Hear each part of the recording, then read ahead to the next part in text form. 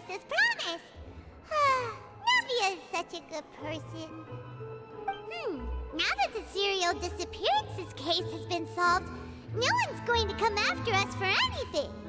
Even without Silver standing guard, we can just completely relax. Why don't we stay and rest up here for a while? Even machines in Fontaine need to stop and recharge now and then. Oh, come on! This place isn't that bad. Besides, how often do we get to stay in an actual base? Oh, fine. Remember that detective story Paimon read before? Well, the author is about to release a new book, so Paimon wanted to buy it as soon as it came out and have a quiet place to read it.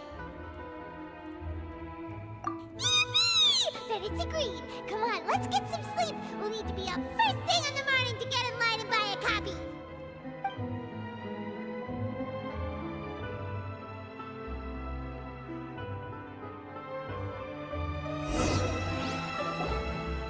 Paimon didn't expect that style at all. Even though it's a detective novel, it's also like a social documentary. Ooh, it's actually pretty good. No! Paimon just spends a bit more time sleeping than you, that's all. Excuse me, but do you know if the Traveler and Paimon are lodging here? Huh? Who are you? Paimon doesn't recall seeing you before. Wait, you're not here to give us trouble, are you? A blonde traveler and a chatty little fairy. Phew, looks like I found the place. Good thing I asked the Spina di Rosula. Seems they sent me the right way. Hey, what do you mean by chatty? Paimon's always careful not to talk too much. Most of the time, anyway. It's an honor to meet you both. I was sent from the Palais Mermonia. Monsieur Nourillet wishes to see you. It seems he has something important to discuss in person. Nourillet? He wants to see us again already? Huh. We talked so much the last time we met. Has something happened since then? I am not privy to the details. It would be best if you came to the Palais Mermonia and asked Monsieur Nourillet in person. If you say so, but Paimon has a bad feeling about this. Now that I've delivered the message, I'll take my leave. Thanks! We haven't left the room for a few days, so we'll head over once we've freshened up a bit.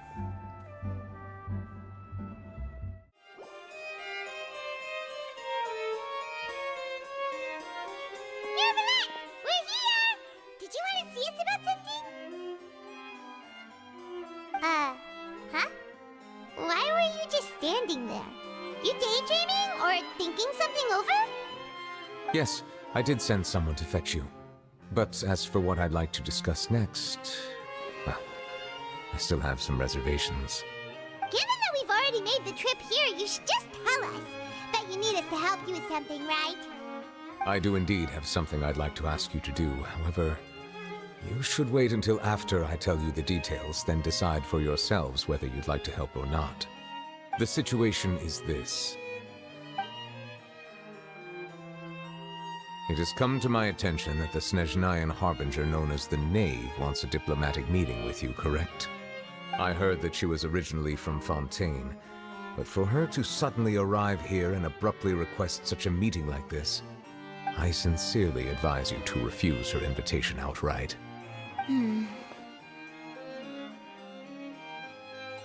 I'm sure you're aware that her purpose is most likely related to Child's recent predicament.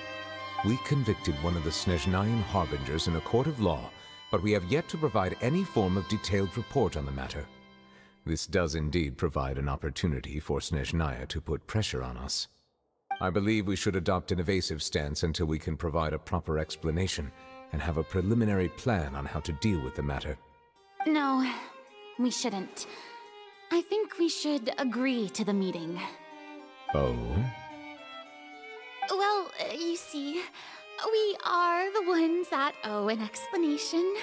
If we keep putting off the meeting, it could easily result in the problem escalating, right? It's like a fight between two friends. If they don't agree to see each other and talk in person, isn't it possible that the friendship could end entirely? Though diplomatic relations between Fontaine and Snezhnaya could be considered as friendly, it is only superficially so. You wouldn't go so far as to say that our nations are friends, as you did in your example. It was just an analogy. An analogy, okay? Moreover, even if we were to talk in person, if we don't have sufficient information prepared, it is quite possible the result wouldn't be restored relations, but a complete falling out. I don't think we should overthink those possibilities yet. Ahem. Even if the logic of the divine is not immediately apparent, its wisdom will only be revealed with time. Besides, you'll be at the meeting. If any problems do pop up, you'll have no problem navigating them. I must clarify that interacting and communicating with people outside of court is not my cup of tea. It seems you think too much of me. But more importantly, when did I agree to join the meeting with you?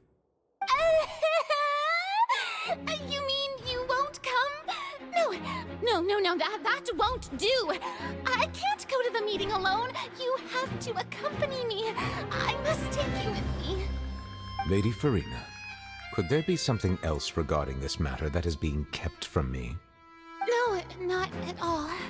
Look, I am the Hydro-Archon of Fontaine, Focalor, the god of justice who is loved and adored by many. So I only hope that justice will be served in this matter. Don't overthink it. I'll go find someone to arrange the meeting.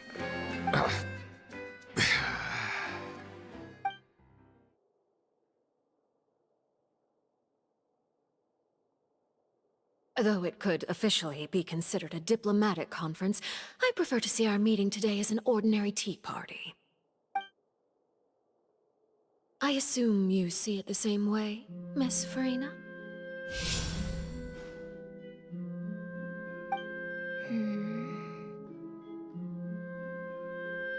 Lady Farina?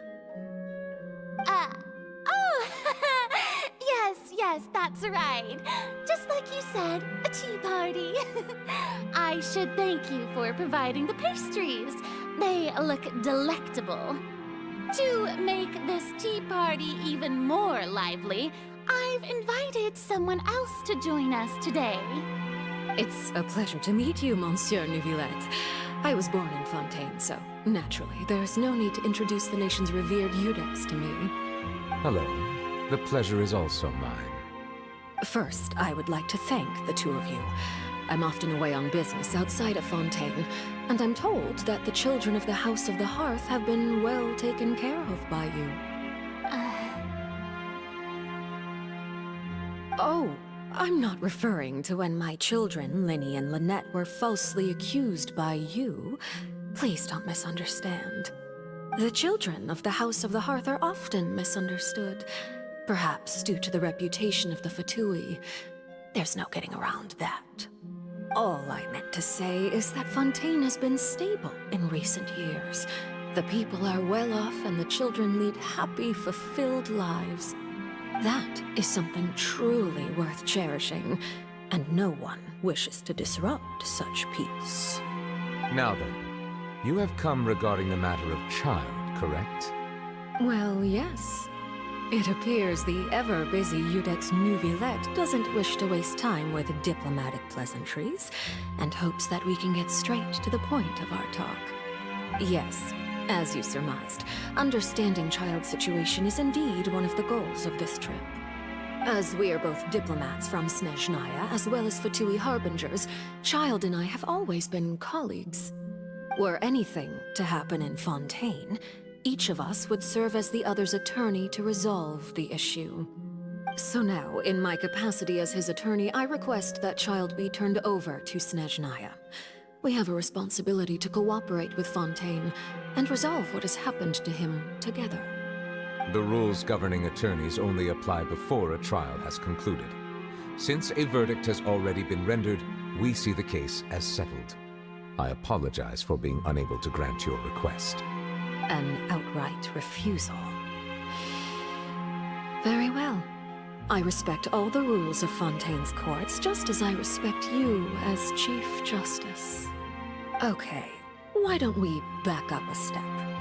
You don't need to transfer Child to us. I only request to enter the Fortress of Meripede to see Child and confirm his condition. It's not like you couldn't even manage to fulfill a simple request like that. Right, Miss Farina? About that. The Fortress of Meripede has always been completely autonomous. Even we have no authority to interfere there, and diplomatic issues do not suffice as an excuse. However, if you absolutely must confirm the situation of the Harbinger, I have a proposal.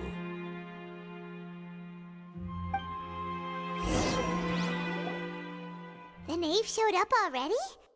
Well, Linny did say that Father will be returning soon. We didn't even know that Lenny was from the House of the Hearth at the time, so we kinda overlooked that information. Yes, thank you for your kind advice. I'm well aware of the situation. I also noticed that Lady Farina acts a little odd and unnatural whenever I bring up matters related to the knave. Could the knave be threatening Lady Farina or something? If that were the case, then why wouldn't Lady Farina inform me? And what means could the knave possibly have to twist the arm of an Archon?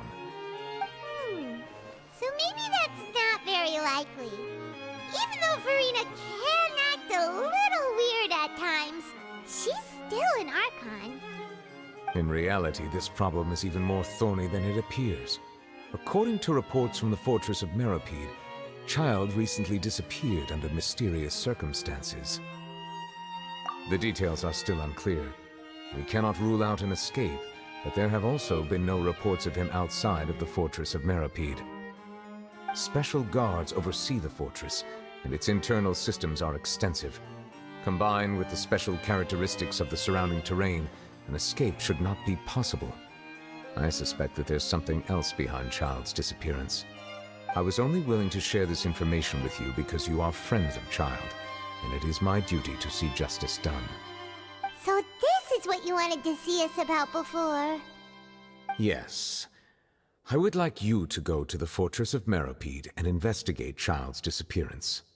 This was my proposal during our meeting with the knave. Rather than allowing her to intervene, I offered to send someone to find out about Child's situation and report back to her in detail. The knave did not seem satisfied by my proposal, but she still agreed to go along with it for the time being.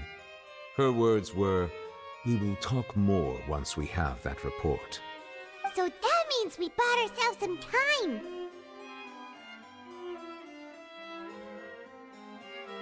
Firstly, you're already acquainted with Child. Your eyes may discern relevant details there that others would miss. And secondly, is the consideration of the unique nature of the Fortress of Meripede. Isn't it just Fontaine's prison? I would not define it so crudely.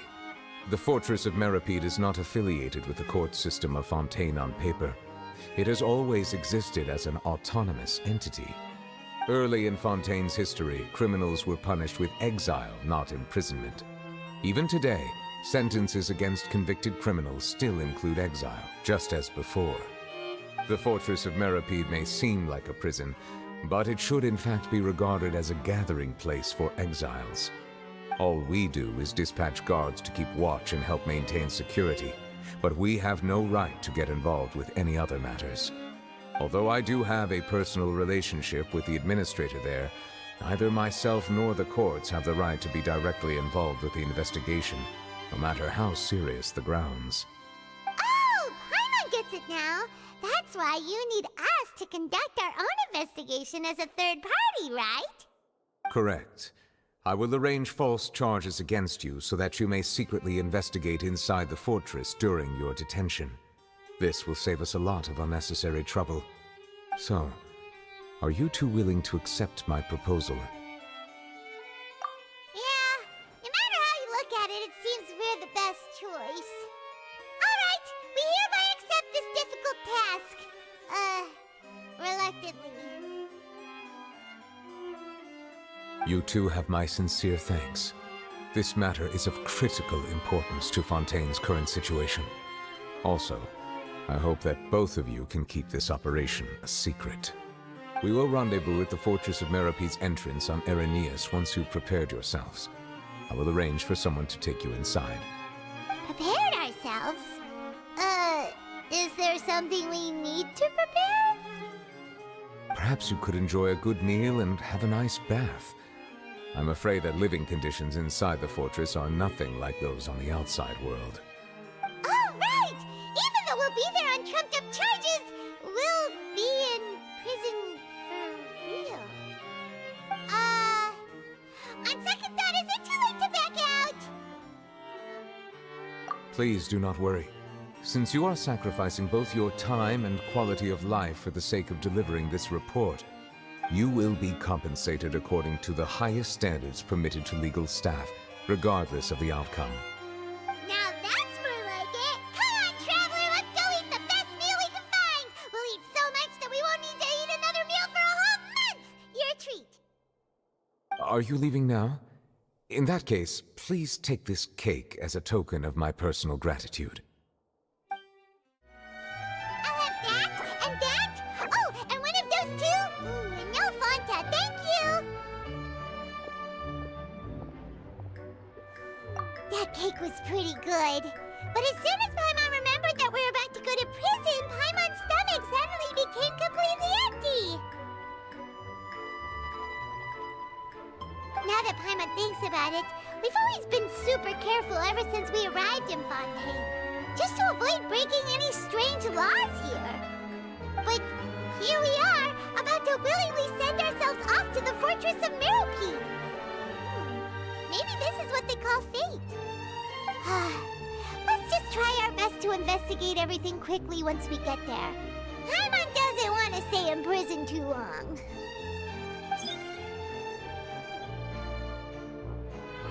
Oh, what is that I hear? Is it the taste of a breaking story? Hey! You can't hear a taste! And what are you doing here, Charlotte?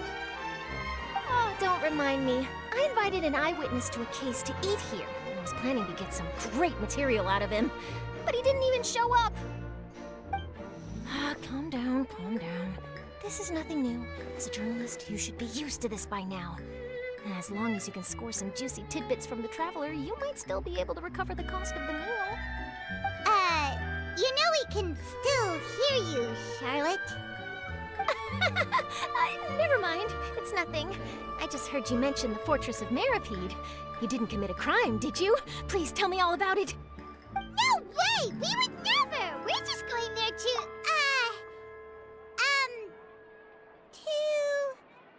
Oh no, Paimon almost forgot that Neuvillette told us to keep it a secret!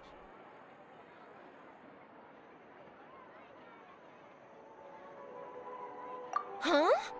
You're being arrested for that? Oh, but now that I think about it, I suppose that's not completely unreasonable. That's pretty despicable, almost as offensive as committing theft. You mean Paimon really did something that serious? Sorry, Paimon really messed up. Well, in that case, it's nothing particularly newsworthy after all. Oh, how disappointing. Oh, right, there's still a chance. Since you're going to be at the Fortress of Merope, would you be willing to help me gather some material for a story? About that, Paimon doesn't think we'll have any time. It's nothing difficult. All you have to do is think of a way to get some time face-to-face with the Warden of the Fortress. He was awarded the honorary title of Duke in Fontaine. Sounds really cool, huh? Only those who have made significant contributions to the nation have been conferred this title. It's incredibly rare. On top of that, the Fortress of Merope has never been under the jurisdiction of the courts. Practically nobody, including journalists like me, knows anything about the person in charge there. Oh, if I could write an exclusive article about him, I bet it would sell a boatload of papers. You make it sound easy, but it really depends. course. I wouldn't ask you to do it for free. So this meal is on me. All right, you got a deal. We'll do anything you want. Then it's settled. The food should be here any second, right? Huh? Wait, just how much did you order?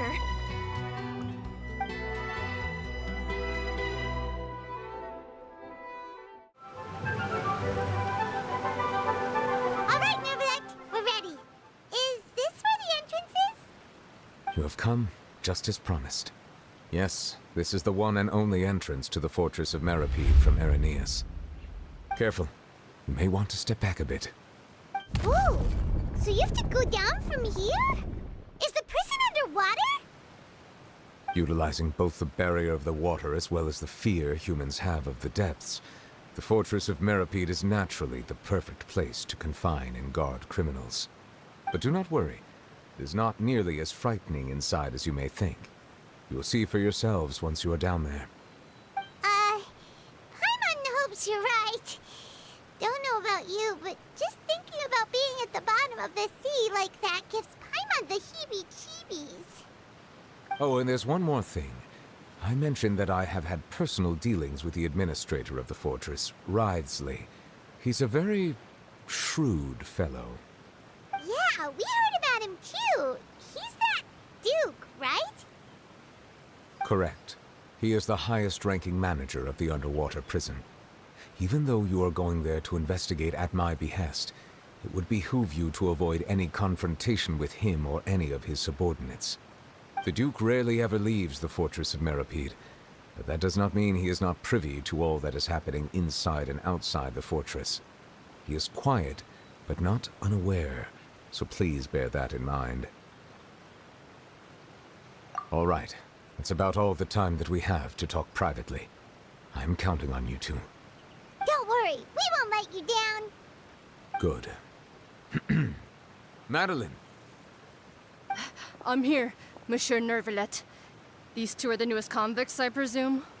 Don't worry, they won't escape on my watch. Like we would try.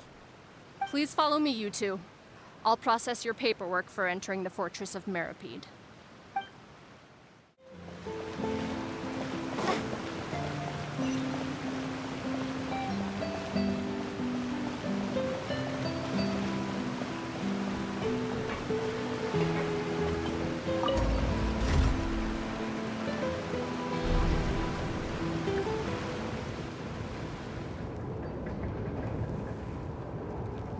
Are we already underwater now? Huh. So this is what it feels like to be a criminal in Fontaine. You two seem to be taking this pretty well. It's rare to see convicts in such a good mood.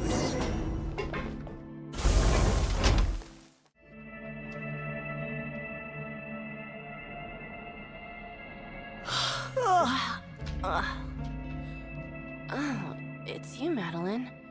Why'd they make you make the trip down here today? Monsieur Nervalette personally requested I escort these two convicts. I suppose he was concerned others might not be up to the task. Well now, aren't you the lucky one? Must be nice to be on good terms with the big shots like the Chief Justice. The only people I get to see every day are the new inmates. Well, have you tried service with a smile? Who knows, it might help your professional reputation. Yeah, right. As if. Every criminal comes through here looking miserable. How can I smile with such a toxic work environment? And even if I did smile at them, the convicts would probably just think that I'm some freak getting some kind of twisted enjoyment from their pain.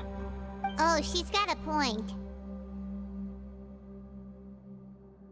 Well, I've finished transferring you. You two will register here, and Marette will guide you through the remaining procedures.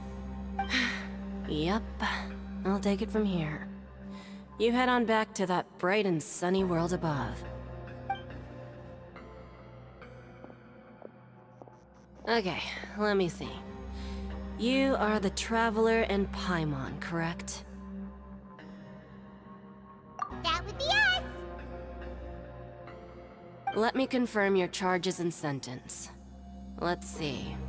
You two are charged with Eating a cake specially prepared for the Archon by a Snezhnayan envoy without the Archon's permission, thereby incapacitating the political center of Fontaine for a brief period.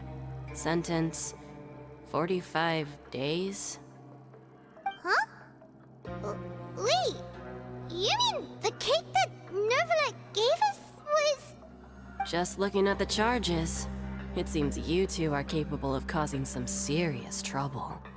And considering how fond Lady Furina is of sweets, this crime is tantamount to trying to assassinate the Hydro Archon herself. Now I've seen everything. Anyway, we still need to finish processing you before you can enter the Fortress of Meripede. Please stand in front of the board over there. I'll take your mug shots with my camera. Oh, all right. But be sure to catch Paimon's good side.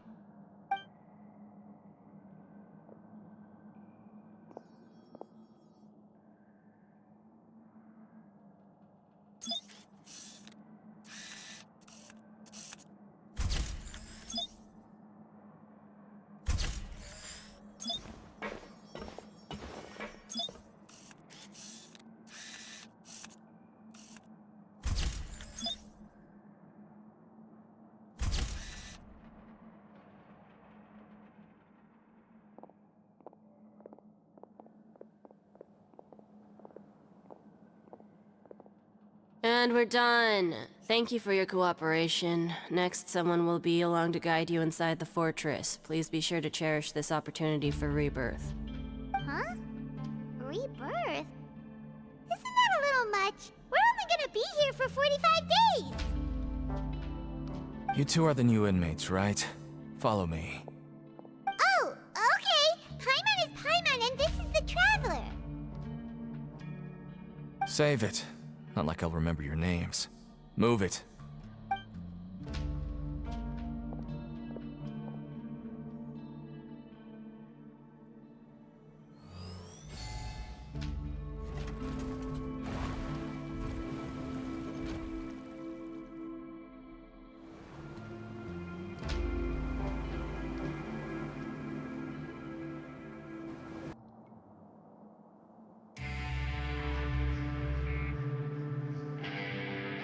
So, are you one of the guards here? Is there anything we should be careful of while we're here?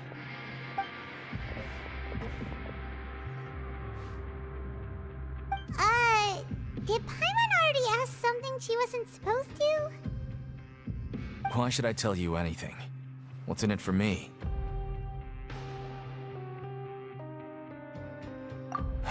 This is exactly why I can't stand new fish. I wouldn't even be doing this if it weren't for the credit coupons. Credit coupons?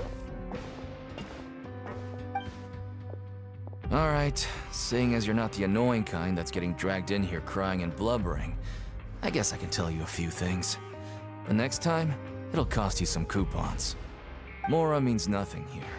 Here, we use credit coupons.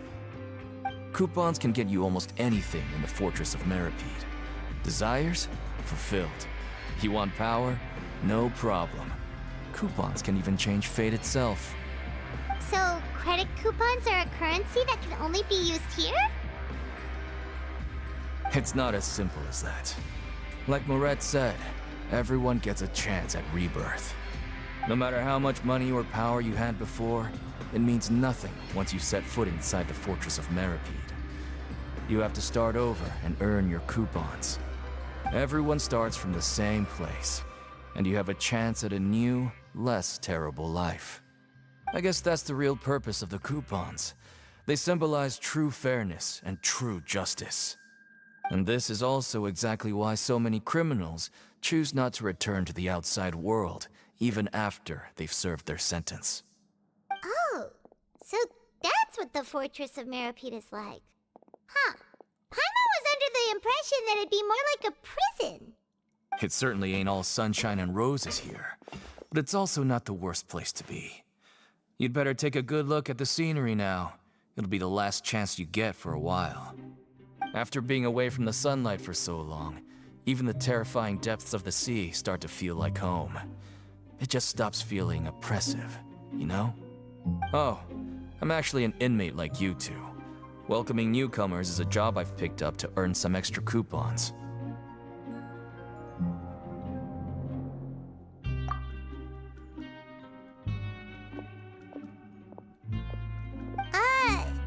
Why aren't you answering us again?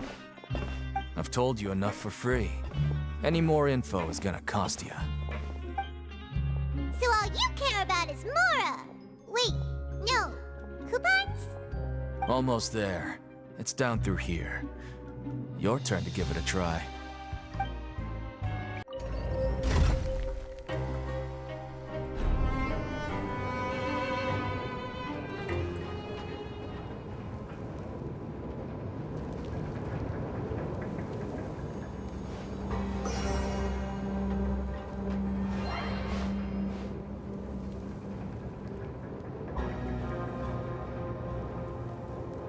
So, we're going even deeper now? Just how deep down are we? It's like a metaphor for your previous life, isn't it? Our lives weren't that bad.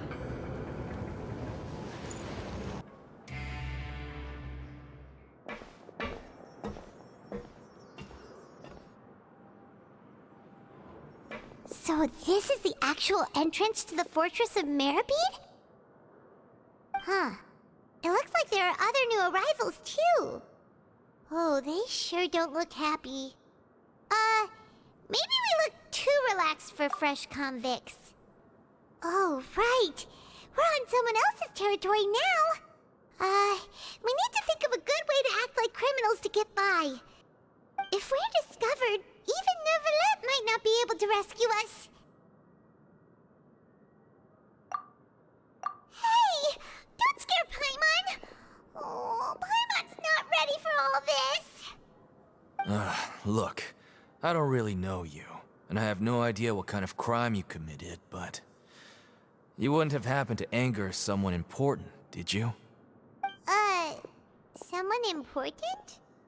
Paimon doesn't think so. Wait, why are you suddenly trying to talk to us now? Now's not the time to worry about that. Anyway, it's over there, so... You just go on over there by yourselves. I've done my job, so... Good luck. What was that all about? Wait a second. Are there usually so many Garderex around here? They're already onto us?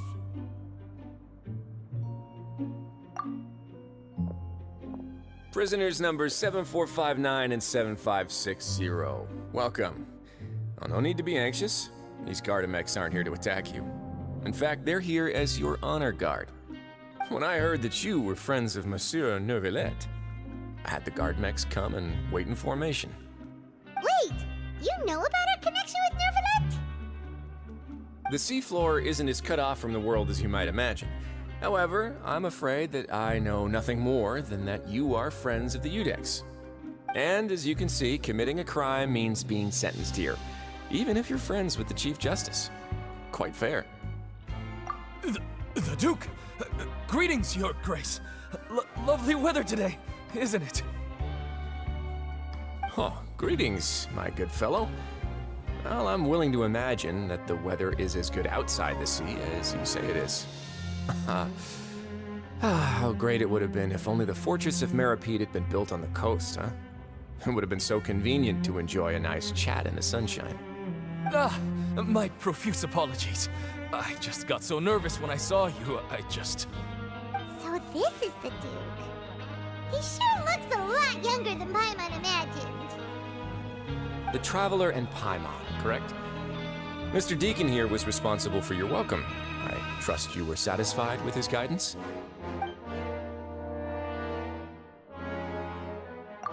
Outstanding. Well, Deacon, I recall we discussed fate during our last work meeting, I believe that fate will reward all those who take every aspect of their work in life seriously. When you return to your bunk, you'll find the guards have issued some extra credit coupons to you. Oh, thank you. Thank you, Your Grace. Oh, and you too. I can't believe you gave me such praise. If you need anything in the future, anything. Please, come find me anytime. No credit coupons necessary. Well, I believe that concludes the introductions. We've already taken enough time here. Deacon, if you would. Yes, Your Grace. I'll take my leave now.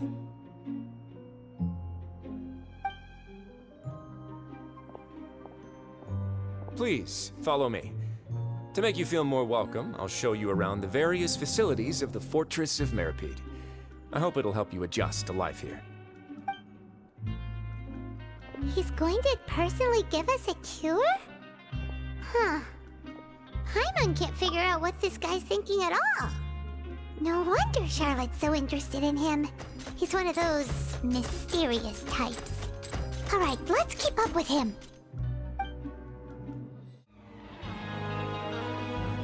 There's no need to be so reserved. The label of criminal is nothing but one of many identities, and being criminally inclined here at the fortress is just one of many ways to survive. Is it really okay for the warden to think like that? We're real criminals, you know. What if we're too difficult to handle? Well, then maybe you'll be able to carve out a name and a place for yourselves in this underwater world, But before you go in swinging, please remember that in the Fortress of Meripede, it's better to not cause trouble for yourself or for the guards. Now, we've arrived at a very important place, the Coupon Cafeteria. You can come here and claim one welfare meal each day. Welfare meal? You mean it doesn't cost anything? That's right. Criminals are essential to Fortress operations, so we must guarantee that they at least have the basic means to survive. But that's not how it was. Back in the day, it cost your reward coupons just to get a cup of water here. For fish like you who just arrived with nothing, you'd have to go to work hungry until you earned enough coupons to eat. It was only after His Grace became the administrator that we got the free meal rule. Now everyone gets a square meal every day, even no-good slackers who've never picked up a wrench in their whole lives. Nobody starves to death here. In the Fortress of Meripede, credit coupons are the only currency, and everything must be purchased. In some sense, you could say using the coupons is a form of trade. But trade is always conducted by people. So if we want trade here to prosper, we need everyone to work hard and live their lives. If nobody could even afford a meal, then the whole fortress would be up in arms. And that would only make things more difficult for me. So, rather than saying that we're giving everyone a free meal here, you should say that everyone's hard work has improved the living conditions in the Fortress of Meripede. Your Grace's reasoning is correct, but what I said is also true. Whatever the case, hard work is rewarded here. You'd be hard-pressed to find anywhere else as fair and reasonable. Right! Paimon sees your point. By that logic, this place doesn't seem so bad after all. Oh, wait, no. We shouldn't drop our guard so quickly. But it seems the inmates really respect the Duke because of his attitude, right? We should still try to verify the truth with our own eyes. Let's continue this way.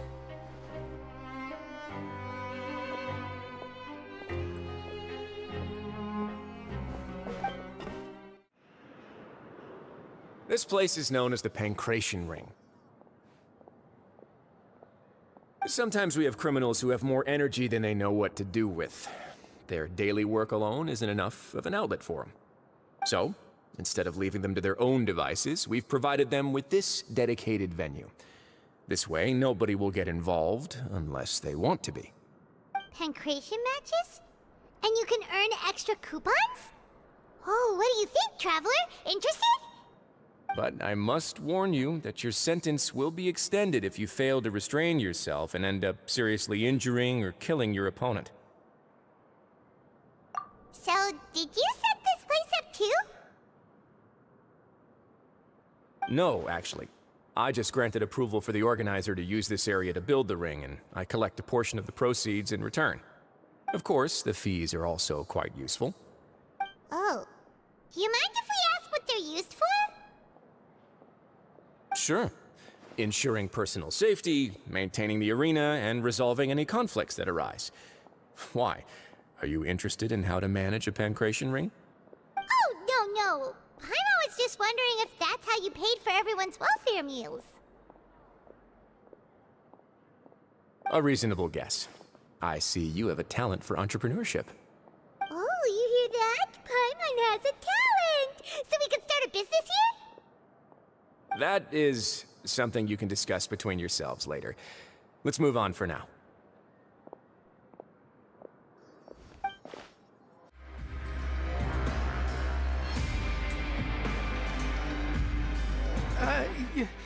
Your Grace. Good morning. I mean, good afternoon. No, wait, what time is it again? What time indeed? Time waits for no one, so it's best to keep an eye on it. My apologies, Your Grace. Jeez, that guy's so nervous he almost forgot to breathe. Sorry, forgive my manners. These are the dormitories, which is where inmates sleep. The guards will inform you where your bunk is later. In the Fortress of Meripede, criminals usually spend most of their time in either the production zone or the sleeping areas. The production zone? What does it produce?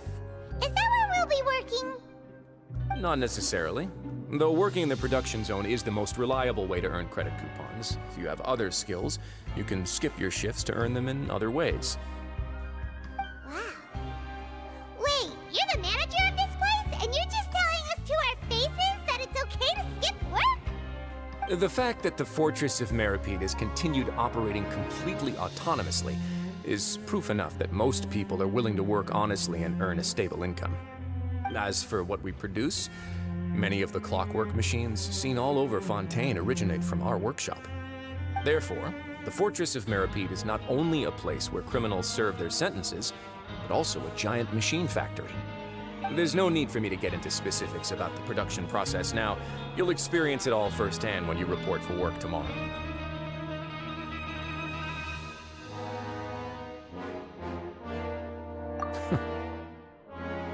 Let's move on. The tour continues over this way.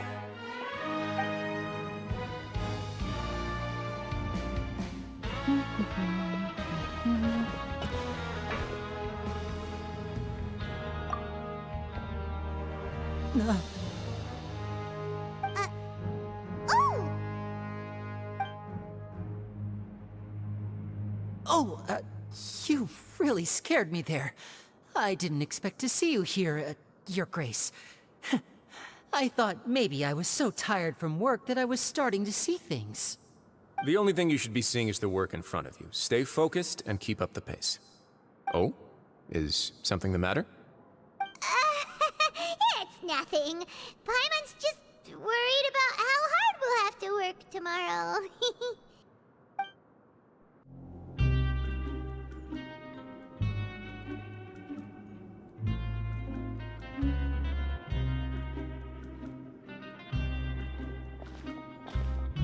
Your Grace? What are you doing in the infirmary at a time like this? Oh no, you didn't injure yourself, did you? Not yet, unfortunately for you. But thank you for your concern, Sigewin. Then you must be here for those two. Allow me to introduce you.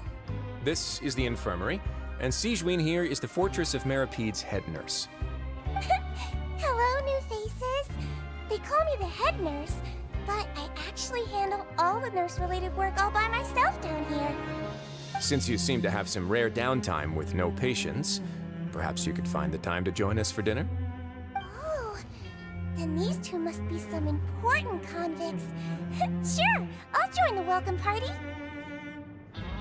Thank you.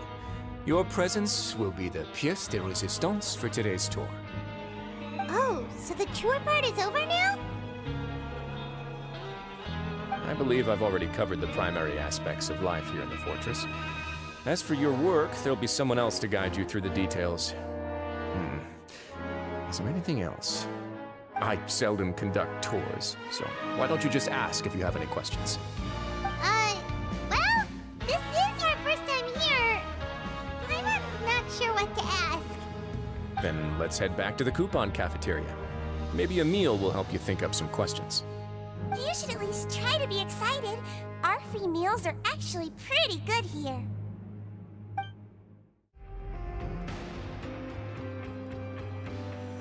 What do you think of the food?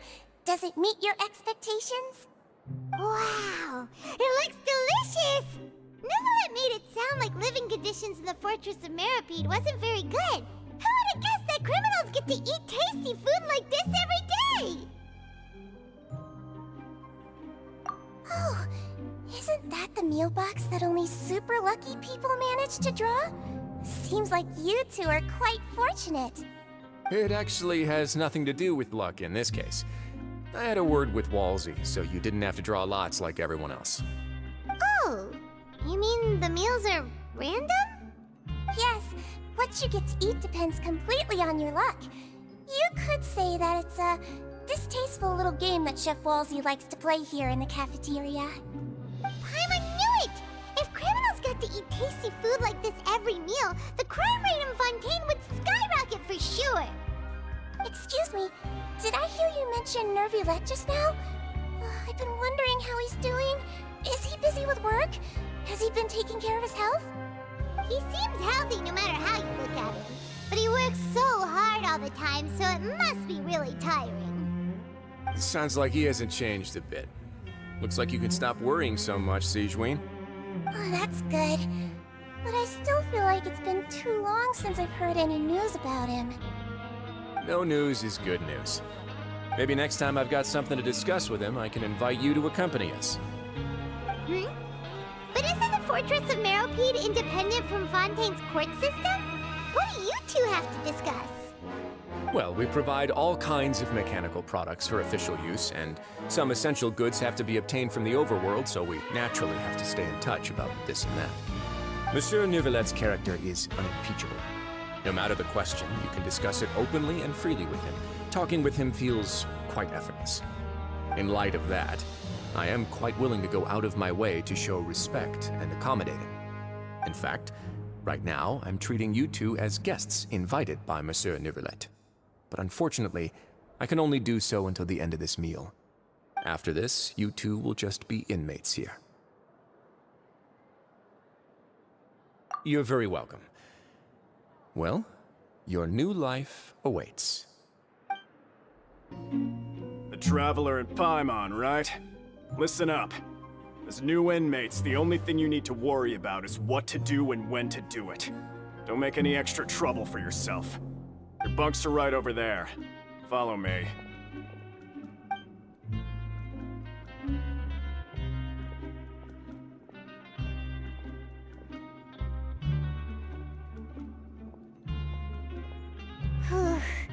So this is where we'll be sleeping from now on. Oh, Paimon can't believe this! The days of staying home and reading detective stories are like a dream now. By the way, Traveler, we saw a lot of things worth investigating just now. Even though the Duke didn't say it too directly, judging from what he said at the end, it seems that he was only welcoming because we know Neuvillette. We are criminals, and Paimon did eat that cake, but we're actually here to help Neuvillette. Is it possible that he knows we're here on a mission? Or is Paimon overthinking things? Yeah, Paimon thinks so too. He probably knew why we came here from the very beginning and intentionally wanted to send us a message. Maybe something like, "Hey, I have my eyes on you, so don't try anything funny." Yeah, you're right. It's not like we can go back to Neuvillette empty-handed and say, "The dude looks scary, so we gave up." And besides, the Duke said that he was willing to go out of his way to show respect for Neuvillette, right? So, we at least need to try. But Paimon hasn't gotten a clue where we should start our investigation. You mean... Yeah, that's what Paimon was thinking too! Paimon almost spilled the beans when we ran into him. Fortunately, based on his attitude, it looks like the Duke sees Linny as just another inmate. We worked so hard to help clear Linny and Lynette's names, and yet we turn around and bam! He's in prison anyway? Oh, right! Lenny and Lynette are from the House of the Hearth. They work for the Knave, so they could be here to investigate too! Huh? Oh, it's a card! Paimon didn't notice it earlier. It looks like a magician's prop. Lenny must have left it here. He's in prison and still doing his little tricks, huh? Let Paimon have a look. It was nice to bump into you again. Let's catch up in the production zone tomorrow. What in the world? It's written like he's greeting a buddy on the street. Paimon thought he'd write something important. If you say so, we can ask him what's going on tomorrow. Let's get some rest now.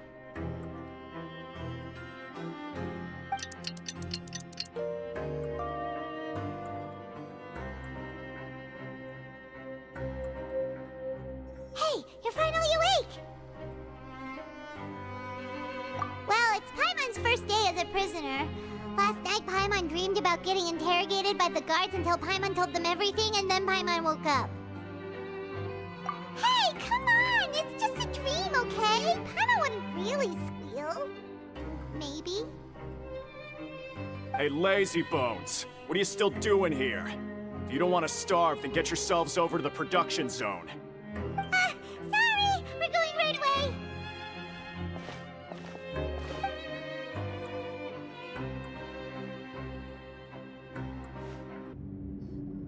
Ah, you must be the catch of the day. Looks like you've got some luck getting assigned this space. Yep, we just arrived yesterday and... Don't interrupt me when I'm speaking! Yes, sir. Listen carefully to my instructions. I don't want any mishaps. Every machine here is worth more than the both of you. Working around these machines can be very dangerous. Do your job well, and you can eat in the cafeteria after your shift. Get sloppy, and you dine in the infirmary. Anyway, the Fortress of Meropide doesn't want to lose a single one of its machines. And it also doesn't want to waste the production potential of any inmate. You got that? Got it! Your job is to use the machine over there to process widgets. Watch carefully, and make sure you step on the pedal at the right time. If the machine gets jammed, then give it a little maintenance with your fist. Here, take this. Bring me the process widgets, and I'll give you some credit coupons in exchange. Huh.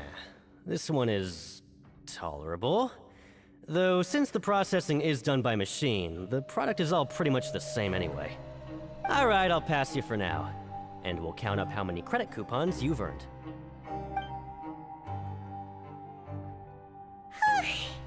Paimon's exhausted. We're done now, right? Oh, that foreman. He's so scary that Paimon couldn't even speak. Ugh. Even though Paimon's starving and wants to head straight to the coupon cafeteria, we still need to meet Lenny first, right? He probably just finished up his work, too. He should be around here somewhere.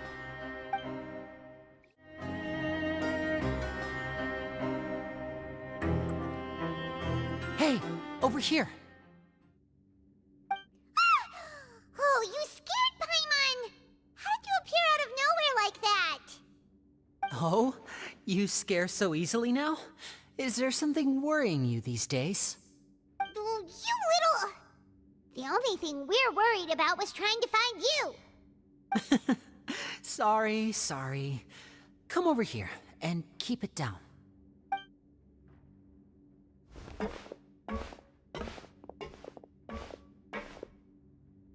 Oh, Lynette!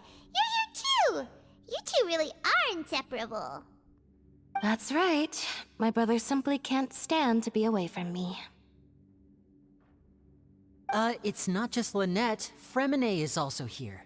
Do you still remember him? Oh, you mean that diver from the House of the Hearth, right?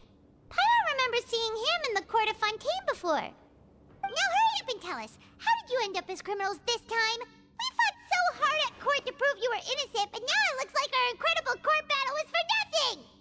Sadly, even the teeniest of things can land you in prison these days. I put together a street performance and used the popularity we gained from the Opera House incident to attract a big crowd. And then? Next, I invited several audience members to participate in the show. And then, with the entire audience watching, their wallet suddenly disappeared. My brother was charged with theft, and I was charged as his accomplice, having assisted him in his crime. It really isn't that bad. The missing wallets are all in the leftmost drawer of the Maison Gardiennage's big filing cabinet. We just need to see how long it takes to discover them. Yep, we should be released then. In terms of the magic trick itself, I think the performance went perfectly. Leave it to Lenny to magic himself into prison. Indeed. Last time I hid my identity from you, I promised that I'd tell you absolutely everything if you were angry about it. No more secrets. So I don't plan on keeping anything from you this time either. At the moment, the House of the Hearth's interests don't conflict with yours at all. We were instructed by the father of our house, the Knave, to come here and conduct an investigation. Told you so! See? Paimon guessed right. As for what we're investigating, perhaps you haven't heard, but the fortress of Meropide hides a secret. Some even say that the entire fortress exists just to protect it. The House of the Hearth has been investigating this for a very long time, trying to uncover its mysteries. But recently, all of our informants, including the ones that had infiltrated the guards, suddenly vanished and have not been heard from since. We believe that this is a direct provocation, and it's the reason why we came here. Father has somehow managed to confirm that Focalors does not have Fontaine's gnosis. Huh? How did she manage to learn information that important? Father has her ways. Many of them are beyond our imagination, and we've never had the chance to see her at work. But we trust her conclusions. It was this information that led us to suspect that Fontaine's gnosis might be in the fortress of Meropide and is related to that secret. So it's all about the gnosis again. Well, that's about it from our side. How about you two? Did Monsieur Nervulette send you here? Bingo! The Knave has been applying a lot of pressure. She wants to know what happened to Child, so we came here to investigate. Traveler, are we allowed to tell them?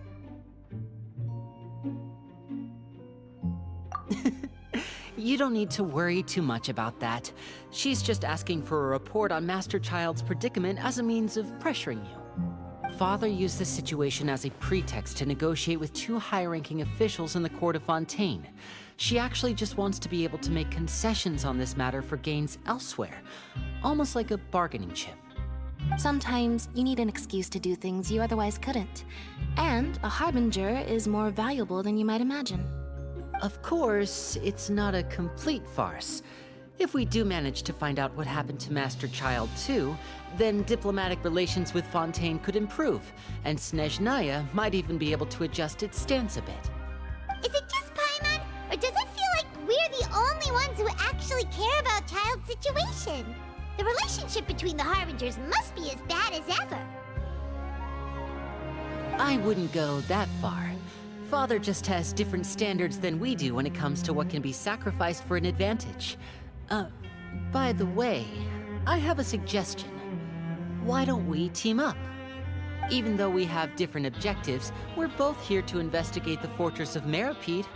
It would be more efficient for us to work together. As you know, the House of the Hearth has many reasons to seek the Gnosis, but our highest priority remains resolving the prophesized crisis. You can trust us on that.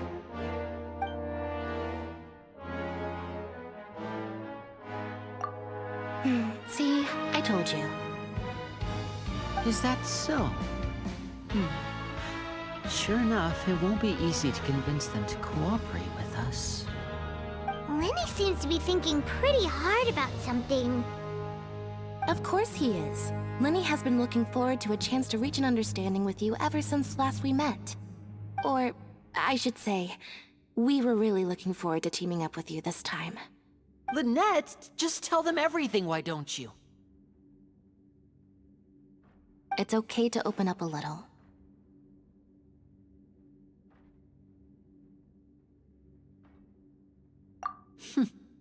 Very prudent of you, and consistent with your behavior since we first met. That's reasonable enough, and I agreed to cooperate on these terms as well. I was prepared for the worst, but you were actually more agreeable than I anticipated. All right then, there's no time to lose. I have some information to share, so listen carefully. Since Lynette and I arrived here, our investigation uncovered the fact that the Fortress of Meripede has a forbidden zone. Most people just clammed up and wouldn't talk, but after asking the right questions, we were able to confirm the existence of the forbidden zone from the guards. You should be aware of that while you're investigating. A forbidden zone? Could that be where the child disappeared to? You're right, we'll definitely keep that in mind. Good. That's the most suspicious thing about the fortress that we know of so far. We have a few other unanswered questions, and we'll be investigating those as quickly as we can. Anyway, I hope you find our information useful at least. Oh, look at the time. You two must be hungry. You should go to the coupon cafeteria and get something to eat. I'll use my cards to get in touch with you again in the future. Oh, that's just what Paimon wanted to hear!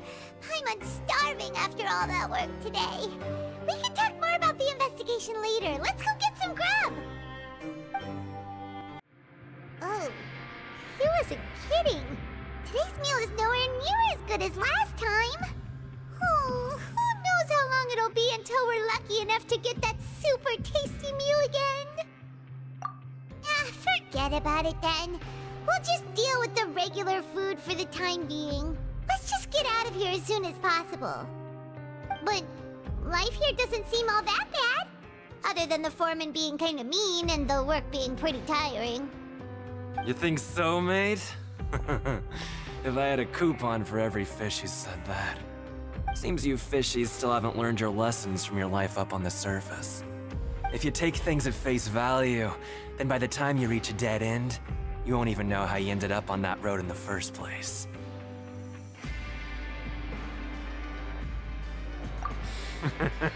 I like your attitude. I can, let you in on a little something. Everyone's been telling you to just follow the rules and not cause any trouble for yourself. Am I right? But what they don't tell you is that the rules aren't exactly what they pretend to be. The rules for being a prisoner. The truth is, this place has a lot of hidden rules. Huh? Hidden rules? What do you mean? Not everyone knows about those rules, but whether you know them or not, once you break one, you might encounter something even worse than death.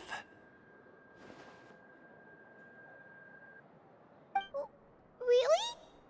Oh, now you're really scaring poor Paimon. Don't joke around like that! Of course. And I'd say that just disappearing would be one of the better outcomes. Oh, you mean that if there really are hidden rules, then Child's disappearance might have something to do with that? In that case, would you tell us some hidden rules? We definitely want to avoid breaking them. Come on, mate. This is valuable information. The difference between life and death. Do you really think you can just ask and I would tell you? Paimon understands, but we don't have many credit coupons yet. Yeah, I know. Not like I'm going anywhere. Just come talk to me after you've saved enough. Moreover, you're new fish, freshly caught, and completely out of your element. What'd be the point in even telling you anything before you've gotten a handle on your new lives? Come and find me once you've been here longer. I'm usually around the rag and bone shop. Just call me V-Doc. Bye-bye now.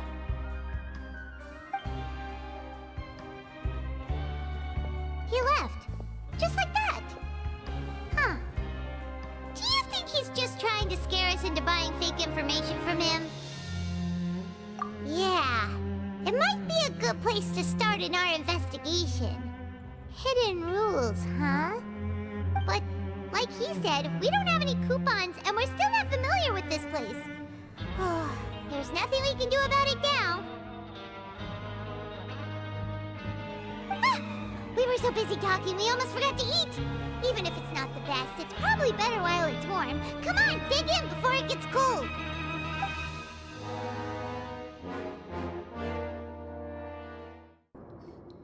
So Paimon just confirmed with the guards that our shift is set for every morning, and we're free to do whatever we want all afternoon. But it seems like most of the other inmates choose to continue working through the afternoon to earn more credit coupons. Oh, and they also said that you can use coupons to skip work in the morning and free up your time. They weren't kidding. Credit coupons really can be used to do anything here. Paimon's so tired. And we'll need to wake up and go to work in the morning. Without any credit coupons, it's not like we can really do anything else. Nighty-night, Traveler. Paimon hopes we can keep making progress on our investigation tomorrow.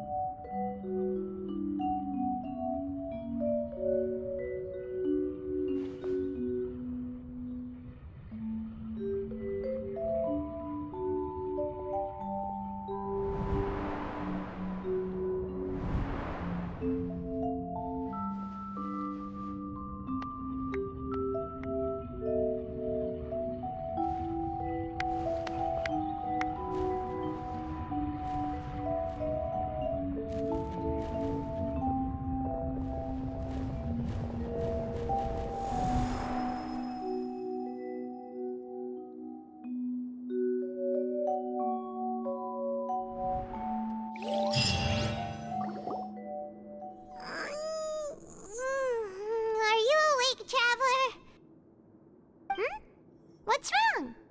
You seem to have something on your mind. Did you dream about something last night?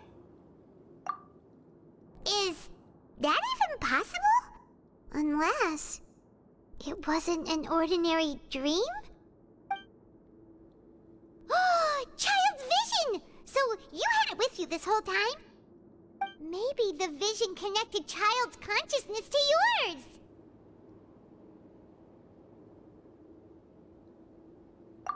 And our investigation has its first major breakthrough! Good thing you brought the vision with you here. So what did you see in the dream? Do you know where Child went? Huh. Okay. Well, hopefully it'll be a bit more helpful in the future. What's more important now is that it's the start of another new day as prisoners. Let's do our best to earn more credit coupons. What's the plan for today? Let's go! It's time to start working. If that guard Fielding catches us skulking about, he's sure to give us an earful.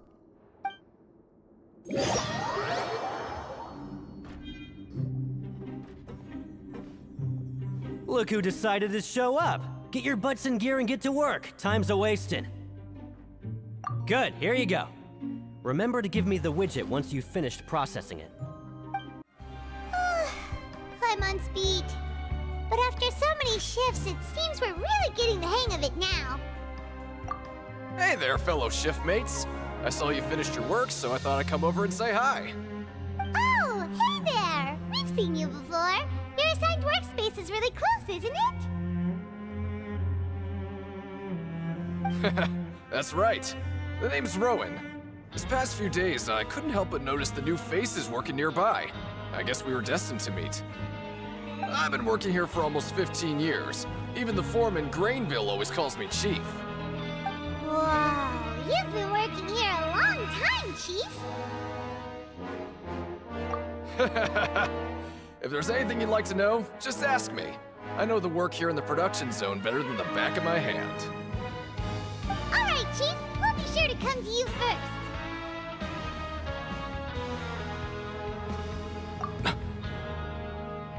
Did you just ask about the rules? Pretty sharp for newcomers.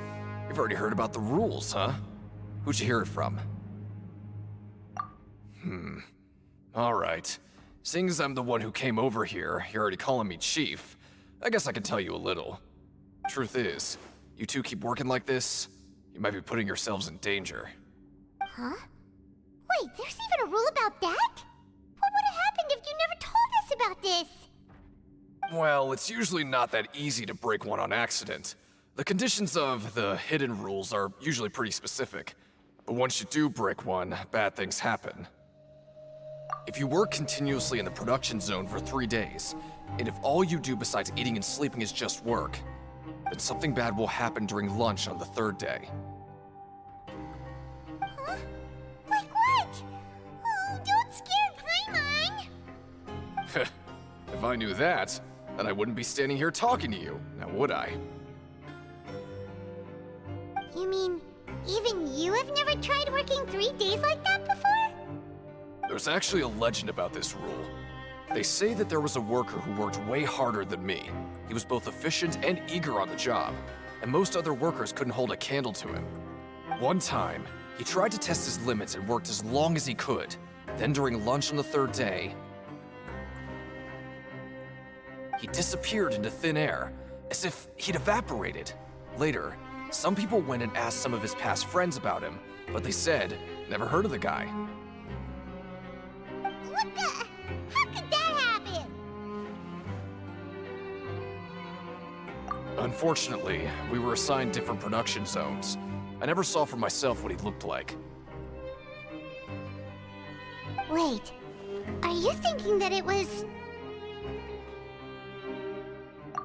Huh? Oh? You... Listen, kid. This ain't the kind of thing you should be curious about. Let me tell you, you're better off forgetting about it and looking after yourself. Now I kind of regret ever telling you. Yeah, I agree with Chief here. Do you really want to try? Alright, if you insist.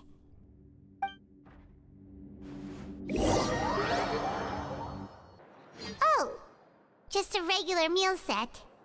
Guess Paimon shouldn't get her hopes up. What would you like to do this afternoon?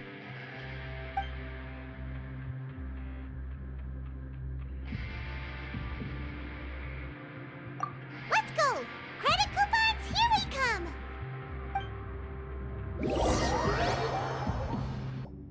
Let me have a look. Not bad. Right, here's your credit coupons.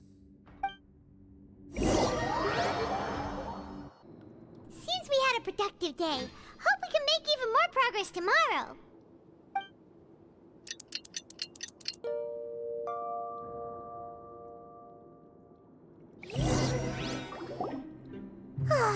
The dawn of a new day.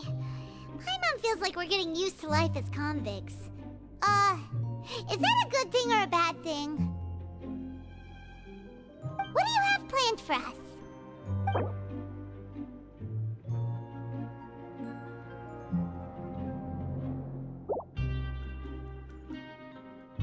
Right.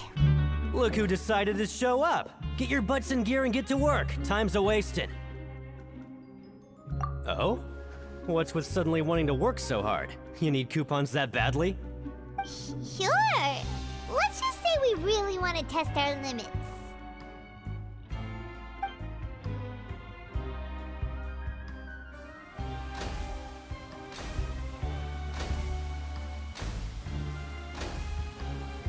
Nice!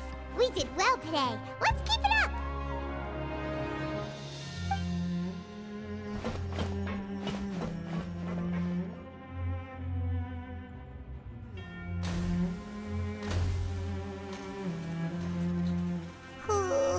Paimon's had it. Who knew that processing these widgets would be so tiring?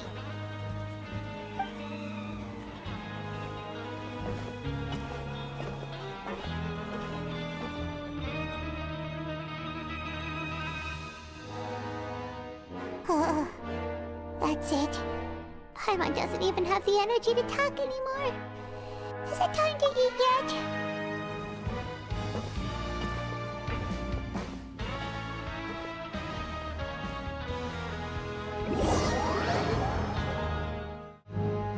Oh, Paimon's exhausted. It's just work, and more work. Paimon's little body can't handle this much longer. Wait a sec. Now that Paimon thinks about it, haven't we been working non-stop for 3 days now? And now it's lunchtime! Oh, Paimon feels a shiver going down her spine. What's going to happen? But it doesn't seem like anything's changed at all. And we made it to the coupon cafeteria safely. Are the so-called hidden rules only a rumor after all? Well, there's no use to just guessing all day. Paimon's stomach has been grumbling the whole time. Let's just eat already! Paimon wonders what we'll get today! Maybe we'll get the super lucky meal! Wait! What? What in the world is this? What's with Paimon's food? And yours is the same! Is this stuff meat? But it looks and feels so bizarre! What kind of chef would make food like this? What do you think is going on? Is this the bad thing that Rowan was talking about? No, stop right there. Paimon gets what you mean, just don't say it! Hey, isn't that Woolsey over there? He must have made the food, right? So let's just ask him about the food and be done with it! Hey, Woolsey, have a moment? What is it? I'm about to go report the numbers for today's free meal, so you'd better make it quick. It's about the meat in our meals. Look, does it seem normal to you? The meat? Oh, that. Looks perfectly fine to me. Totally normal. You better hurry up and shout out. How could this be fun? Hey, don't leave! You barely even looked at it! Hey! Ugh, what should we do now? Woolsey wouldn't even give us the time of day. Is he trying to hide something? Yeah, looks like we have no other choice. Paimon was positively famished a minute ago, but now she's lost her appetite.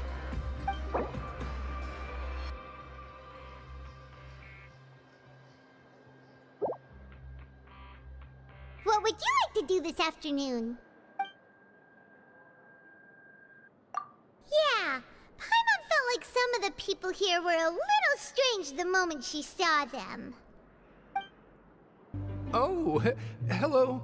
You two are the ones who were with His Grace. No need to be so nervous. Sorry, I couldn't help but think of His Grace once I saw you, and well, it's hard to say. Maybe I am. He's got a very overwhelming presence. It makes me feel like I'm just some insignificant little bug. Wait, seriously?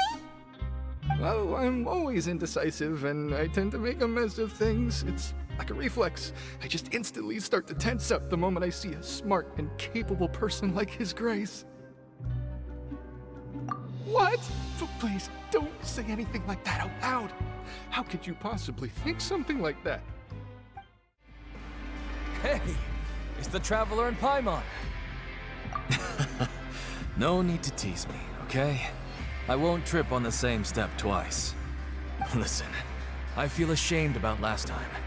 Thank you for praising me in front of His Grace. Here are the extra credit coupons he gave me. I'd like you to have them. Huh? No, we couldn't take them.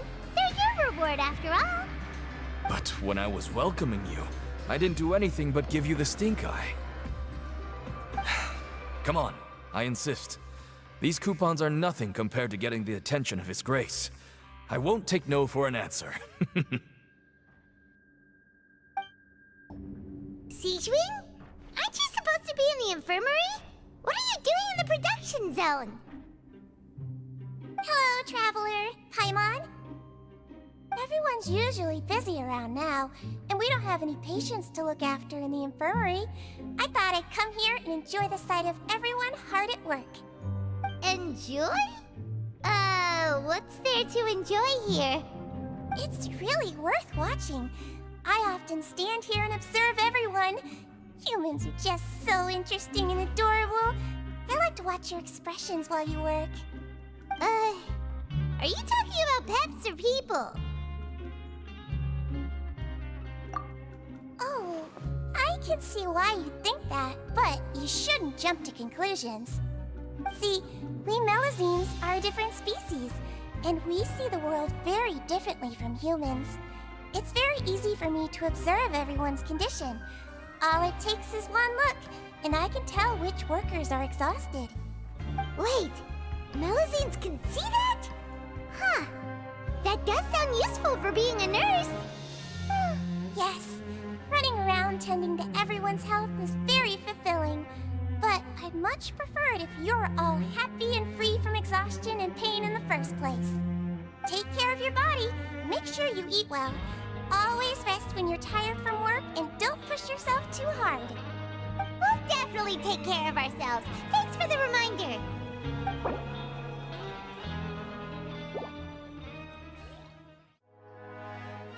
Oh, wonderful. I was worried that you'd be busy trying to earn reward coupons all the time, but it seems like you haven't neglected your investigation work after all. Paimon likes having more coupons, but no one wants to work all the time. Have you also been investigating the area, Lynette? No, I was just slacking off, and you happened to catch me. My brother is still obsessed with anything remotely related to the Forbidden Zone. But knowing him, it won't be long before we get more leads. Oh, before I forget, this is for you. Huh? Credit coupons?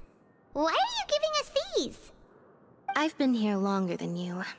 Coupons aren't a resource in particularly short supply.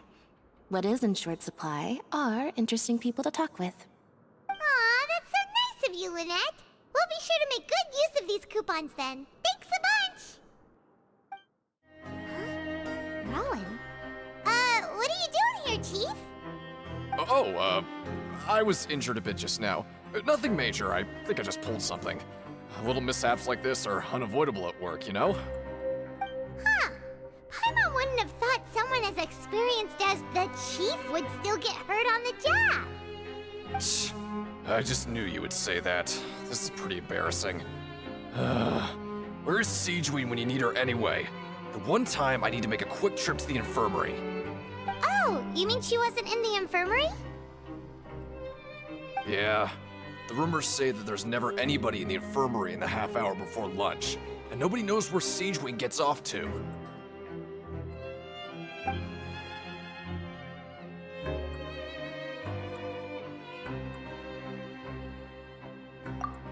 Huh. That's actually really strange. Sigewinne's always super dedicated to her work. Where else would she possibly go? Forget it. I can take care of a small sprain like this on my own anyway. No need to trouble her.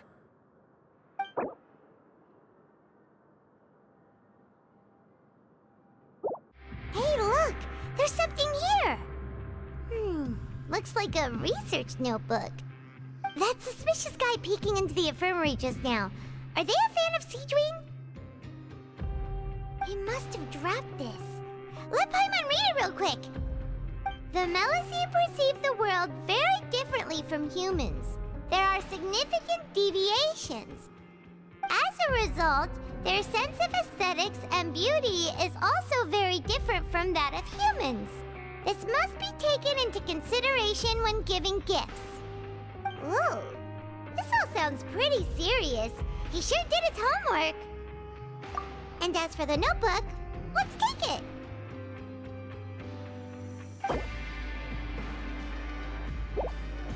Oh, you want to stop investigating?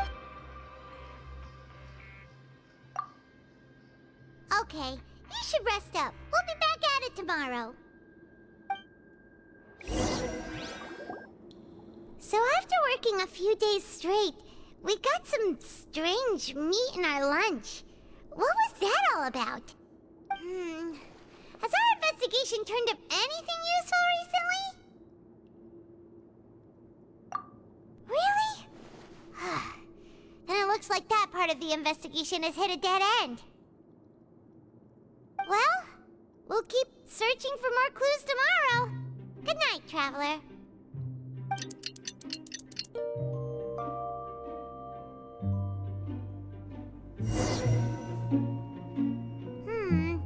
Maybe we can make some progress in our investigation today. What do you have planned for us?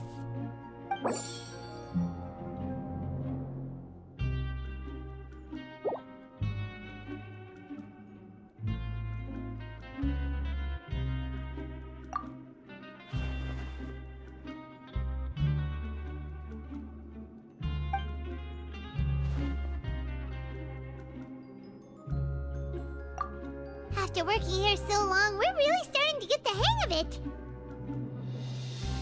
But doing the same thing all the time can get old pretty quickly. How are you holding up? Yeah, it's good to kick back and relax once in a while.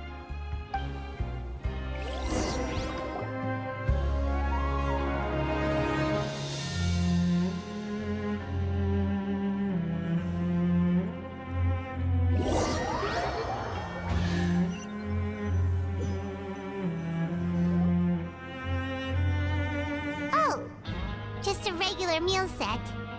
Guess Paimon shouldn't get her hopes up.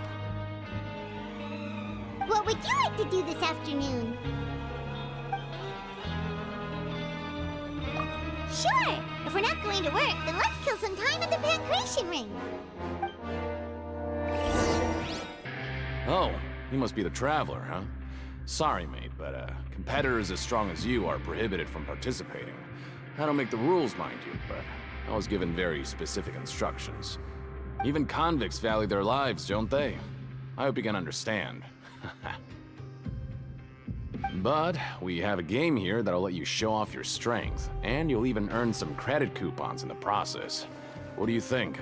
Interested? And if we lose the game, will it cost us credit coupons? Of course. That's the cruel reality facing every competitor in a place like the Pancration Ring. Okay, great. Let me walk you through the rules. The targets in front of you will pop up one after another. You'll need to hit the targets in the same order that they popped up. If you can complete a few rounds in a row with no mistakes, then you'll win credit coupons. But the second you mess up the order, you'll lose. Game over. The game costs 300 credit coupons to have it go. So, you up for it? Thanks for your patronage, mate. Now, let the game begin! Your strength really shouldn't be underestimated. Now I get why you're prohibited from participating in any official fights. Nobody who values their life would be willing to get in the ring with you. However, you two haven't tried betting on the outcome of the Pancration match yet, have you? Just go talk to Rusimov. Buy a ticket for whichever fighter you think will win. There's a big payout if the fighter you support comes out on top. But we don't know anything about the fighters. How can we possibly know who to support? That's normal. Just watch a few matches and get a feel for the fighters. It won't be long before you can pick winners in your sleep. He's got a point. Why don't we give it a try? If we have enough coupons, we could probably bet at random until we figure everything out. Bet at random, huh? Well, how should I put it? It's not like you can't do that, but I'd advise you to give it some more thought first. Huh? We shouldn't get too carried away. What's the problem? What? Never even picked a boxer before, and you already know about the rules? They're not just strong fighters. Seems you're pretty perceptive, too. Might as well tell you about it, since you already know that much. Plus, I think you've got the potential to be one of my greatest customers. I think I can let you in a bit. Besides, I don't want to risk ever losing a customer like you. Is it that serious? Okay. The hidden rule here is, if if you buy both boxers' tickets and support them both, something bad will happen the next morning. So the rule is that we shouldn't pick both boxers in the same fight. But if anyone actually did that, wouldn't they be guaranteed to lose coupons? Who would do that anyway? And what do you mean by something bad will happen? How would I know? Not like I'm stupid enough to do that. But I've heard a story about the rule. According to the rumor, there was a masked boxer who possessed incredible skill and power. None of his opponents even stood a chance against him. However, in the final match, the organizers told him to take off his mask. He refused and never showed up to the fight. And after that, he was never seen again. Some say he died, or that he was taken care of by the event's organizers. But everyone remembers that he was someone who cherished honor above all else. In his eyes, supporting both boxers in a match would dishonor the competition itself. So you mean it's like a curse? He'll take vengeance on anyone who does that? No, he was always wearing a mask, like he was intentionally trying to hide his identity. I don't even know anything about his past. Traveler, do you think that boxer was...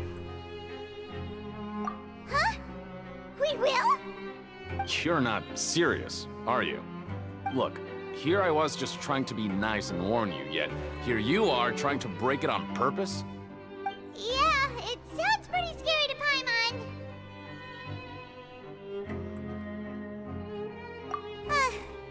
Seems you've made up your mind. Just be sure to protect Paimon, okay? Betting on both fighters will set you back about 3,000 credit coupons. If you have enough, then go ahead and give it a try. Just don't come running back to me if something happens.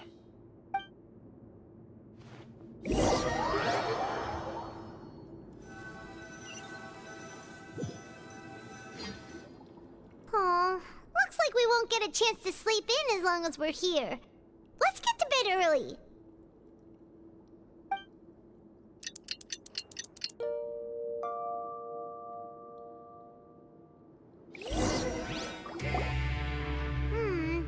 Maybe we can make some progress in our investigation today. What do you have planned for us?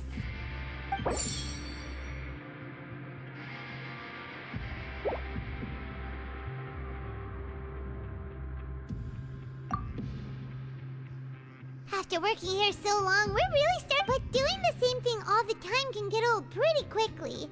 How are you holding up? Yeah, it's good to kick back and...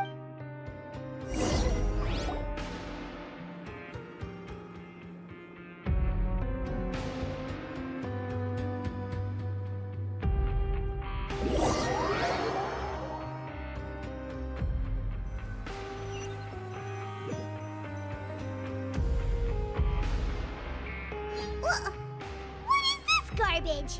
Ooh, it looks disgusting! Oh, Paimon misses your cooking now.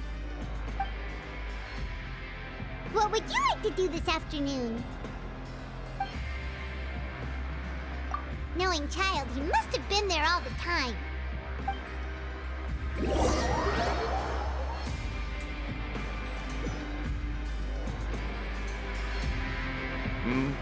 Are you two here to buy tickets? Better be quick about it. Another match is about to start. Who are the boxers in the next round?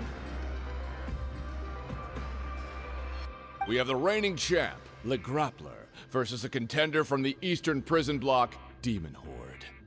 Are those their nicknames, or did they choose those names themselves? Either way, super weird.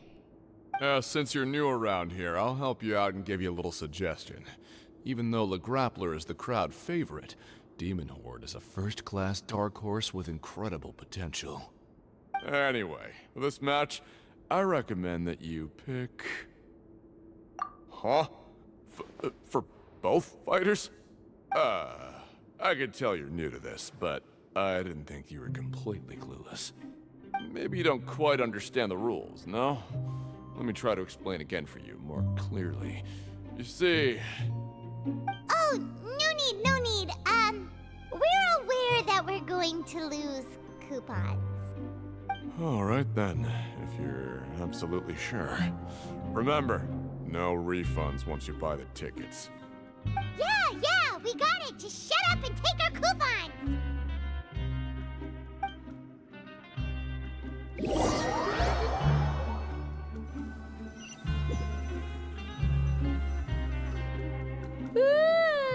We woke up so early today that Paimon's been nodding off all afternoon. Good thing it's finally time for bed.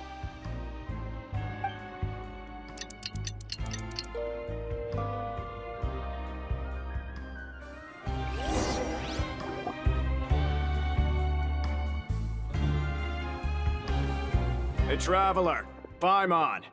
Package here for you. The next time you buy something, go pick it up yourself. I'm not a delivery man, you know. Huh? A package?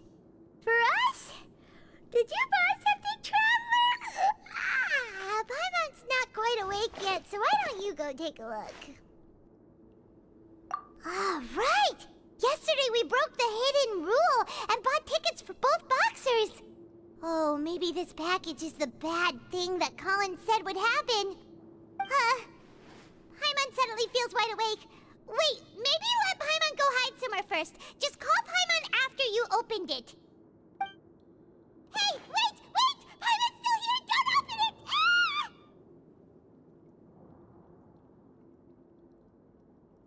Huh? What is it? Are you okay? Let Paimon take a peek too.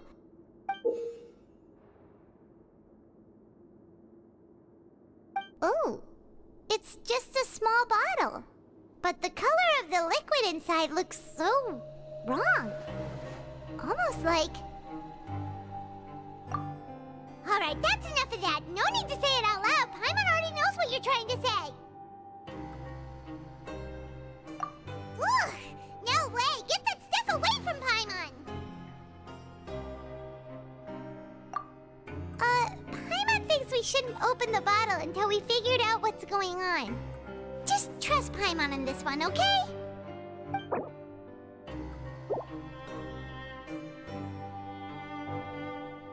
What do you have planned for us?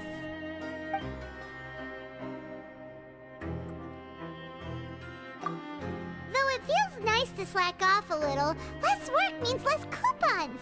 Let's make the most of our morning.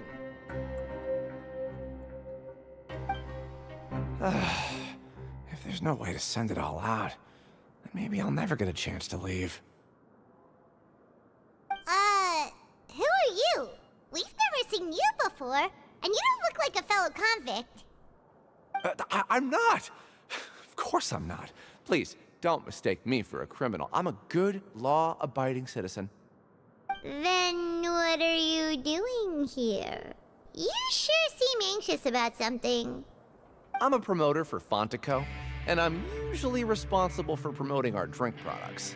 I thought I could complete my task here quickly and return to headquarters, but I've been here way longer than I anticipated. Oh, a promoter from Fontico? So what kind of problem did you run into? I'm so upset. It's all because of that Duke. After discussing the company's promotional plans with him, he told me outright that my project was worthless. However, in light of our long history of successful collaboration, I still tried to patiently explain the details. However, to my surprise, he just cut me off while I was speaking. Let me take a moment and recall his exact words. I'm just gonna stop you there and say no. If anything, I'm saving you time. It seems you don't fully understand the value of credit coupons here, nor do you understand the value of your own products. The former is because you are from the overworld. That's understandable, and I don't blame you for that. But as for the latter, only someone monumentally stupid, so breathtakingly stupid, that they were completely ignorant of the value of credit coupons, despite living in the underworld, would ever possibly consider buying your drink. Let's just forget it. Anyway, That's how he rejected my proposal and asked me to come up with another solution with the condition that it doesn't cause any trouble for him. Can you believe that guy? Well, he is the head honcho here. Not much you can do about that. We met him too and could tell that he's the kind of guy that's hard to pin down. Fine, fine. I know I should just let it go. I'm on his turf after all. His house, his rules. Hey, I heard you crazy fools really did it. You bought tickets to support both fighters, didn't ya? Well, did anything happen? Well, the next day we received a mysterious package, but we still haven't made any sense of the contents. So it is real. You didn't become cursed or anything like that, did ya? Are you both still okay? Wait. Are you sure that it's still you controlling your bodies right now? Paimon's not sure. What do you think, Traveler? Is Paimon still Paimon? Oh, okay. Well, that's good. Yeah, you two don't seem to have changed at all. But I wouldn't let your guard down just yet. Still, I didn't expect you would actually do it. You'd actually throw away coupons like that just to satisfy your curiosity? Even if we bought tickets like everybody else, it's not like we could hope to earn any coupons. When it comes to things like this, it's always the organizer who makes the real profits. Hey, just what are you trying to imply? The Pancration Ring is an honest business, and we really don't make much from selling tickets. We make so little that even the current tournaments can only be held thanks to funding from the producer of Fanta. Oh, so it's the company that manufactures Fanta sponsoring the events?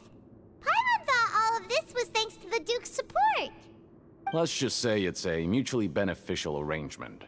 They reached out to us first, hoping to promote Fanta products in the Fortress of Meropide.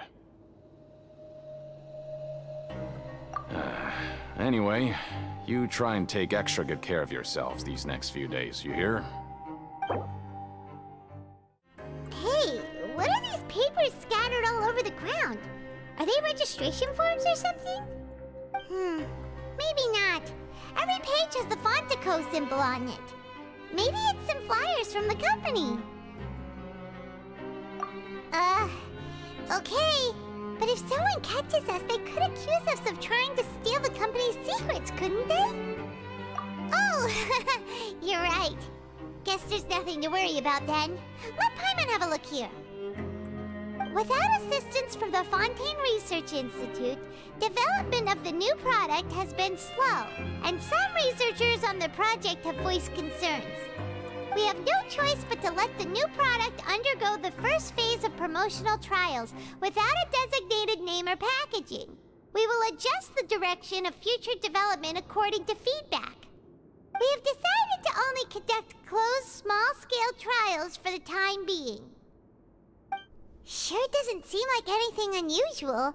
The company is just trying to develop some new products besides Fanta. But it sounds like things aren't going well at all. Let's put these papers back where we found them and make it look like nobody went through them. Okay, good. Huh. We ended up here without even thinking about it. Wanna grab something to eat?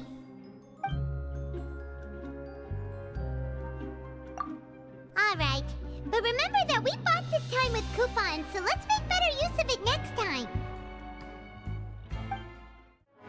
A mysterious box? A bottle of crimson liquid? Paimon still doesn't know what to make of it. Do you have any ideas, Traveler? Really? Then it looks like that part of the investigation led us nowhere. Well, maybe we'll have better luck tomorrow. Good night, Traveler. So we've investigated 2 of the hidden rules. Paimon didn't think this prison would have so many weird things going on. We'd better pick up the pace with our investigation, otherwise we'll never get anywhere. Yeah, let's skip work for now and put our time to good use. Hey, isn't that Vidok over there? Is it just Paimon, or are there fewer people than usual here today?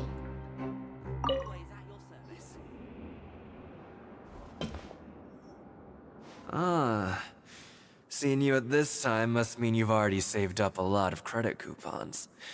Or at least enough to skip work. Seems you're getting into the swing of things around here. Impressive.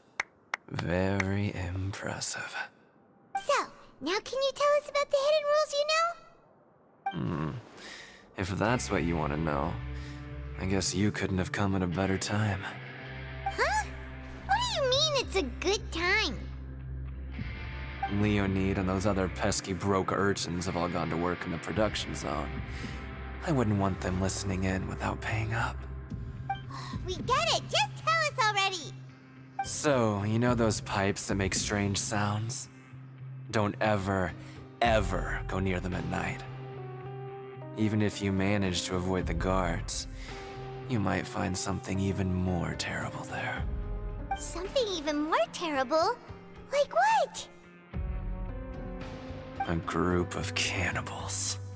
Cannibals? In the fortress of Meripede? Every month, they meet a few times in the dead of night. Rumor has it they might be connected to the people that have disappeared here. But what's even scarier is that they have a special proclivity. Since they have no way to dispose of the leftover remains, they have ways to transform them into other forms and keep them in the fortress forever. Paimon might already know what you mean by other forms. So that's what's going on here. Oh, Paimon's stomach doesn't feel so good.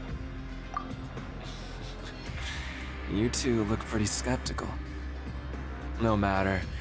Learning the truth behind dark secrets isn't necessarily a good thing. I've got things to do too. I suggest you just act like I never told you anything. Traveler, can we just trust him on this one? Oh, Paimon doesn't want her blood and flesh entombed here for all eternity?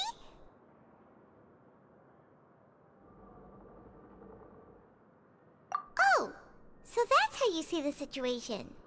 Huh. You know, Paimon does feel a little better about it now.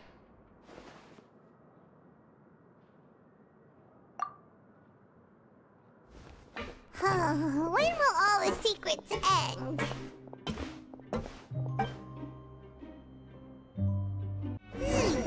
Vidok isn't here. But the guys who went to work in the morning are back. Let's go ask them! What? What are you saying? You shouldn't go around saying stuff like that.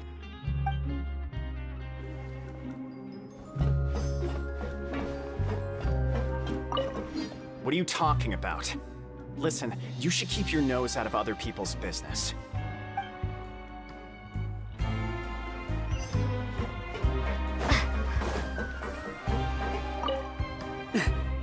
Just stay away from me.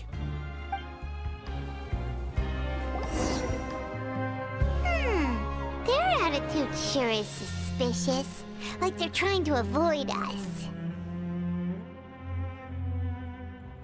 But if they're being so obvious about acting weirdly, do you think they might just be trying to lure us in? Oh, this is all getting way too creepy for Paimon. So you mean we still need to investigate some more? Okay, if you say so. Hello, Fielding. What do you want? Criminals like you ought to be working right now. Catch my drift. We just want to ask you a simple question. Have you ever discovered anything odd during your nighttime patrols? Why are you asking about something like that? Whatever happens at night isn't your concern. All you need to worry about is getting enough sleep. Well... Right! We've heard it happens a few times every month. Paimon has sensitive ears, so it makes it hard to sleep. Really? I see. But it's not like I'm on duty every night. And now that you mention it, I recall my colleagues talking about something like that before. They say that strange things tend to happen at night on pipe cleaning days. Lots of us don't willingly take those shifts. So, what happens at night on pipe cleaning days? And they just conduct regular cleaning of the fortress's drainage facilities. There are 3 pipe cleaning days per month, and it just so happens that today is one of the scheduled days. You can try to confirm the sounds tonight if you want, and if they're real, then I can report the issue to my superiors for you. Oh, okay. Then we'll keep both ears out tonight. If that's all, then I'll be leaving now. I advise you not to try anything funny, though. Even if I'm not on duty tonight, someone will still be watching you. Don't worry, we don't want any time added to our sentences. Oh, he left. So what do you think about the pipe cleaning days he mentioned? Right, both are a possibility. But Fielding did say that tonight is a cleaning night.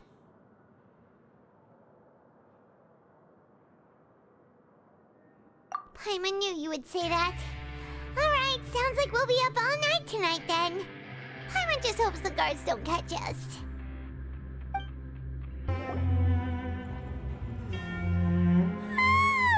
Oh, Paimon's so tired. But we can't sleep yet. They'll be cleaning the pipes tonight, so it's the perfect chance for us to investigate. Whatever. Just be sure to wake Paimon if she dozes off. Paimon's worried something might happen if you go alone. Huh? Traveler? Did you fall asleep already?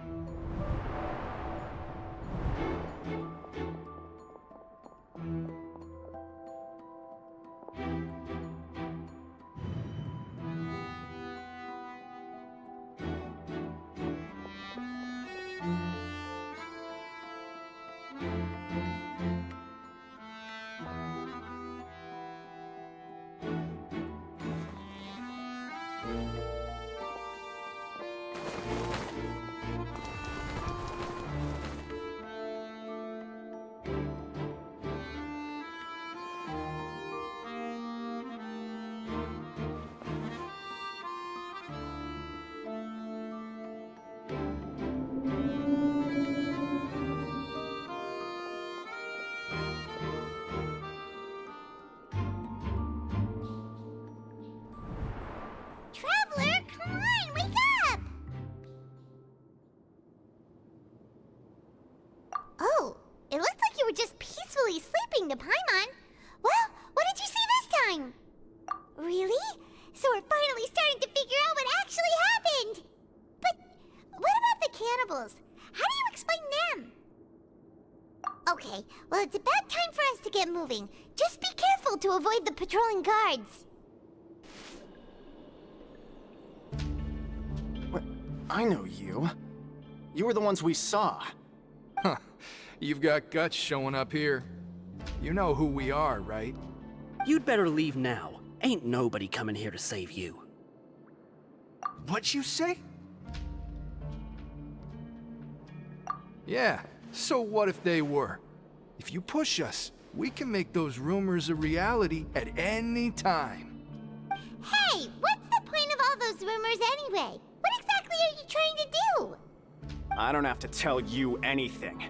If you turn around, go back to the dormitories and act like you never saw anything, then I'll pretend that you never showed up here. Yeah, scram. Nothing worth seeing here. Huh? What did you say? Isn't that exactly what Boss said when he left? Hey, do you know our boss? Whoa. We had no idea our boss was such a big deal. He always kept his identity a secret. So, did he have you come here to find us? Oh, so your child's crew here? Seems like he had no problem fitting in. We're the only ones who heard him say those words when he left that night. So unless he somehow told you those exact same words after that... All right. I guess that's proof enough for me. I believe you. Wow, those dreams of yours sure come in handy. We gave him the business for a while, and always give him a hard time when he first came to the Fortress of Meripede. But here in the fortress, the strong will always earn respect. He was working the longest hours and racking up wins in the Pancration Ring. You could always see how amazing he was, even when he was teaching us a lesson. So eventually, we all decided to follow him. But one day, he suddenly told us that he had to find a way to escape this place, no matter the cost.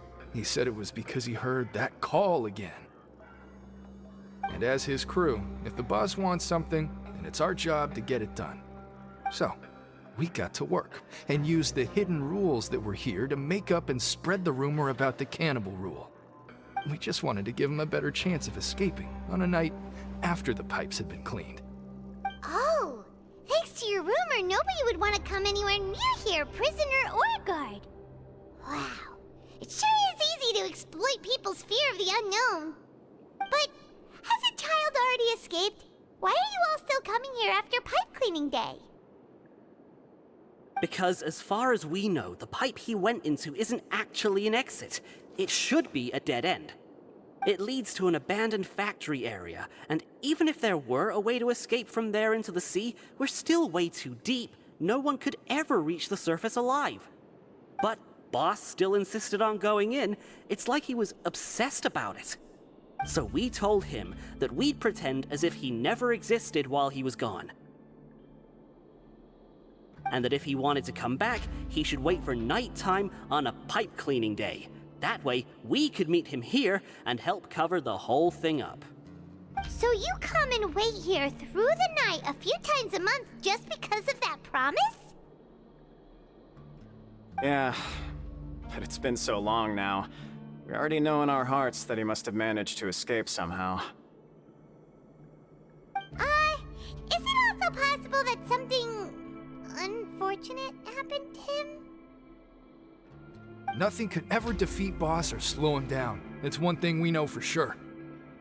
Okay. Paimon was just brainstorming possibilities. Alright. Keep quiet and follow us.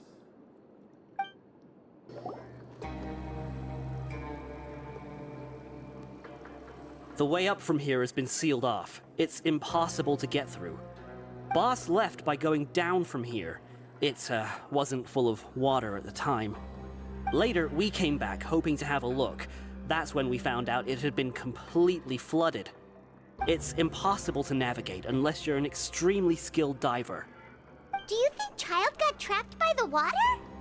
Not likely. We all know that Boss was an incredible swimmer. Really? Then have him come investigate, pronto. Just be sure to tell us if you get any news about Boss.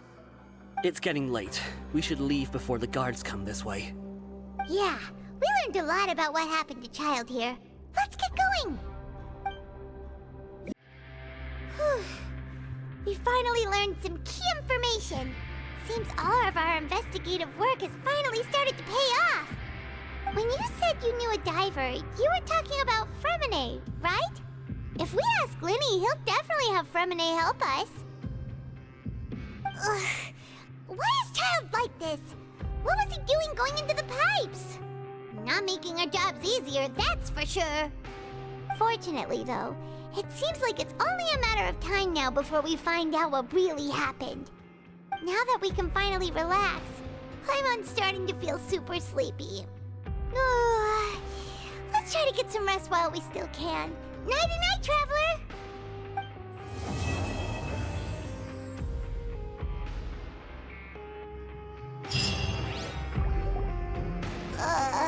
It's morning already? Paimon still needs more sleep. Huh? Wait, look over there! Isn't that... It's one of Linny's cards! Let Paimon see what's written on it! Maybe you haven't heard, but today is the monthly free day. Everyone has the day off today, which makes it the perfect time to do some investigating. It's been a while since we last talked. Have you been making any progress lately? Let's meet at our usual spot in the factory area before lunchtime. I have new information. Ooh, today's our lucky day. We have the day off. From the sound of it, Lenny's been making progress with his investigation. Wonder what he's discovered. We still have some time before we meet up. Let's talk with the people here for a bit more before we go.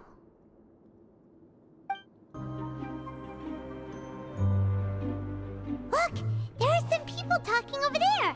Let's listen in on the conversation.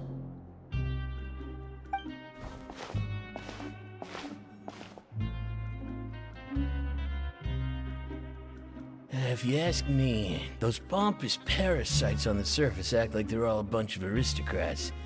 Do any of them give half a hoot about a bunch of dogs like us? Hey, speak for yourself, mate. I'm no dog. Oh, you think you're special or something? If you're here, then you're just a convict like the rest of us. I've heard that even if you're released after serving your sentence, going back to life on the surface ain't any better. Once a criminal, always a criminal. We're marked for life. I don't buy that. Hey, how cool would it be if the whole world was destroyed by a giant flood and everyone had to start over from nothing? What kind of filthy bilgewater are you spewing? I have family up there. You best shut your sewer hole with talk like that. Listen, things ain't so great on the surface, but who says that you have to leave? I've heard that you can still stay here and work even after you've served your sentence. Not bad if you ask me. Who wants to live in the ruddy overworld anyway? Now what makes you think they want to hire someone like you? It's one of the great mysteries of the universe, how someone as useless as you is so confident. Whoa. Sounds like they're really unhappy about the overworld. Speaking of which, Paimon never heard anyone use the words overworld or underworld when we were living up there. Is it only something the inmates down here say?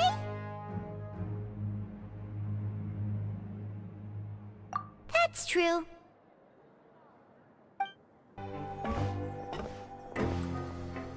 There's a group of people over there. Let's go listen in.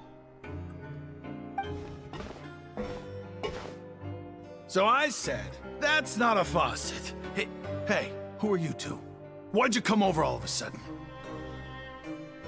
Oh, sorry for eavesdropping. Sounds like you were talking about something private. What's the matter? They're just looking to join in on our fun, that's all. Hey, don't pretend like it's okay for them to just interrupt us like that. Fine. You're lucky we don't mind extroverts that much. You hear that, Quisto? What nice! Your expressions tell me you're looking to hear some juicy info, am I right? But before that, it just so happens that I know you two. Really? Are we that famous? You kidding? How often does anyone get a personal tour led by His Grace himself? Practically everyone was talking about it. Word has it that you also caused quite the kerfuffle. A little mistake, huh? I like the way you put it. You see, people with a good attitude can join our group anytime, unlike some of the others here. Your group? I'm Quisto, and this is Lavaroon. People usually call us the Bombshell Bros, but don't worry. We're not playing with bombs or anything. It's just that our information is always so explosive, and we blow minds on the regular. So, you two really like to gossip? Whew, you sure know how to embellish. No. You don't get it. Knowing intelligence will make things better for you here. For example, knowing who's working with whom, who has the latest rumors, who's not getting along. Wouldn't you like to know all that? Whoa, all this info's worth something, you know? You should prove you're worthy of it. I don't mind him. Quisto's always this way. Just play nice and say something to massage his ego. The welfare meals. Talk about the welfare meals. Right. That meal we had yesterday was super delicious. Is that so? To tell you the truth, I've been helping out with making those welfare meals. I've been working as a kitchen assistant for about a month and a half now. Oh, Oh, so you're the one who made those delicious steaks. Amazing. You could be a professional chef. You are correct. I am a true professional. In fact, I even went to culinary school. But enough about that. Since you like my cooking, I guess that means we share similar tastes. Listen carefully. This little bombshell will help you learn what's really going on here in the fortress.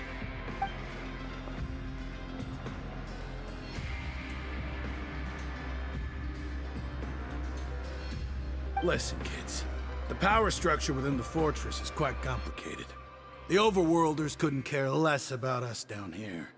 We're basically dogs to them. You've already met the one person here you should never cross, the Duke, Risley. He knows more than you think. And if he doesn't care about something, then he often doesn't bother dealing with it. Those who have the Duke's attention get all kinds of special perks, even better treatment in the infirmary. I know who you mean. It's that Jurier character, right? I don't think there's anything useful about him at all. Why does he visit the infirmary practically every day? Is it normal for anyone to be going in and out of there so often? If you ask me, he's just faking it to get out of work. But did you know that Jurier was a talented researcher from the Fontaine Research Institute before he came here? There's no denying that. I don't care if he was a researcher that could turn dirt into Mora. Once you're in the Fortress of Meripede, you're just another inmate like everybody else.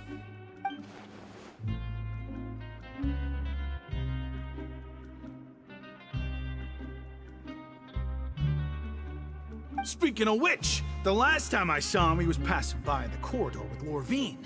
I also heard they started arguing in the library and got into a fight, right? Guess that's just how terrible of a guy he is. You mean he hit a woman? Wow, I never imagined he was that bad. But that Lorvine's also quite the odd one, you know? She's always gabbing away, got into a fight with a man, and she also got sent to the infirmary. Come to think of it, I always see her going to the sick bay every couple of days, too. Wait a second. You don't think? Do you think could it be that they're secretly meeting there to go on dates? But it's really hard to imagine.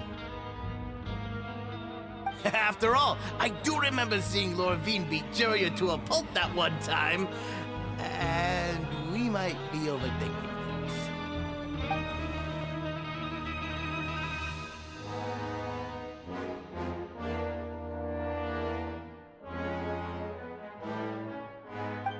Hey, you over there?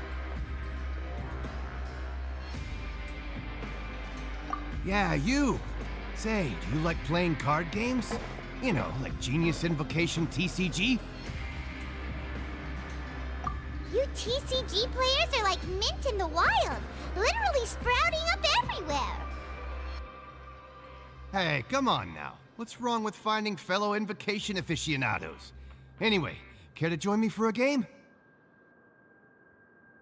All right. No pressure. But why would you be looking for people to play Genius Invocation in a place like this? Don't people usually come here to fight?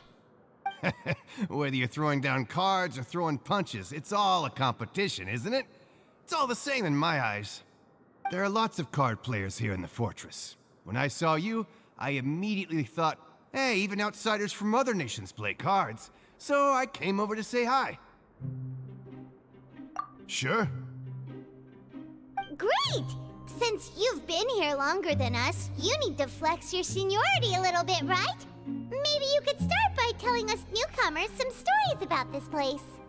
I thought you would have already heard everything by now. All right, then. Did you have anything specific in mind? Or do you want me to just pick a topic?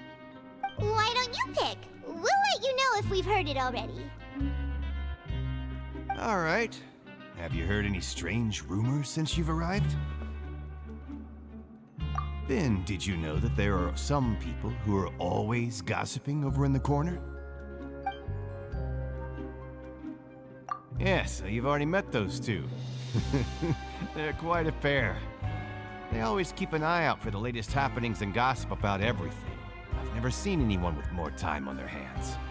I heard that there used to be a chef and a bartender before they were sent down here. You know how bartenders are, always chatting with customers. And chefs love to pass the time just hanging out when they're not cooking. Good to know. Do you have anything else to tell us? Let me think. Sounds like you want to hear something a little more tantalizing. Oh, did you know that the Duke was also a convict in the fortress of Meripede before? Huh? Wait, are you serious? That's right. The Duke was an inmate just like you and me.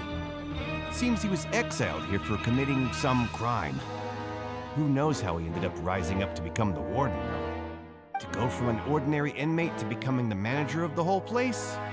I'm not gonna lie, I kinda respect that. Forbidden Zone? Sounds like something that someone just made up. I've never heard of that. Where did you hear about it? It's just a rumor we've been hearing, but no worries if you've never heard of it. Do you have anything else you can tell us? Anything else? Not that I can think of, but I'll be sure to tell you anything interesting I hear next time. You'll have to play a game of Genius Invocation with me first, though. Okay, we've talked to just about everyone, and it's about time for us to go meet Linny.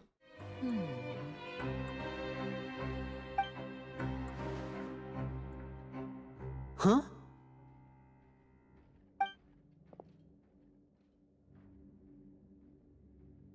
That look in your eyes. You found something? Hey, this is no time to be modest. Just tell him we found a boatload of information. Oh, as expected of the legendary duo, you have my full and undivided attention. Huh. I'd have never guessed that myself. The rumors swirling about this place are unreliable after all, and Master Child probably went missing because he found a way out. He is a harbinger after all. I suppose he's much more resourceful than I initially gave him credit for. Unfortunately, this isn't enough for our final report to Father. We need to find out Master Child's exact whereabouts.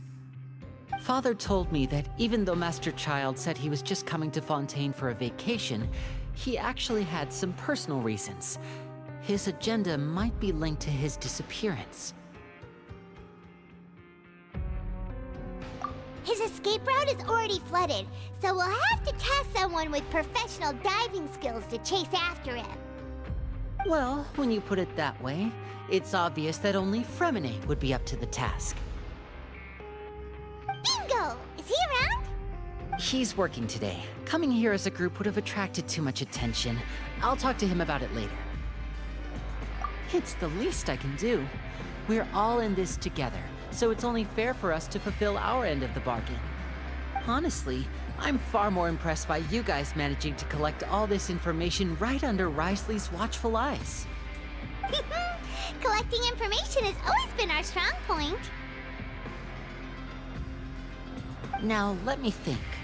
To find out more information, Fremine will have to retrace Master Child's original route.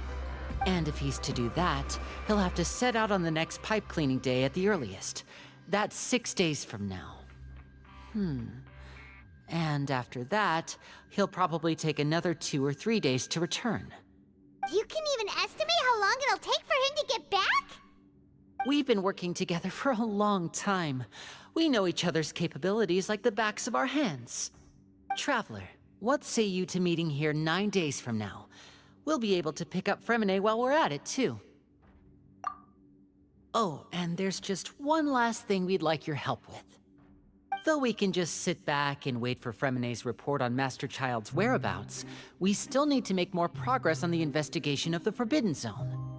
Fremine's no master of disguise. Lynette's still working on getting intel from the other areas, and I'll need to spend some time helping Fremine prepare for his diving mission. So, you are the only ones we can count on. What do you want us to do? Will it be hard?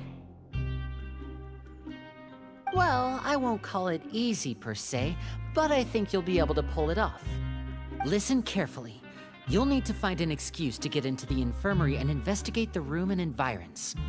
You've mentioned several sketchy-looking people always meeting at the infirmary earlier, so it probably has something to do with the secret we're hoping to uncover. You've already met the head nurse, so she'll be less suspicious of you. Investigate the internal structure of the infirmary and any active dealings within, and pass those on to me alongside anything else you're able to discover. But also, there's no need to take risks. Don't forget, safety always comes first. My apologies. I just started rambling out of habit. It was almost as if I was talking to my younger sister. But that's not a bad thing, right? All right, then we'll head out as soon as we finish our prep. Let's go our separate ways for now, then. Don't forget, we meet here again in 9 days. Stay safe.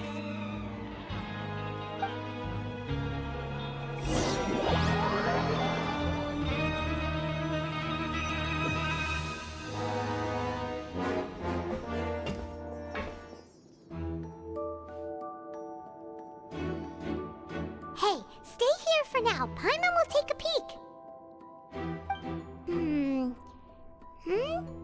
There seem to be several people inside.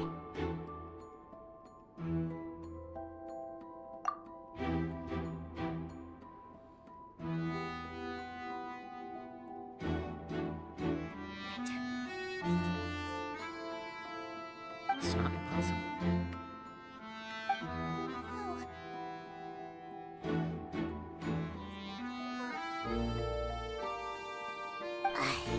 It's a bit hard to understand them from here, so why don't we just try to talk to them in person? Let's go as soon as you're ready.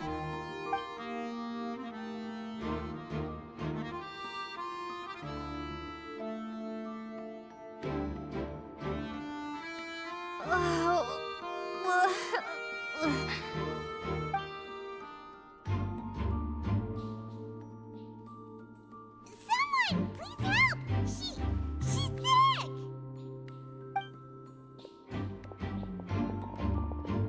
Whoa, are you okay?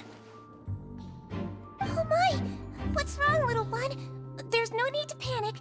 Take a deep breath before you begin. The traveler started complaining of a stomachache, and then nausea, and then collapsed onto the ground. Paimon doesn't know what to do. Freezing limbs, twitching fingers, and pale complexion? Could it be poison? Let me take a look. Please, lie down over here.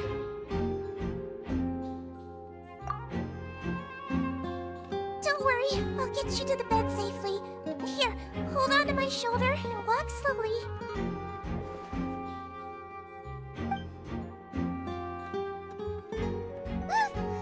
You can do it, Traveler! Don't apologize. You're sick after all. Now, please relax. I'm just going to do a preliminary checkup on you.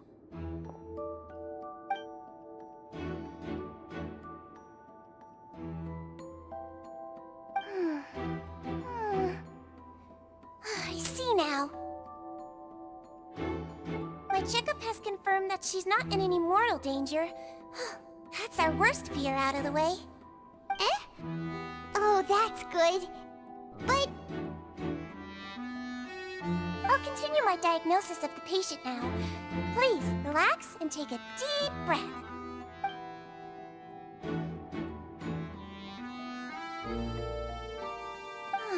Don't sense serious damage to your organs either. Does it hurt when I press here? And here? Huh?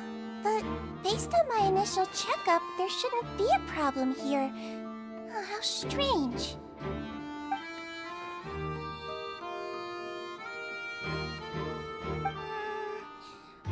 What about here?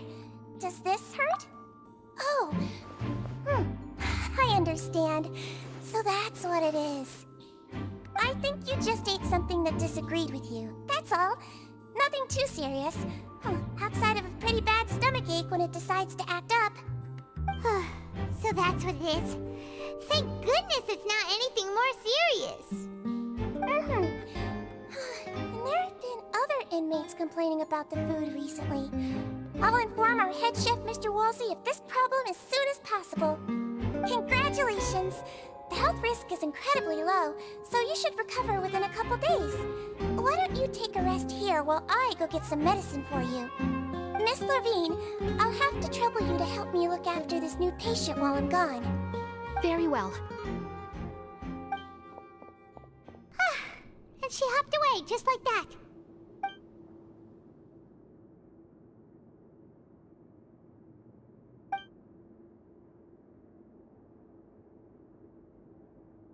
Hello. So how are you feeling now?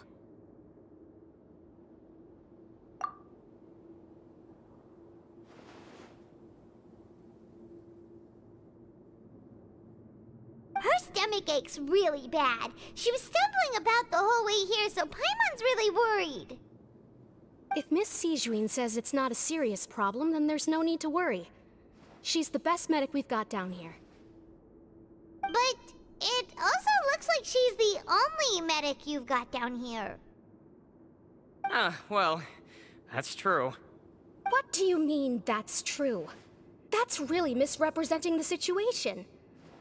Of course I can't speak for the whole fortress, but it's not like everyone imprisoned here is useless, you know? Though they may have committed crimes and gotten locked up here as a result, they still know a thing or two about medicine, and they help Miss Sijuin take care of the sick and injured. Yeah, you're right. But did you have to lecture me about it in front of another patient? Aren't you a patient too? Where did all your energy come from? That's correct. Sorry, I got a bit ahead of myself. Are you two also sick? We've been sick a while. I come back every once in a while for checkups, and to pick up the medicines Miss Sijuin prescribes for us. That's just the nature of chronic illnesses. As for her... you could say she fancies herself as Miss Sijuin's capable helper because she learned a bit of medical knowledge ages ago. Please watch your mouth, Mr. Jurier. Don't forget that you are the primary reason I have frequent heart palpitations. Hey, don't start arguing now! Please, keep it civil at least.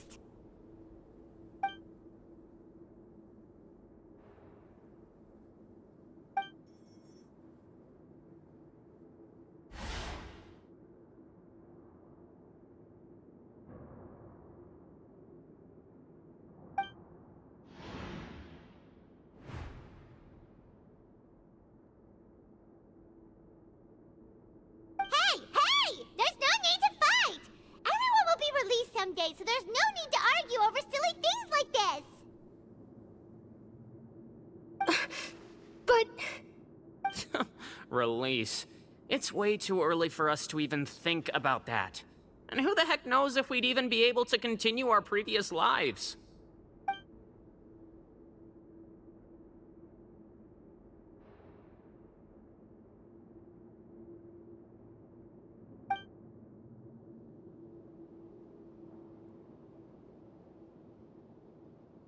Please allow me to end this boring and useless conversation. Oh, and Mr. Jurier, I don't want to see your face here again anytime soon. And same to you, Miss Lorvine. Anyway, that was more than enough rest for me, so I'm going to get out of this excessively noisy place. See you later, everyone. He just slowly walked off like that? That's just what he's like. I'm sorry you had to see all of that. I'm Lorvine, and that's... Well, his name is Jurier, but I hope you'll never have cause to remember his name. You really can't stand him, huh?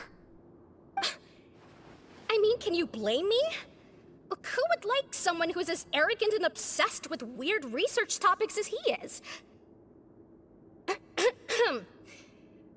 But there's no need to keep dwelling on him. I'll accompany you two for a while. Miss Sijuin should be back soon, and I'm sure you'll feel better as soon as you've had some of her medicine. No, it's nothing. I'm back! Did you rest like you promised? Thank you for getting our medicine, Miss Sijuin.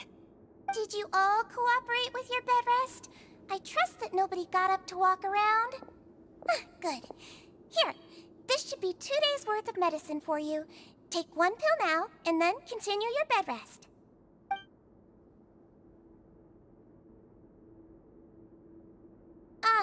Miss Levine, I left in a bit of a hurry just now.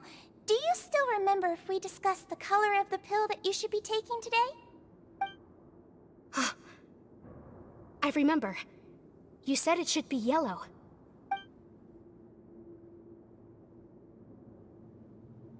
Yellow, huh?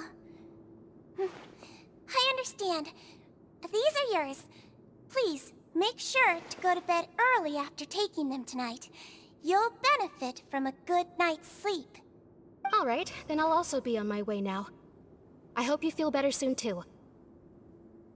See ya!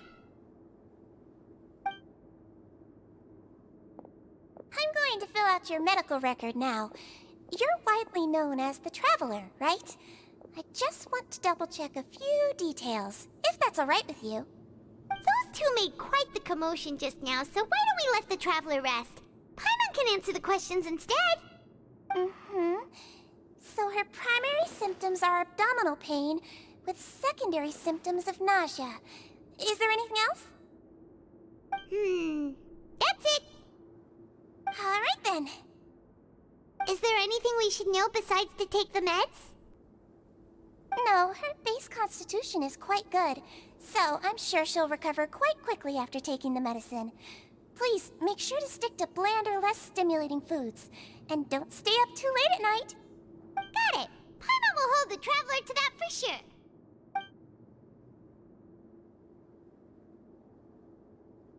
Oh, you're going to take a nap already?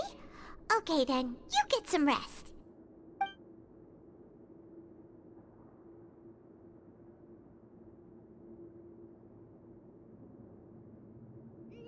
We've been to lots of places together. She may look a bit under the weather now, but she's actually super strong. So you're the best of companions. Well, don't worry, she'll recover soon.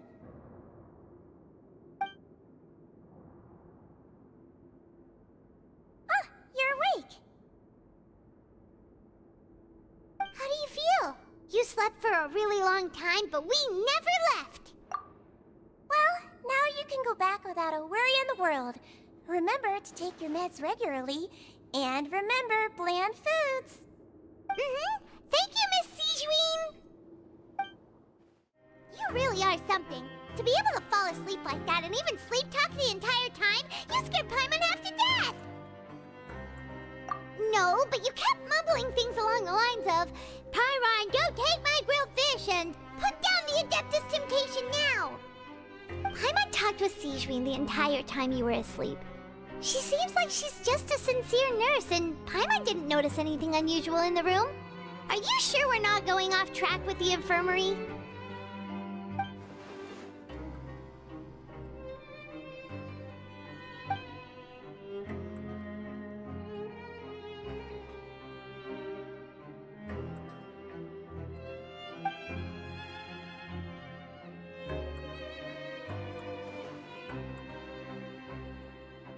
Whoa! You really are super thorough. All those tiny little suspicious things that Paimon didn't even pick up on. We've got to give the info to Linny.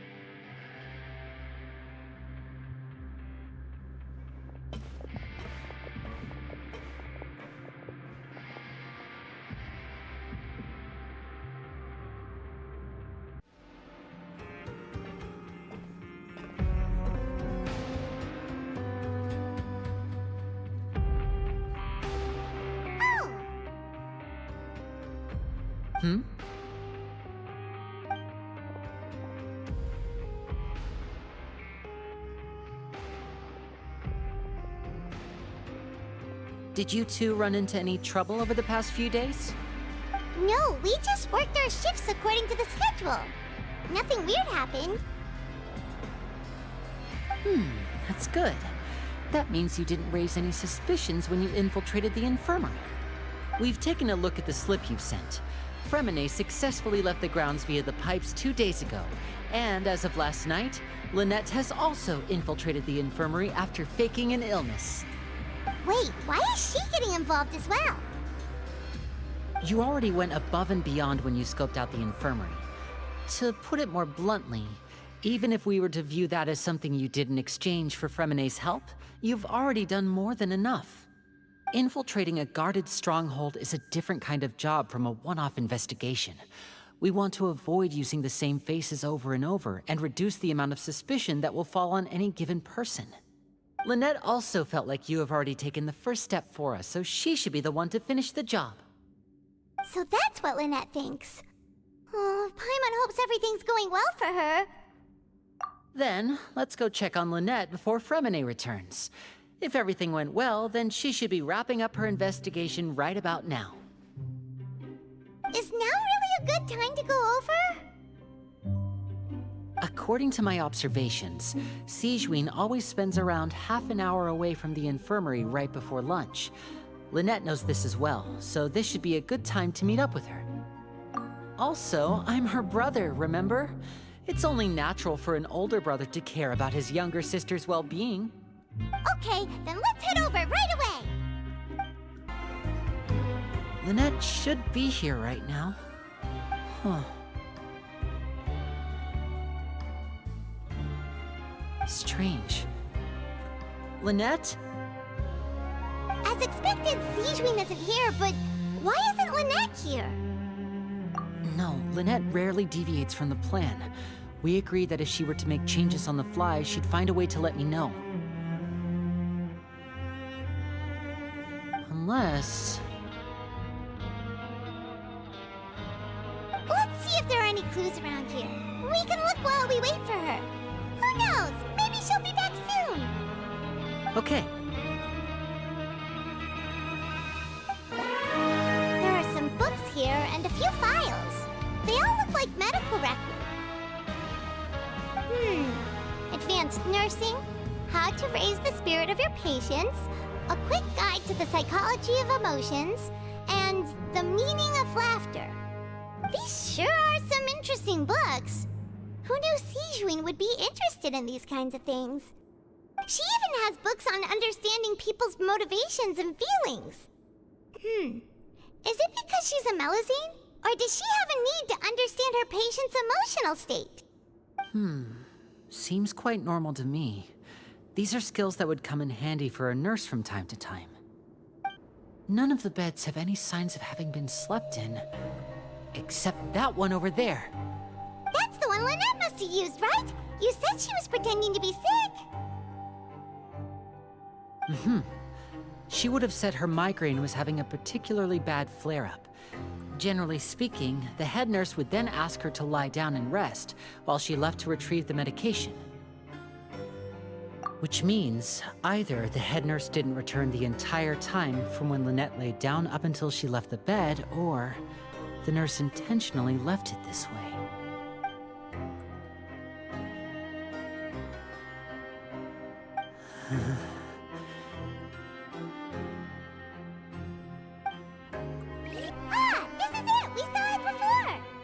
Wait, this thing? It doesn't look like it's been disguised that well.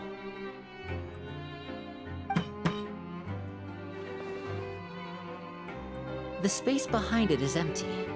From its size, I don't think it's an entrance that is meant to be taken apart. There's probably a mechanism around here somewhere. Could Lynette have tried to get inside? But if that's the case, she would have contacted me for sure.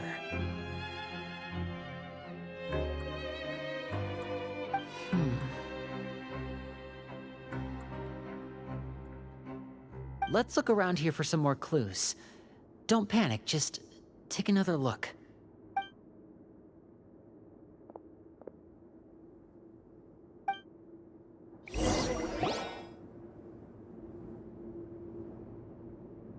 Hey, you guys, there's a slip of paper over here! A slip of paper? It's right over here, and there's a bunch written on it too. It reads, Out of respect for your usual practices, I'll use a piece of paper or card as the medium to pass on my message. You may consider this as me giving you my best regards. This is... Is that all? The back. This is... Show me! Now! That look on your face. Paimon's reading it now. Would you care to guess where Miss Lynette of the Fatui could be right now? No. Could she have... Is she already... Wriothesley. Did he deliberately leave the infirmary unguarded to use it as bait? Wait, you mean he was aware of our goals from the very beginning? But why? We didn't run into any trouble last time, and he also never reached out to us since. Yes, that is a crucial question. Wriothesley, he doesn't do anything without a clear goal or reason. So this means he had no concerns about your activities from the very beginning. You're not from the same camp as us. You were sent down here by Nervulet, so you have no conflict of interest with Wriothesley. We're a completely different story, though. I'd like to know that, too. Why did he only go after her? Don't panic, just think everything over. I have to stay calm. This is not like what happened last time. The situation's different now.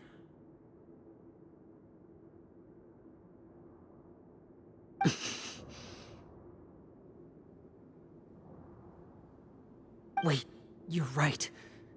Wait, but that means... The fact that Fremine was able to leave the grounds, could Wriothesley have let him go as well? But what does he gain by letting Fremine leave like that?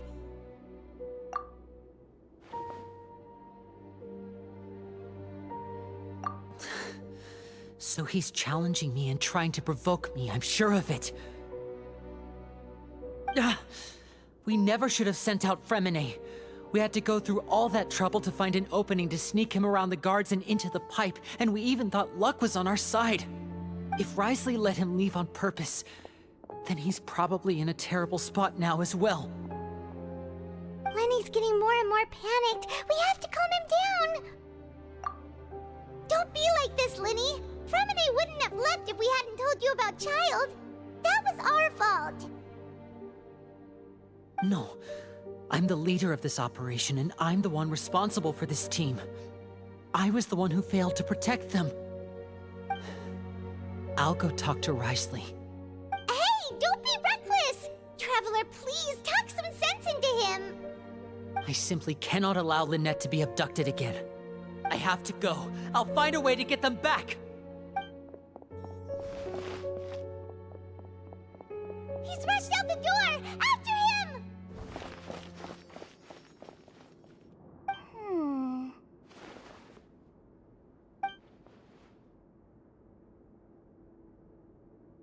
Right. I feel like we still have some room to make changes on these details. It's not impossible, but it'll require extensive testing. Is that so? Very well. Then please be mindful of the time. Huh? Is someone? Pack everything up. Whoever's outside is eavesdropping. They'll probably come in once we stop talking. Someone! Please help! She's sick!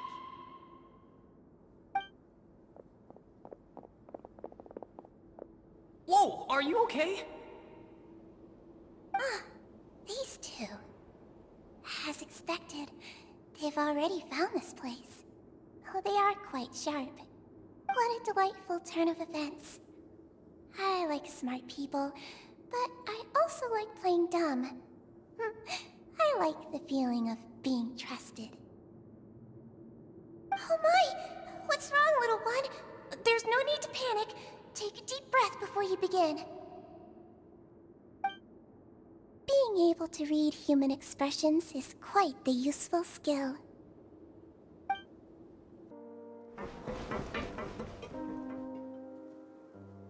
Come out and face me, Wriothesley! Aren't we at an administrative office space? Why don't you at least try to follow even a couple rules from the fortress's indoor management regulations? What did you do to my sister?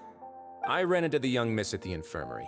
I'd heard that she was suffering from quite the migraine, so I decided to invite her over for a cup of tea. I do have some teas in my collection that can work wonders against such an illness. Stop joking around! Where did you take my siblings? I have also heard that your performances are quite the spectacle. Miss Lynette would sometimes enter a box filled with water, only to emerge the next second from another place altogether. Maybe she'll appear behind you right now if you were to turn your head. Is he trying to trick me into turning my head? No, he's probably not looking to attack me right now. All of the hostages are in his hands, and he's even in the mood for small talk. That means Lynette is probably still alive. You knew we were investigating the infirmary from the start, so you deliberately aroused the Traveler's suspicions and baited us into continuing our investigation, just so that you'd be able to kidnap Lynette. As for Fremine, no, you probably didn't even interfere with Child's escape. You let him go, so you could purge the Fatui members that we had planted into your ranks. There was no need to do so. The Fortress of Meripede is a pretty pleasant place. Most people enjoy their lives here. The only ones who act differently are those with personal agendas. It was quite easy to identify your colleagues. You removed our original members and spread the news of Child's escape so Father would assign our team to come down and investigate. Fremine has also fallen into your hands, right? If you're oh so omnipotent and so in control, why would you need hostages? One correction. Lynette is in my hands right now, but Fremine is not. He's not? What do you really want? Lenny! Oh, wonderful. Everyone is here, so I'll only need to say this once. Thank you so much for cooperating with me. Eager and to the point, I see. Alas, only Miss Lynette is currently having a cup of the fortress's finest tea. Although, as per your original plan, Mr. Fremine should also have returned to the fortress by now. But he has neither shown up within my gates, nor has he been taken into any kind of custody. So where do you think he may be right now? Wait, you can't mean... you locked him outside in the sea? I closed the fortress's gate to the outside world. That's all. Fremine's a star diver, so he should be fine, right? No, we're still here, so he definitely tried to find a way to come back for us. So we can't assume he might have made a break for the surface. But why would I do this, you may be asking? To have an audience with you, of course. My intel tells me that Mr. Linney is a great magician, so it's only natural for me to want to have some cards of my own when it comes to negotiating. Besides, I do recall you mentioning to Miss Lynette that you've always wanted to have a face-to-face meeting with the Lord of the Fortress of Meripede, regardless of whether it was in a personal or a professional capacity. Well, you got your wish. So, you've been keeping tabs on us before we even set foot in the fortress. Some of my folks just happened to hear a thing or two, that's all. In any case, I will be straight with you. I was willing to play dumb and turn a blind eye, so we had a pleasant few days playing games together here. But once you started focusing on the Forbidden Zone, all of that changed. Mr. Linney, the cards are stacked against you right now. Miss Lynette is in my hands, and Mr. Fremine is still slowly being pickled out there in the brine. You know just as well as I that he cannot last out there forever. You need do but one thing to guarantee their safety. I would like you to contact your superior, and ideally invite her over for a cup of tea with me. You want to see Father? But why should she bother giving you an audience? Well, if she cares for the well-being of her dearest children, she should have plenty of motivation to join me for a parents' evening. I've heard that the bonds between the members of the House of the Hearth are like the bonds of family. I don't see why she would refuse. Why did you think Father sent us to handle the Fortress of Meripede? This place is basically a no man's land. It wouldn't be fitting for anyone as important as a harbinger like Father to come here in person. Oh, I see. So it's because she doesn't care for my place here. That's such a shame. After all, I've amassed quite the tea collection. I was looking forward to sharing it with her. Both Monsieur Neuvillette and Lady Farina have already received many samples as gifts. Was this the extent of your master plan to get to Father? No matter how much pressure you may put on me, I won't allow you to use us to blackmail her. You people really are difficult to get along with. All I'm asking for is a face-to-face conversation. Does she truly have no interest in the fortress's secret? Mr. Linney, you have one last chance to invite your father here. If you refuse... Linny!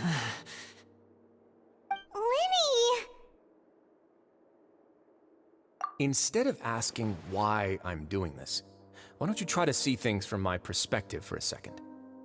From the very beginning, the Fatui has been actively infiltrating my fortress. I gave you a warning by cutting off the first few operatives I found, but that only caused you to double down. Had you given up on the fortress then and there, I'd have no reason to want to talk. Mr. Fremenet left the fortress on his own, and Miss Lynette tried to pry out my secrets right in front of me. No matter how you look at it, the responsibility for this falls on you. I shouldn't ask Father to do anything because of us. 6, 5... Wait, 2, 1. Time's up. It really is a shame, Mr. Linney. Risley! Negotiations have broken down. Please leave, ladies and gentlemen. It's time for my afternoon tea. Yeah, listen to the Traveler. If you can't talk to Linny, can you at least talk to us? You do realize that I'm only letting you go because of Neuvillette, yes? You're here helping him out, and I've already done my best to stay out of your way. But that doesn't mean you can just do whatever you want.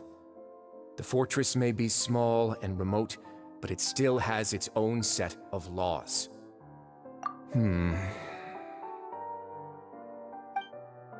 how about this? Those who are capable deserve respect. You've spent quite some time investigating my home turf by now, so why don't you tell me a thing or two about what you found, I'll ask you 3 questions. Answer all of them correctly, and I'll agree to your request. Question 1.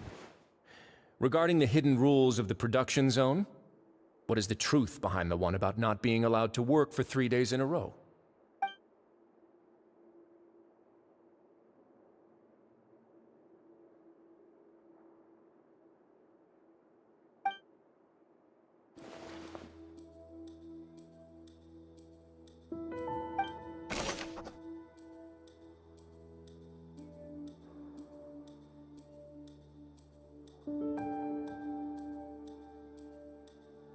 We often see Miss Sigewinne observing the prisoners at work near the production zone. It seems like she can perceive the general state of a person's health just by looking at them. I've been told that the infirmary is always empty for them. The research note said that the Melusine race perceives the world very differently from humans. Because of that, the Melusines have also developed...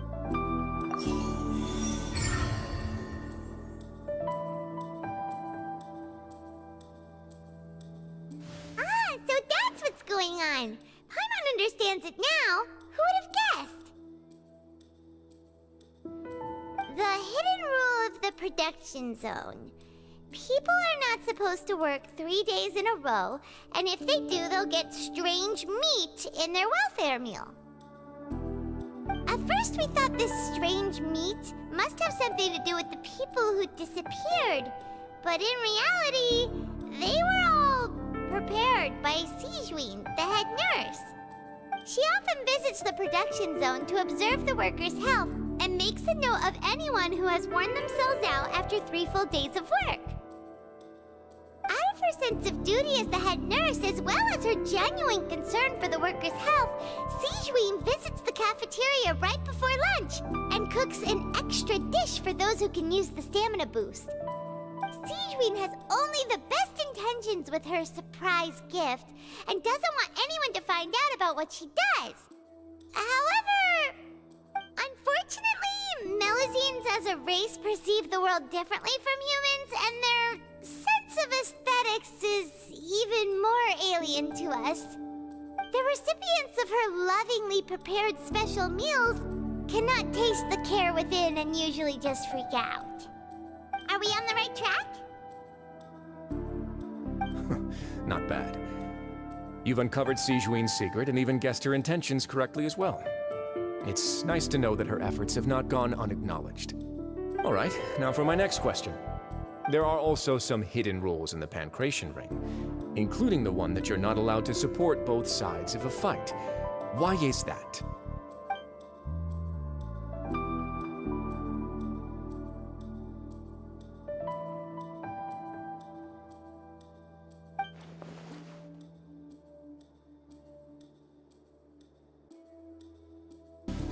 Paimon gets this rule too now, so there really was nothing to be afraid of. That hidden rule of the Pancration Ring is about how, people are not supposed to bet on both boxers at the same time. And if they do, they'll receive a package containing a strange, blood-colored liquid. People get scared when they see it because they've subconsciously begun to associate it with the missing boxer.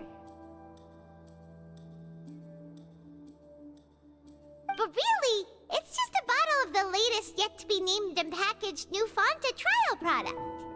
A blood-red drink. It's no wonder even Fonta's own staff were questioning the company's decision-making. The company, facing backlash from its own staff, decided to try to trial the product on a smaller scale, to see how it might be received by customers. They came to the fortress of Meropide and offered to sponsor the Pancration tournament so they could push their new product. But the Duke completely refused to even entertain the idea. The Duke, knowing how valuable coupons are in the fortress, knew that only total idiots who didn't understand their true value would bother buying a Fonta product here.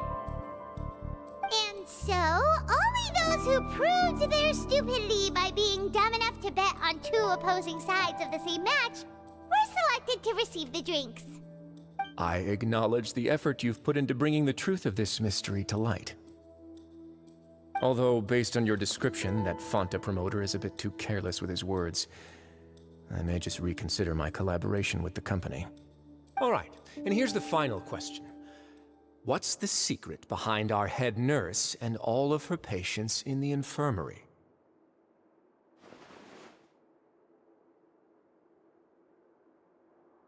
Stop your cruel and pointless games, Risley! You know that we haven't finished our investigation, so there's no way we can answer the last question. The thought of sparing Lynette and Fremine never even crossed your mind! You'll pay for this! Ah! Lenny, are you alright? Oh, close one. I owe you, Sigewinne. That was a fantastic shot. It was nothing, Your Grace. Sigewinne? Though this gun may look like a toy, it's actually fully functional, as I just demonstrated. Sigewinne... You... Not at all. I am merely a resident of the fortress, and thus protecting it is my duty. When Monsieur Nervulette asked me to come here, he told me that my job would be to take care of the well-being of everyone here. I am merely discharging my duties.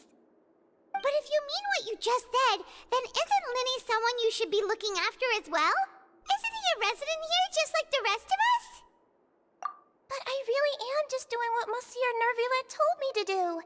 Everything I did, I've done to protect them. Had I not, they would be in far more dire straits right now. His Grace knows it too, right? Your Grace? Mind proving my innocence to them? My dear Sigewinne, whatever shall I do with you? Would it have killed you to just wait another minute or two? Well, it's nearly time after all. The way you do things can be truly frustrating sometimes, Your Grace. I figured I should try to talk some sense into you. What are you talking about? What time? Take me if you want. Let them go. How touching. Can you just give me one more minute? Don't be like that, Your Grace. All right, everyone, calm down. 2 more visitors will be arriving any time now. I'll go get a cup of tea. Miss Sigewinne, I leave Miss Lynette in your care. You... What are you doing? I believe I hear footsteps.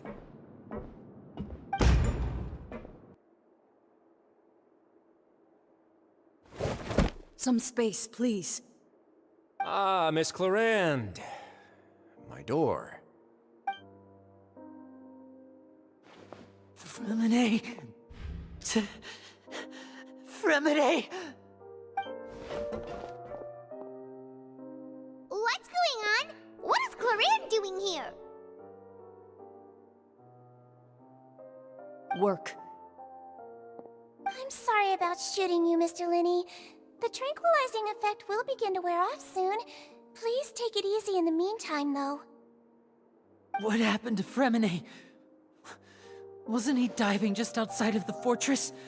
Why is he looking like this?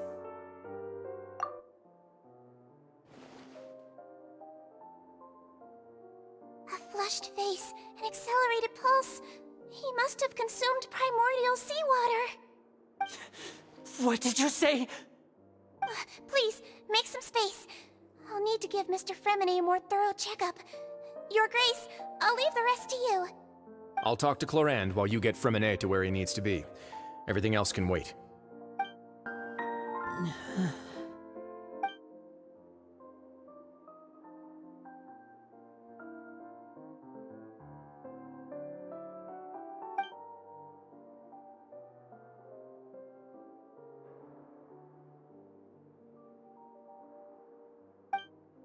How is he? These symptoms are probably caused by an acute ingestion of a large amount of primordial seawater. Still, his condition is not critical. Of course, it would be best if he stayed for further observation. Let's leave him here for now, and move him to the infirmary once he's recovered a bit more. Sorry. I am aware that the infirmary may not be your favorite place in the world at the moment. We do only have a single clinic in the fortress, however. Why would he ingest a large amount of primordial seawater after leaving the fortress? How could that possibly happen? Please, look after Mr. Freminet for the moment. I'll go fetch some medicine and a respirator. Oh, I'll bring Miss Lynette back with me. Where is she? How is she right now? Oh, she just took a nap in an empty room after I tranquilized her. If my calculations are correct, she should also be waking up right around now. You might not believe me, but His Grace and I actually made some snacks and tea for her.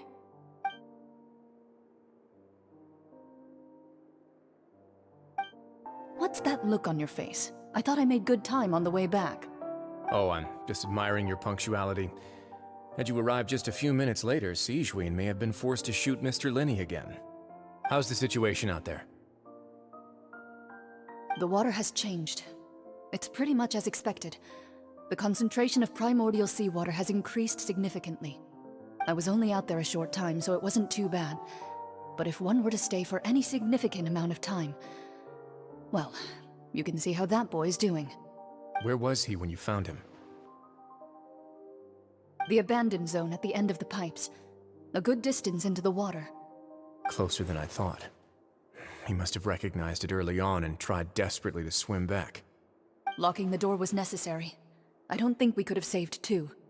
Well, I did try to convince him that I had my reasons. Never seems to work, though. It would probably work on Neuvillette. He has a knack for picking out who had good intentions, even when the outcomes were all terrible. It's a bad sign if you're having to plead your case to Neuvillette. Want some tea? Not particularly. If you want to drink some that badly, just say so. Fine, I'd like to get some tea. Want me to get you a cup too, since I've already made it? Might as well then, I suppose. Actually, do you have a towel? I would like to dry my hair. Linny, are you okay?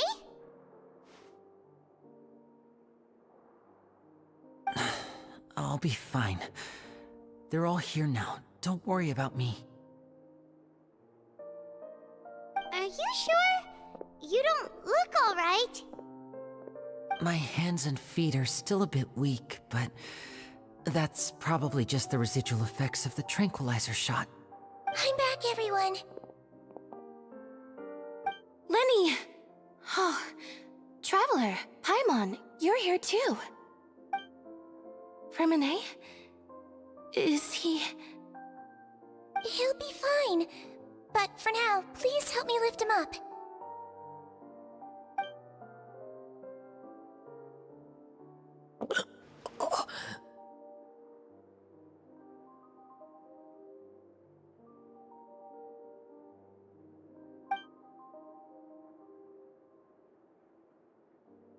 His breathing's beginning to slow down. Give me a hand and help me get him to the infirmary. Yeah, I'll take him from this side. Lynette, together? On it. Traveler, you seem pretty worried about him. Want to come with us?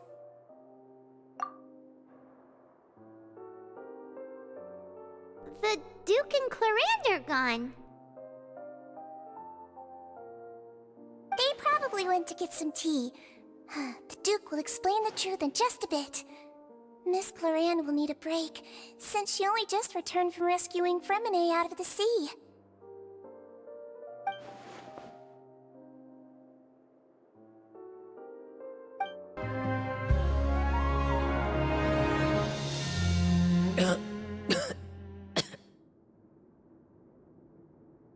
He's awake!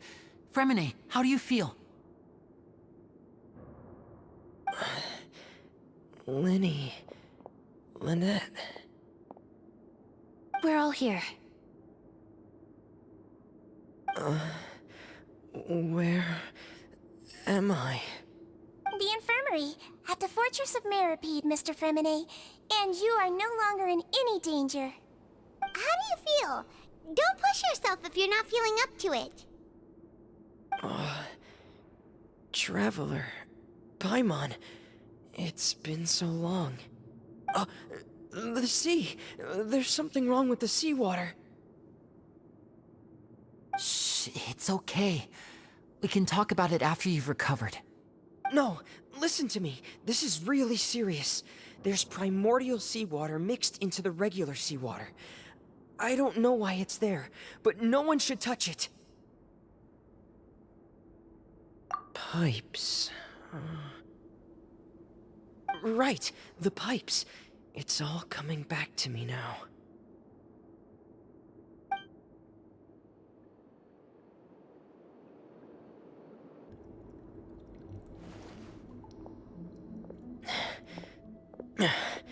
I'm in. Seems like this pipe hasn't been used in a long time.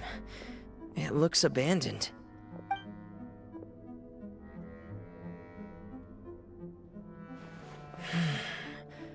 Where could Master Child be? This is where the water starts. Okay. Master Child probably dived into the water. I'll go take a look as well.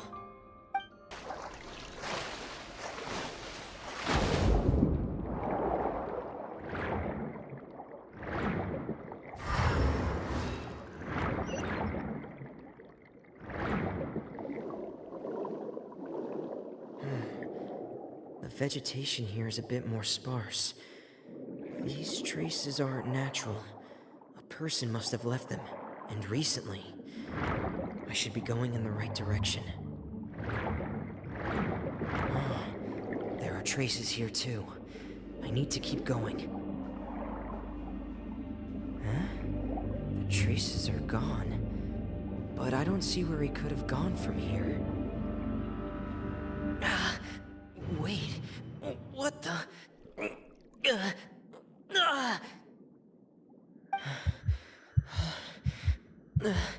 My heart is racing, and it's getting harder and harder to breathe.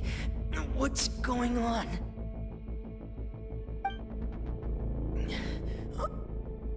No good. I have to get back. They still don't know anything about what's going on. If I turn back right now, I should still be able to make it.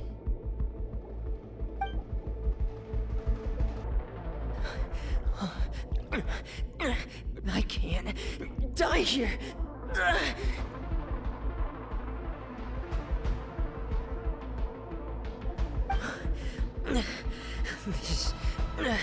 This is bad. I'm feeling worse and worse, and I'm still underwater.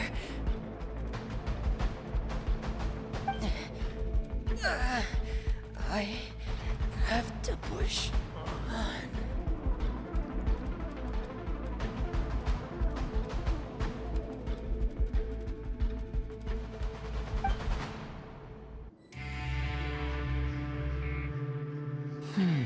So, in other words, the trail you were following vanished, and you had no idea where Master Child could have gone. But there was also no obvious place for him to have disappeared to. That's right. I tried my best to swim back, but I had already put some distance between myself and the fortress, and I just couldn't find the strength to keep going. I probably passed out some time after that, and you know the rest. Miss Clarande brought you back, but we also don't know why she just suddenly appeared at the fortress, or why she went out to save you. Miss Clarande, you say? I must go thank her in person. You're still too weak for Monet. You can go after you've had some more rest. Miss Lynette is right. I believe Miss Clarande will stay here as a guest for another few days, so there's no need to hurry. A guest? Then I can assume Risley was the one who invited her to come down here?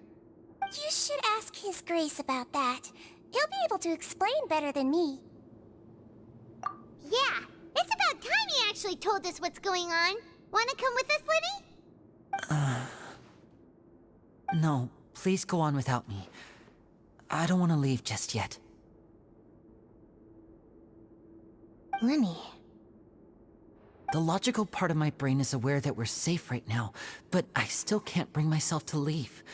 Both of you are just in danger. Understood. Then let's just sit together for a while. In that case, I'll leave the infirmary to you.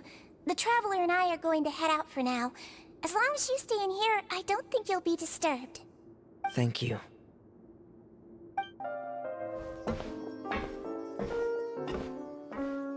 Excuse me? I take it Mr. Fremenet's condition has stabilized? Of course. I wouldn't have left the infirmary otherwise. I've been expecting those two, but might I inquire as to the purpose of your visit, Miss Sidgeween? I wanted to check up on Miss Clarande. How are you feeling? Mostly fine, I think. If you don't mind, I'd like to perform another quick physical exam. It'll just take a few minutes. All right. Thank you for looking out for me. I'll take my leave for now, then. Well, want to explain yourself, Risley? Of course, but I'm not partial to the word choice of explain. How about enlighten?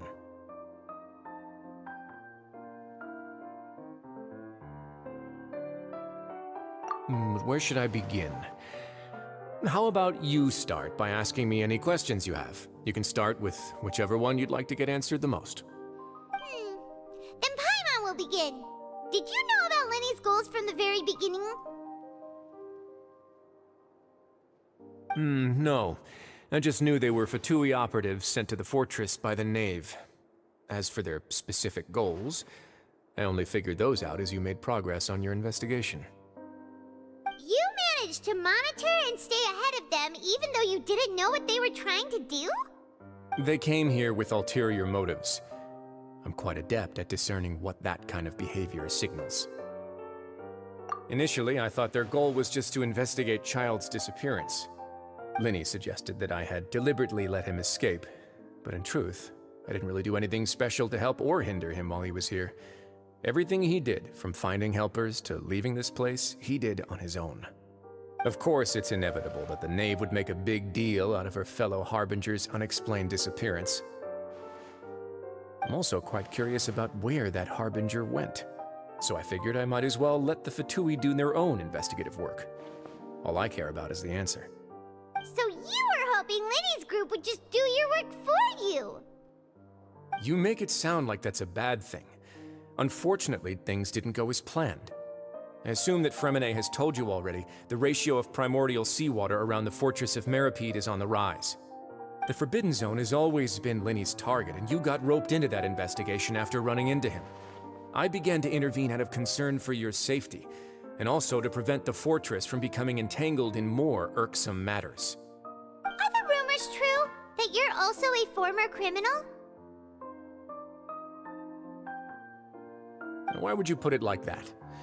Isn't staying here all day and serving as the manager of the fortress a kind of sentence unto itself? Another form of prison? I just happen to have some support from the rest of the inmates, that's all. Oh, right! Paimon wanted to ask, who invited Cloran down here? Me, of course. I paid her good Mora to come down to the fortress for some field work. As a champion duelist, Miss Cloran could be considered to be an independent party. I needed to find an exceptionally capable person to help me get through the impending crisis. And saving Fremine was part of that crisis? You can think of it like that, yes. Credit where credit is due, that boy is quite adept at diving. Had conditions not been as hostile as they were, he probably would have found the missing Harbinger already. That's not something you should be asking after. Neuvillette only asked you to investigate Child's whereabouts. All I need to prove to you is that the Forbidden Zone had nothing to do with the Harbinger's disappearance. That should be clear now that you've spoken to Fremine. But we've already uncovered that there's something wrong with the infirmary, and we've answered a bunch of questions that you threw at us. Isn't it about time that you answer our last question in return? You make a compelling case. Do you really want to know the answer that badly? Yeah, Paimon really wants to know! Even if the truth may not be pleasant? Follow me.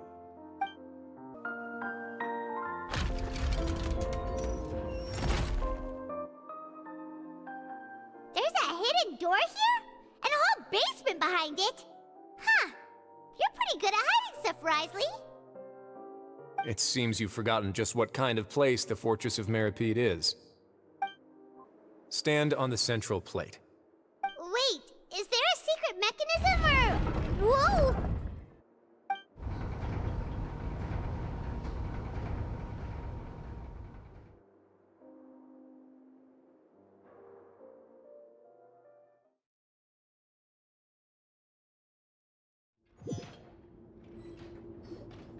So, this is the Forbidden Zone?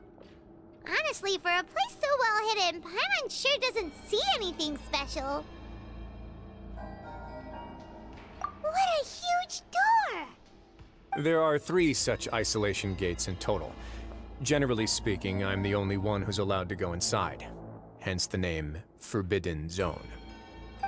Am I correct to assume you're going to run on back and tell your little Fatui friends everything? Well, Paimon wasn't thinking of keeping anything from them. Well, I'd advise you wait until you've seen the whole truth of this place for yourself before deciding whether or not to tell them. Huh.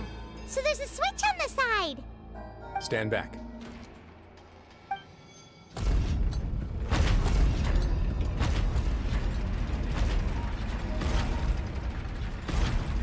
Whoa! They all just went up one by one! Go on, have a look.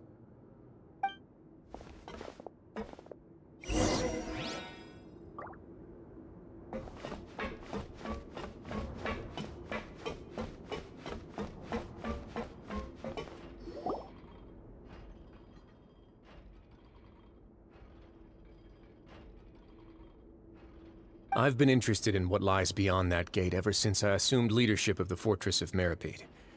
Of course, it would be unwise to recklessly open it, but it'd also be risky and negligent to simply ignore any potential danger that could be behind it. The readings on that dashboard have not budged since the day when I first laid eyes on this place.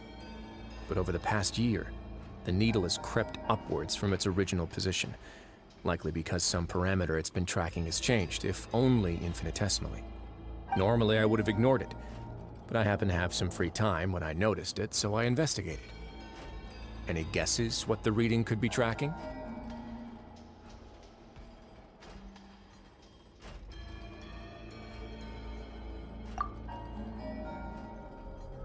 Very reasonable guesses. I've considered both of those as well. Unfortunately, our dashboard is tracking something less ordinary. The temperature should vary with weather and climate changes, so for something that rarely shifts, the water pressure is more likely. We ran a few tests to increase the pressure from the outside, but the readings didn't change at all. Later on, a few more possibilities occurred to me, such as a potential connection with the primordial sea. I began to make a few preparations based on that hypothesis. Over the past few days, the needle has moved again. With that, and the symptoms that Fremine displayed after leaving the fortress, I can now confidently conclude that the readings represent the concentration of primordial seawater in the seawater nearby. The concentration of primordial seawater? But we're already under the sea! And that is precisely the problem. We're at the bottom of the sea, and now we're surrounded by toxic seawater.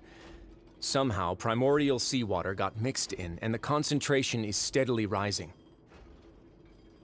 Yes, that's very likely. But forget about the two of us. Not even Novelette knows where the primordial sea could be, much less where we could find and plug a leak. Oh. Oh! Seems like you've figured it out. I believe the primordial sea lies directly beneath this sluice gate. For some reason, the primordial seawater levels have risen significantly, and it's now very close to us. The indicators are now red. Although the gate still stands, some primordial seawater has already leaked out and mixed into the sea around us. If this continues, soon it will no longer be able to hold back the primordial sea at all.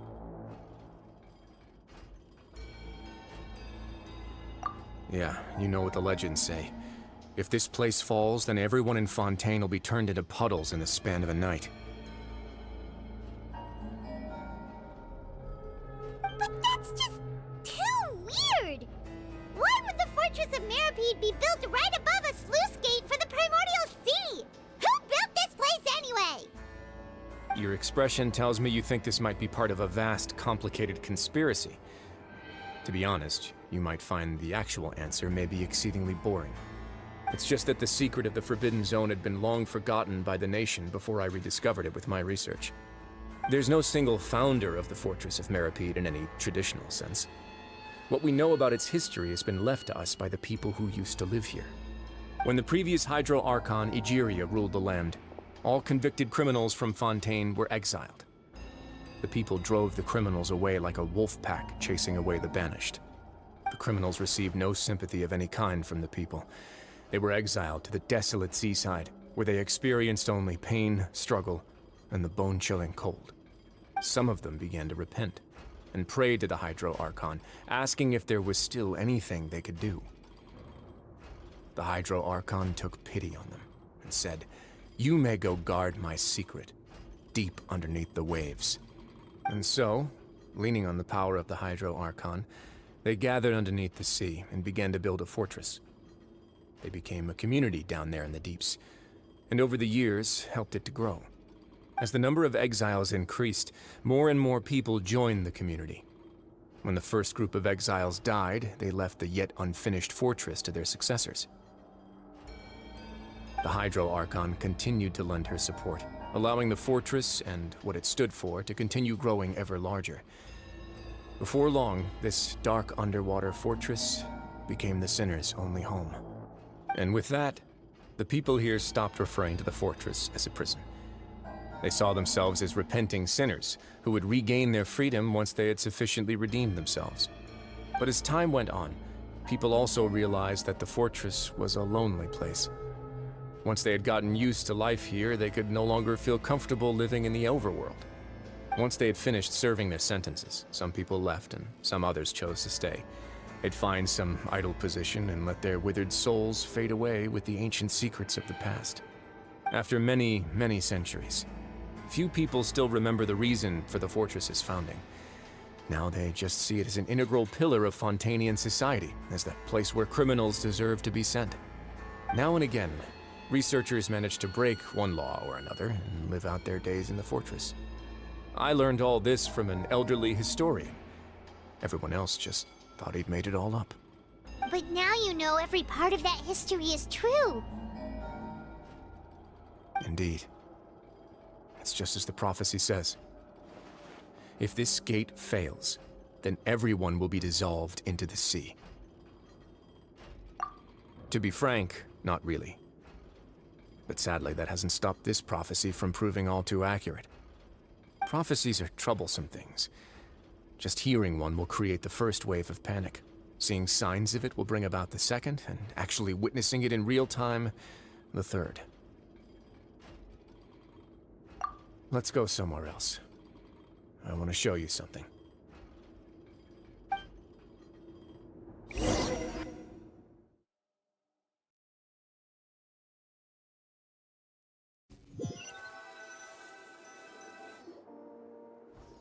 This is it. Your Grace, perfect timing. The results from our last round of experiments have... Wait, Jurier, he's not alone! Huh? Lorvine and Jurier? No need to panic, you two. I've already told them about our plan. What? After you warned us not to tell a single soul about any of this? I'm skeptical as well. Are you sure they are trustworthy? The results speak for themselves, don't they? These two may already know more than you could ever imagine. All right then, if Your Grace insists. They seem harmless enough, so I'll trust them for now. How about some reintroductions? This is Jurier, one of the highest-ranked researchers from the Fontaine Research Institute. He used to work under Edwin. I trust that you've heard of Edwin? Good. Saves me a bit of time explaining. Edwin's main areas of research were archaeum and gravimeters. As his assistant, Jurier is quite familiar with them as well. I hired him to be my technical consultant. You want to blow up the fortress of Meripede? Ah, what a lovely idea. I'm already imagining it in my head. Gotta admit, I'm tempted as well. Guys, focus! Focus! That taskmaster over there is Miss Lorvine, and is also one of my technical consultants. While Jurier used to be Edwin's assistant, she used to be Jurier's assistant. Ooh, are they together? See, everyone keeps asking this question. Are you too sure you're not a couple and just using your work as a convenient cover? Your Grace, I am not in a relationship with this man. If I dated her, I'd officially be madder than Edwin. Jeez, forget I said anything then. Follow me. Whoa, there's another door that goes right up. Your constant amazement makes it seem like the fortress can do anything. But Paimon really thinks everything's super cool.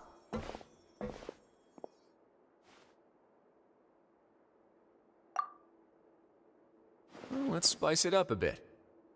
And here you go.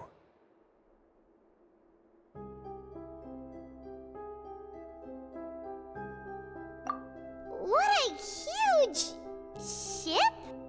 This is also a production zone that Paimon's never seen before. What's going on? How much do you know about Fontainian history? Not much at all. Well, then maybe you haven't heard the story of ancient Lemuria.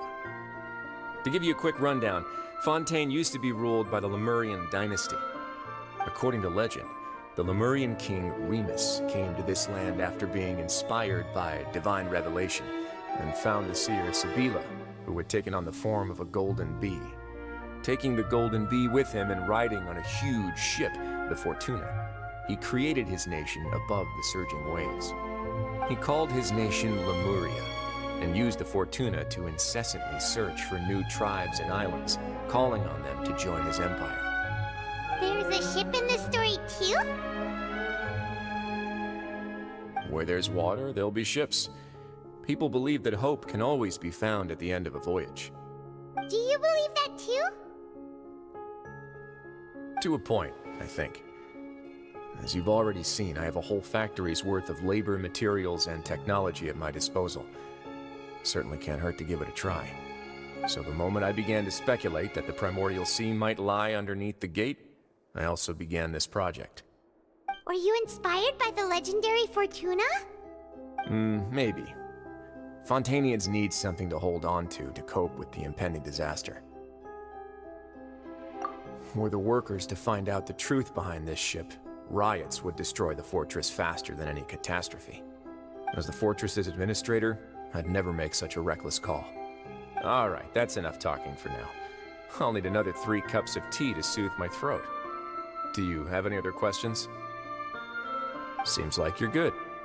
Come on, I'll take you back.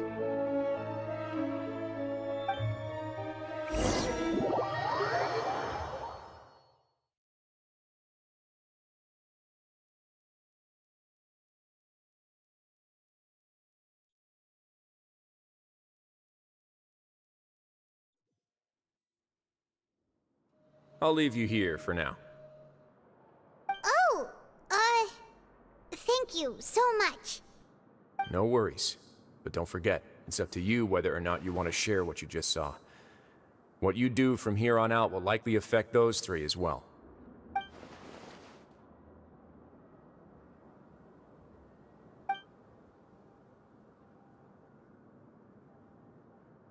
Yeah, we'll put a lot of thought into it for sure. Great. I look forward to what happens next. We're back! Welcome back. Do you want a cup of tea? How can you be so much like Wriothesley, always drinking tea? Huh. Actually, now that you mention it, I just remembered something now.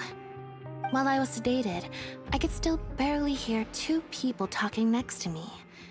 They were discussing everything, from the leaves, to the water, and even the teacups themselves. Must have been Wriothesley and Sigewinne. Yeah, I heard 1 male voice and 1 female, so it should have been the 2 of them. They really were just talking about brewing tea. I really can't make sense of this place. So, Traveler, Paimon, were you able to learn anything from Wriothesley? Yeah, he explained everything. Very well. Then, would you mind checking your answers against my speculations? Yeah, I took the time to rest, so I'm feeling a lot more relaxed now.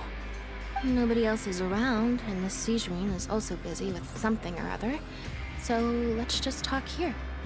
Alright, then I'll posit my theories. I asked myself 3 questions. Firstly, why was Fremine affected by the primordial seawater? It was because he dove into the sea. My theory is, the long-lost primordial sea is probably very close to the fortress of Mirapede. Ooh, he's good. He got that right on the first try. That's Arlini.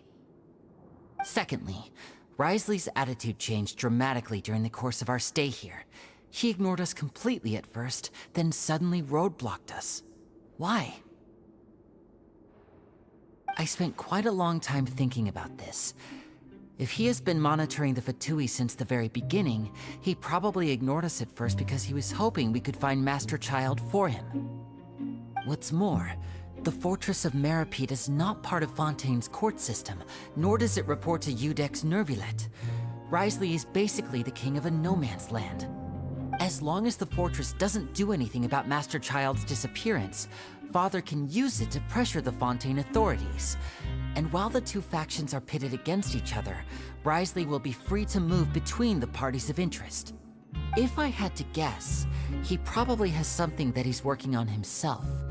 It's likely related to the secret of the infirmary, but I just can't think of what it could be. You're super smart! Thanks so much. Then finally, there's the last question. If Wriothesley does have a plan, what could it be?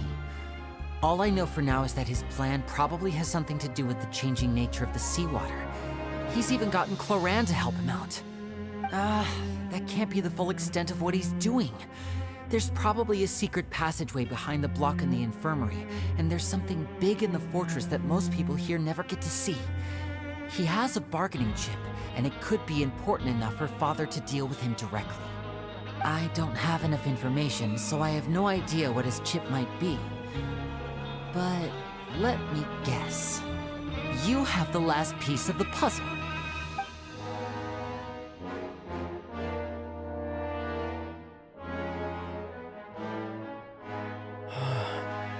I can't believe it.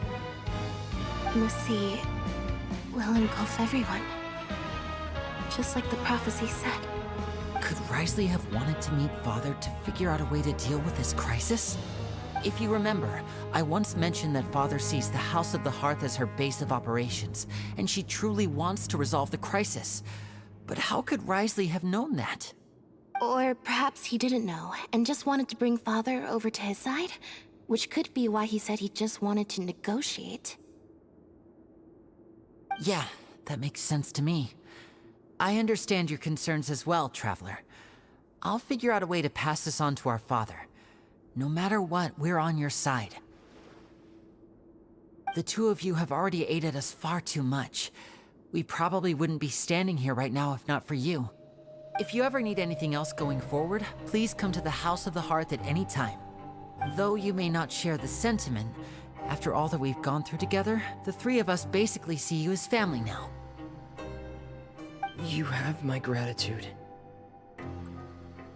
Thank you for protecting Linny when it really mattered. And thank you for sharing the secrets of the fortress with us. We didn't think you were going to do it. Why are you being so formal all of a sudden? Given your strength, you might not need our help at all. But if you are ever in danger, we will try our best to protect you. Aww, the sound of that makes Paimon feel all warm and safe inside.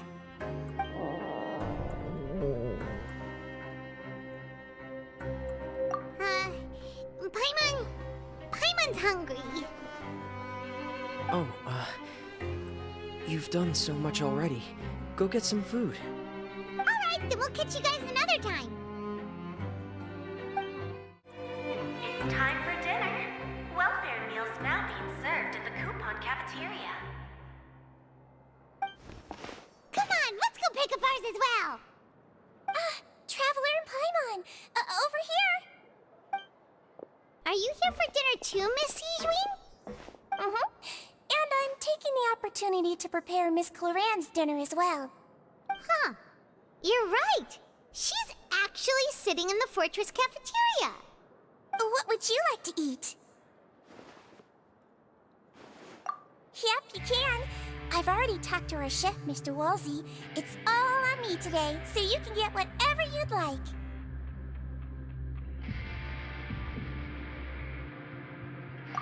Me too! Don't forget Paimon! No problem. Just leave it to me.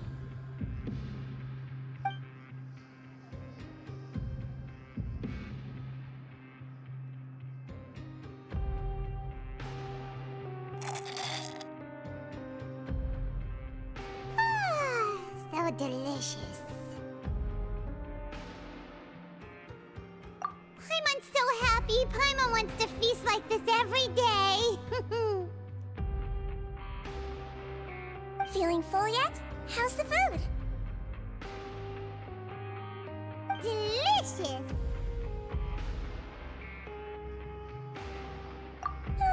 I'm so glad to see you all so happy. Oh, see, the expression on your face just now? The muscle here just moved, which suggests that you're feeling quite relaxed at the moment. Sigewin, do you do this to help your patients or to better understand human beings? A bit of both, I suppose.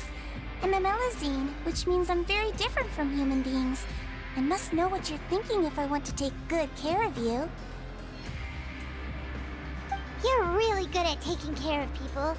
Even though you're so short, you still talk and act like an older sister. Really? You're reminded of an older sister? That's great to hear. Oh, and what did you mean back in Risley's office? When you said that you were protecting Linny and his siblings as well? Oh, that. I just asked His Grace to look out for those children, especially that diver boy. I was getting a bit worried after hearing that something was wrong with the water.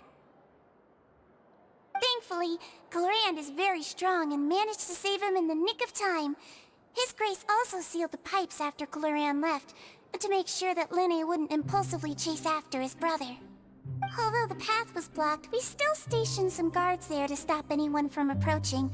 They were instructed to only open the door once Miss Glorand had returned. Oh, and I was keeping an eye on Mr. Linny as well. We had to press him, but we couldn't allow him to be in any real danger. You were all super considerate and really thought everything through. It's just what we do down here at the fortress. At least this has been His Grace's style for as long as he's been the leader. Oh, I really wish Monsieur Nervula would come down here more often too. I feel like he'd like it here, with all the darkness and chaos.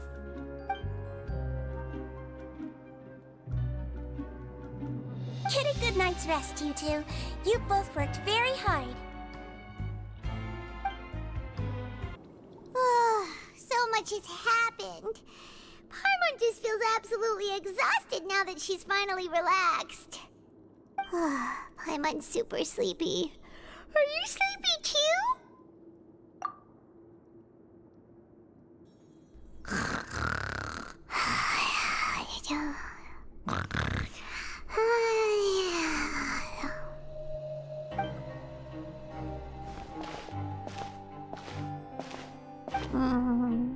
Delicious. Paimon wants seconds for free.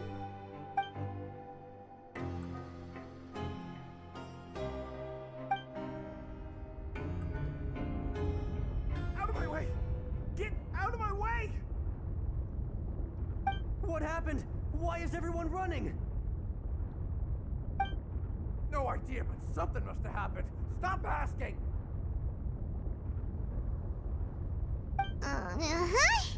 Who's yelling? Paimon still wants to sleep.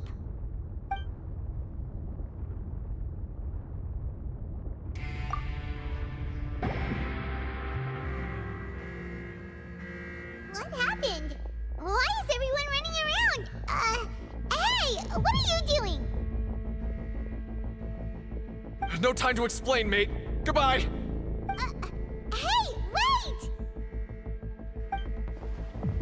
What's wrong with these people? They won't even talk to us.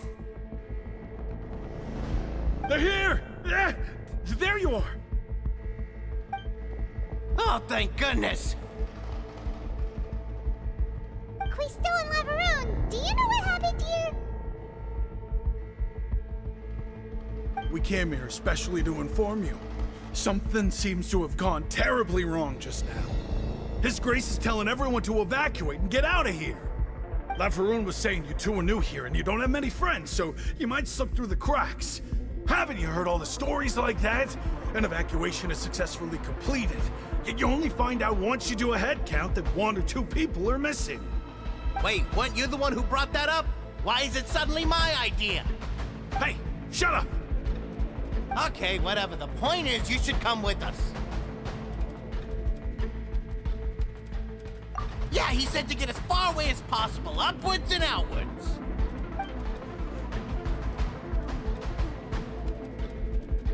Oh no, it can't be that thing! Whoa, wait, what? What? Hey, where are you going? We have to go find the Duke! You two just go and get out! Go on without us! Hey, hey! Be careful!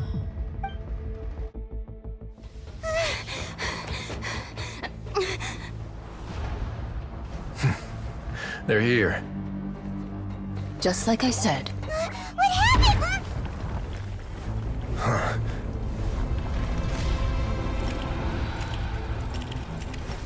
You're just in time. But be ready to run.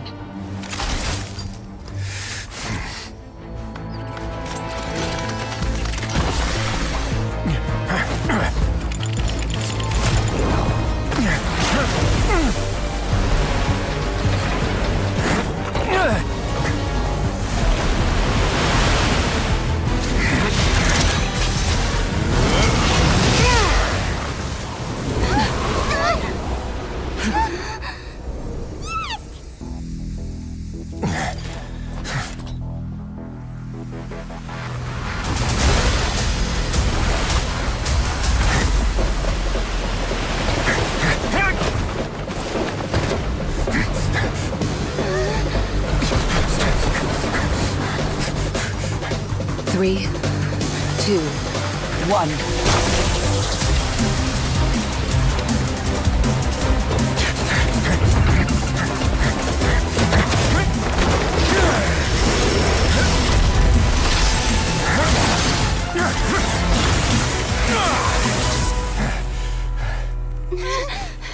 This won't hold it for long. Find Neuvillette. Tell him the defenses are about to collapse. Then what will happen to you? Until he arrives, we're the last line of defense.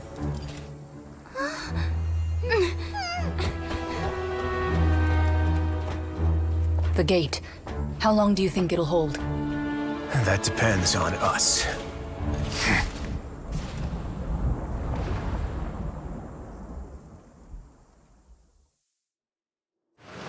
Neuvillette, why are you here? Traveler, I need you to head to the Opera House immediately. Farina will soon be meeting with the knave there. You must protect Farina, and make sure she doesn't spend too much time alone with her. Will do. You have my sincerest gratitude. Look, there are a ton of Fatili and Palais Mermonia people over there. The knave is probably here already. We need to hurry. Are you two the Traveler and Paimon? Monsieur Neuvillette has left instructions. Please follow me. Though I'm sure he's already explained, this should be a mostly cordial conversation, unlikely to give rise to violence. But it would be most appreciated if you could protect Lady Farina to the best of your abilities.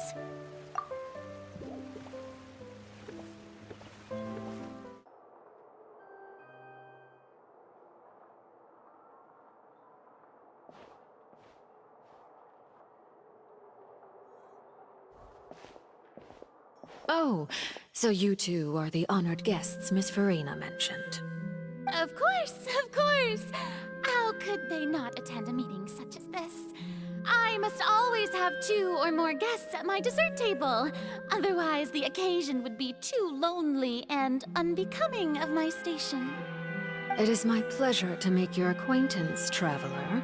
I have heard much of your accomplishments. I am the Knave, one of the 11 Fatui Harbingers.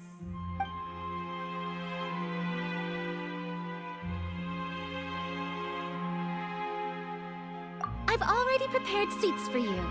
Come, sit beside me. Perhaps you two are unaware of how Miss Farina and I do things. You see, we actually recently agreed to get together for tea when we had the time. See this? This is a limited type of confectionery that Miss Farina simply adores.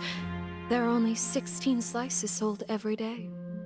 Here, why don't you and Paimon have a taste?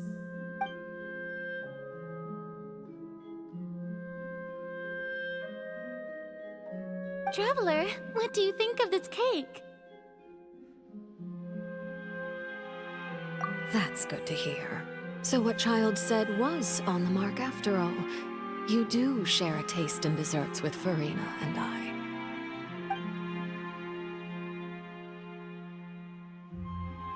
I wonder how he's doing nowadays. You must have heard, right? He's suddenly gone missing. I'm really worried about his safety, you know. Here's to hoping that he's an excellent swimmer. Since we're talking about him, I feel like I should add something. His martial prowess really looked certainly pretty impressive, yeah.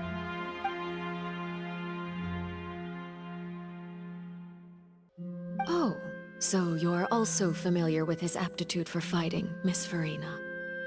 Oh, right. I almost forgot. Child was subdued by Udex Nuvillette right in front of you. Against ordinary people, my colleague would never be on the back foot. But alas, he just never imagined he'd run into such a person. I must express my admiration for Monsieur Nuvillette. Coming from you, that's not surprising at all. But I thought you would be happier to hear the news. Of course, but it's still a bit of a shame. You see, I would have been far happier had I received this news somewhat earlier. As you well know, a long time has passed since Child disappeared.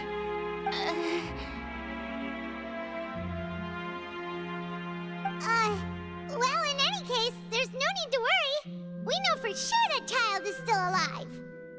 Oh, and just how do you know that? Because we found evidence that proved he left the Fortress of Mirapede. And where did he go after leaving the fortress? Well...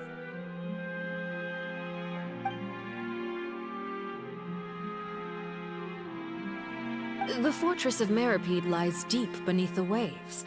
Unless he pranced right out of the main gate, he must have had to swim for it. Do you have any proof that he surfaced safely?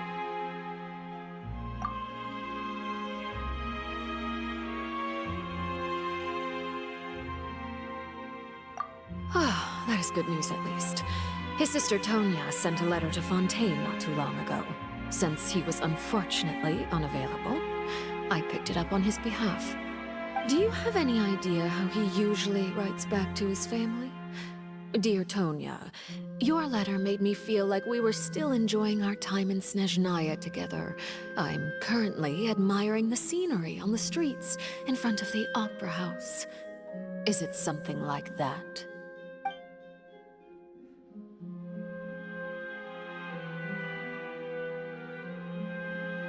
All letters tend to follow the same few formats anyway, right? As long as the contents are accurate, it doesn't matter so much how it's written or how it's worded.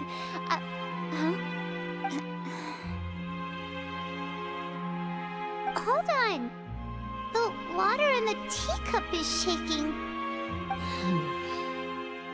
I suppose this is also a sign of things to come, Miss Farina. Huh? I don't quite understand what you're trying to say. Have we entered into the next stage of the prophecy?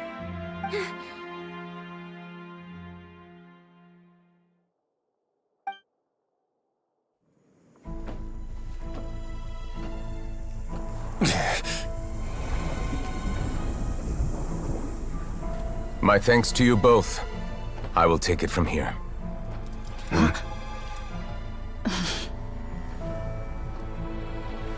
Sure you don't need a hand? Quite sure. Wow.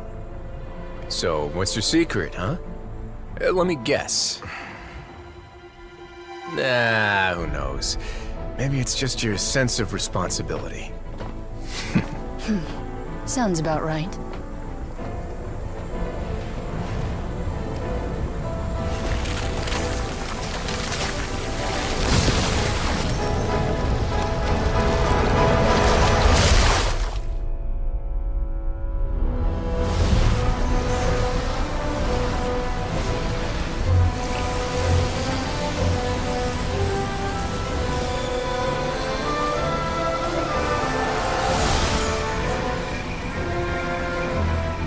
Day may come when the prophecy is fulfilled, and the waters burst forth. But it is not this day! This ancient power could easily obliterate an entire race. A tsunami of fury would unleash endless catastrophe.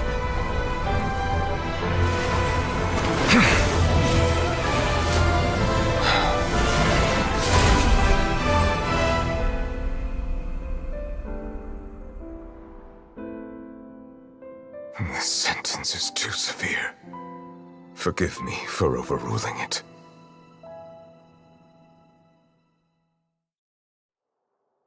All right. Seems like the problem inside has been suppressed. Let me guess, we're safe for now. Indeed. But only for now. I win this bet. You owe me a present. Very well. It was indeed just as you said. You made a bet? We made a bet on the size of your entourage. Cloran thought you wouldn't come down by yourself. I figured you would have at least brought a few people along for appearance's sake. It appears I underestimated just how confidential the mission was. Shouldn't you have gotten used to confidential missions by now? That's just how the courts operate. So what gift must the loser give? Tea? He already has tons of tea in his office. I'm thinking about a set of legal codices. That wouldn't happen to be a dig at my lack of legal awareness, would it? Well, I'm sure His Grace doesn't consider the fortress to be outside the law. I was under the impression the residents of a place like this would be uninterested in the legal codices. That was obviously a joke. Anyway, you've still got some unfinished business to attend to in the overworld, correct? No need to stay here if you have a pressing matter. We all know you can't leave Palais Mermonia for long. Thank you. I hope everything went smoothly with the Fatui Harbinger.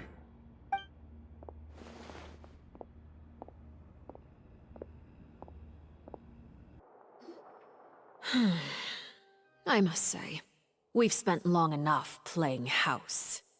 Miss Farina, as the Hydro Archon, I am sure you understand the exact meaning of the phenomenon we just witnessed.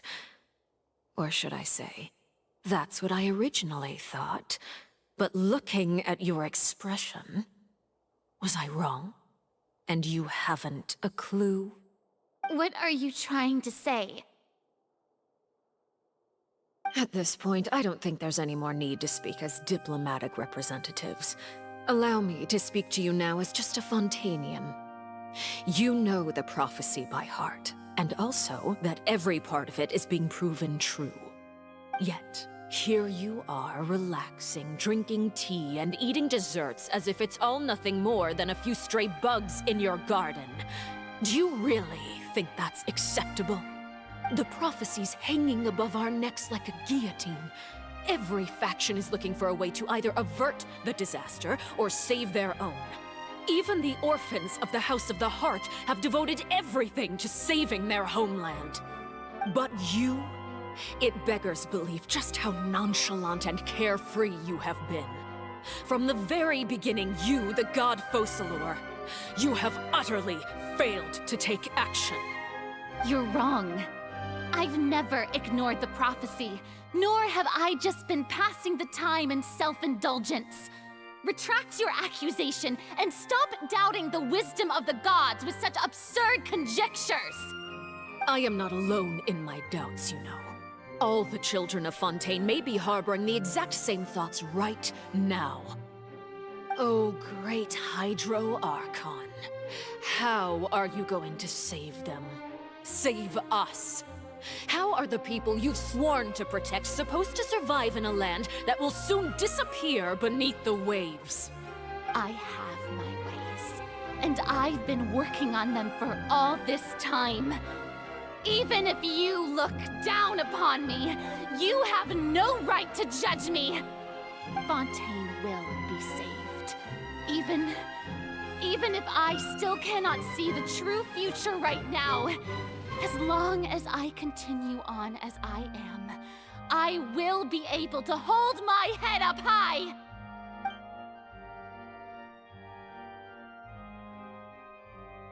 Then I ask you, Miss Farina, just what have you been working on? Where can we see it, and what is it doing to help?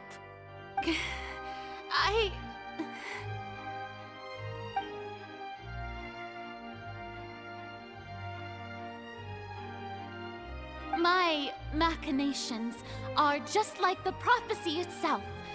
They will only reveal themselves at the fated time. It is just that beings like yourselves are unable to perceive them as of yet. I see. As a god, the proof of your labor always lies beyond prying mortal eyes. Allow me to be so bold as to ask another way. Would it be possible for you to tell us the parts of your plan that are not confidential? Such as your emergency response plan for the impending disaster? An emergency response plan? Oh, that look in your eyes. Have you not even prepared one of those? The emergency response plan is also strictly confidential. Then allow me to jog your memory. Miss Farina, what is the purpose of your Oratrice Mécanique d'Analyse Cardinal? And what do you plan to do with the massive amounts of indemnitium that has accumulated over the years? The Oratrice? It's just like it appears to be. So you also have no idea. If I'm not mistaken, someone's using it to prepare for something. But unfortunately, it would seem that someone is not you, Miss Farina. I first caught wind of this when Linny tried to investigate the Oratrice in the Opera House. You see, even just getting close to the core contaminated him with an extremely large amount of indemnitium. But even if that had nothing to do with you, then what could you possibly be working on, oh great Hydro Archon? Oh, right. I almost forgot. Udex Neuvillette is not at the tea party with us today. Miss Farina, I suppose you must have ordered him away to take care of some troublesome business.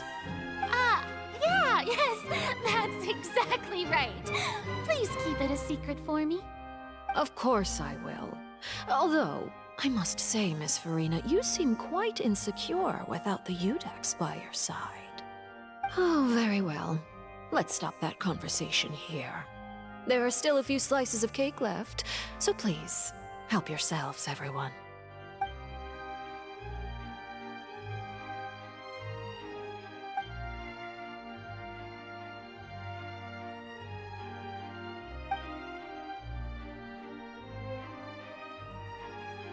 Traveler, I heard that you were recently commissioned to handle a few matters on behalf of the Udex.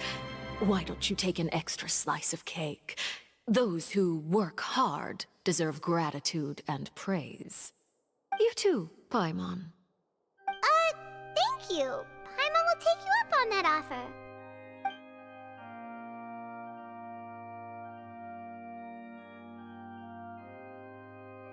Oh, Paimon's super full. That cake was great. If it's on my tea table, it must be of the highest quality. Yes, and we must thank the knave for bringing these over as well. You're welcome.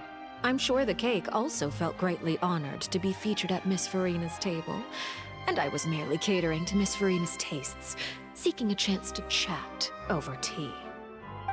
It is getting late. Why don't we call it a day? There are still a few matters that I need to take care of, so I must take my leave now.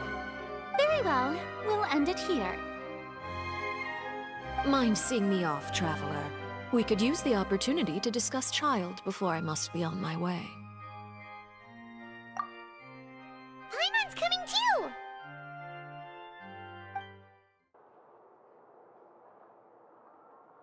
I'm glad that you were willing to come with me.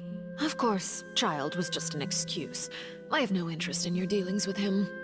That's what Paimon thought. You lent your aid to the children of the House of the Hearth.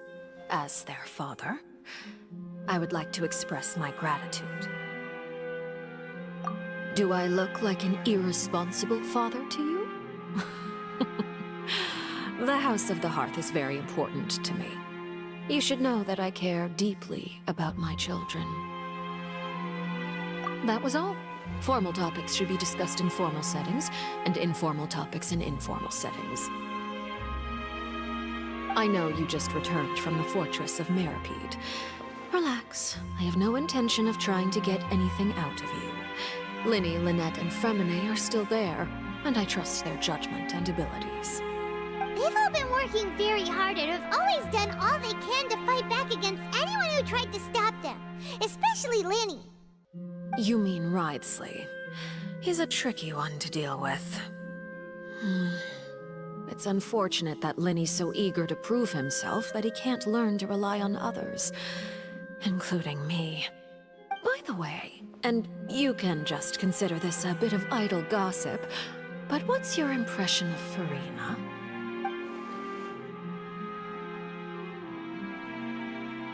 You are outside of our disputes, and the freest person in all of Fontaine, able to move around most easily.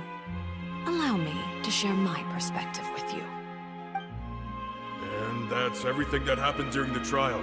Master Child was declared guilty and immediately transported to the Fortress of Meropide. Didn't he say he was coming here on vacation? Does he not feel an ounce of shame for all the trouble he has caused?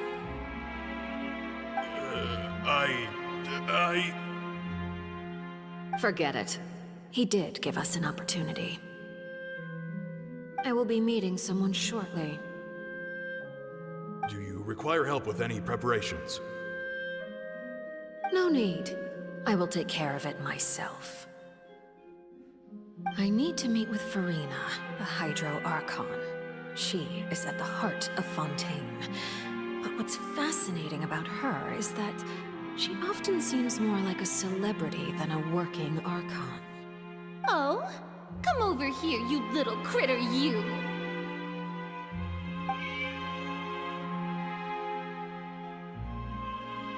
You dare to run from me? Stop right this instant! My goal is just to discover the location of the Gnosis. But I didn't expect the chance to approach Furina to be handed to me on a silver platter. This is so easy, it's actually making me a bit suspicious. Anything left unguarded is usually just bait. But no one will blame someone for taking the bait. After all, from the moment it was attached to the hook, the bait is meant to be sacrificed. It's just as I guessed in the second before I struck. The Hydronosis is not currently held by the Archon. In fact, this Archon doesn't seem like a god at all. And I sense that she's under some kind of curse. Who are you? And what are you trying to do? Please don't kill me! I'm begging you, please! The fear in her pupils is genuine, so perhaps she's not bait after all. Either way, targeting her has lost all meaning. I left the scene with ease. Nobody came looking for me, and nobody could serve as a witness to my near assassination of Focalor. I suspect even Furina dares not mention this incident to anyone. Not long after, my informants confirmed what I had guessed. After returning to her quarters, Furina quietly cried alone. She was so scared that she could not sleep that night, nor could she even bring herself to eat her cake. There's no doubt that there's something wrong with her. I began to entertain the possibility that she is not the true Hydro Archon. Perhaps Iudex Neuvillette is actually the genuine article. I have to find the Gnosis. If the Neuvillette hypothesis is correct, he is probably in possession of it. Alternatively, it might have been hidden in a place that's hard for ordinary people to access. Yes, Father. My dear children, please speak. News from the Fortress of Meropide. Master Child has gone missing. On top of that, the contacts and guards we bribed at the fortress have all gone quiet as well. Probably the handiwork of that Ridesley. I'm afraid so. This is a good opportunity. The value of a Harbinger is much higher than most would imagine. We now have an excuse to exert diplomatic pressure on the Fontaine authorities. Set up a meeting for me. I would like to meet the Hydro Archon and Iudex Neuvillette. Oh, and I have an additional mission for you three. Yes, Father.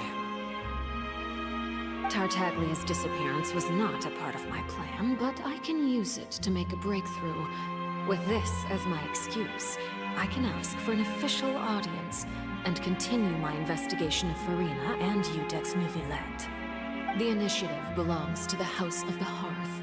My wish to investigate the fortress of Meropide will be a front.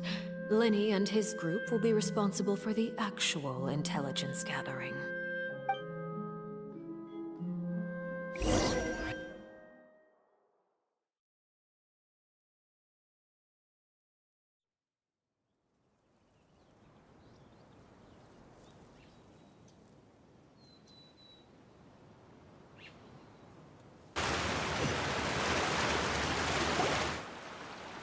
You should know the rest. Linny's group is quite close to you, so they wouldn't have hidden anything from you. You attacked the Hydro Archon? It wouldn't mean anything, even if you shouted it from the rooftops. After all, even Farina herself is still pretending that nothing of that sort ever happened. Alright then. I've now had 2 chances to enjoy tea with Farina. I have to say, the leadership of Fontaine is even more inscrutable than I had imagined. I once surmised that Iudex Neuvillette must be the Hydro Archon, but now, that doesn't seem right to me either. I am a servant of Her Majesty the Tsaritsa. Over my years of service, I've learned how a real Archon conducts and carries themselves. Whether Iudex Neuvillette or Farina, neither fits the bill. It's hard to imagine either of them as the Archon. Of course, that is all just how I feel. Gut feelings often do not require justification. It is, however, quite amusing to me that after all my years working in intelligence gathering, I've come to realize I am at a complete loss regarding the identity of the god of the land of my birth. Don't you think Fontaine is quite intriguing?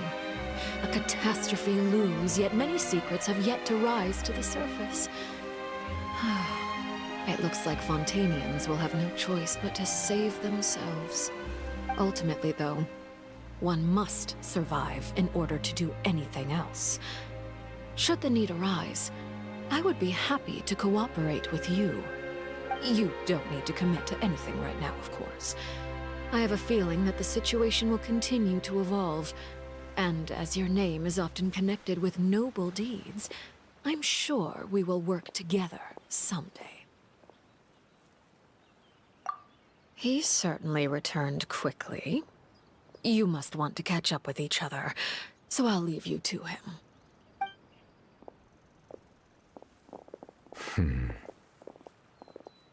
Neuvillette, is it over? For now, yes. But this issue will prove quite thorny in the long term. I'm concerned that sooner or later the prophesized events will occur. Thank you for protecting Farina. To put it simply, I used my power to force back the primordial sea and reseal the sluice gate.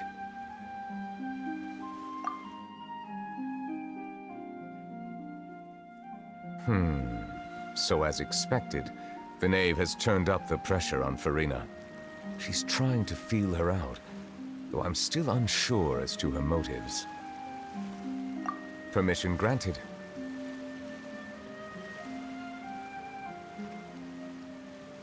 Whoa. It can't be that you're the real Hydro Archon, right? But that's just a speculation on our part, though. You can't tell us? Then that's okay. We can talk about something else. We won't try to force you. You guys in Fontaine are super strange. If by the phrase, "you guys," you are referring to Farina and I, then although I'm not sure just what you are trying to imply, I must clarify that I do not share her positions on a multitude of topics. I believe so. The fortress has a long and complex history. It has seen much grief and suffering. And now, another catastrophe will soon be upon us. I mourn this turn of events. Huh? Why is it raining all of a sudden?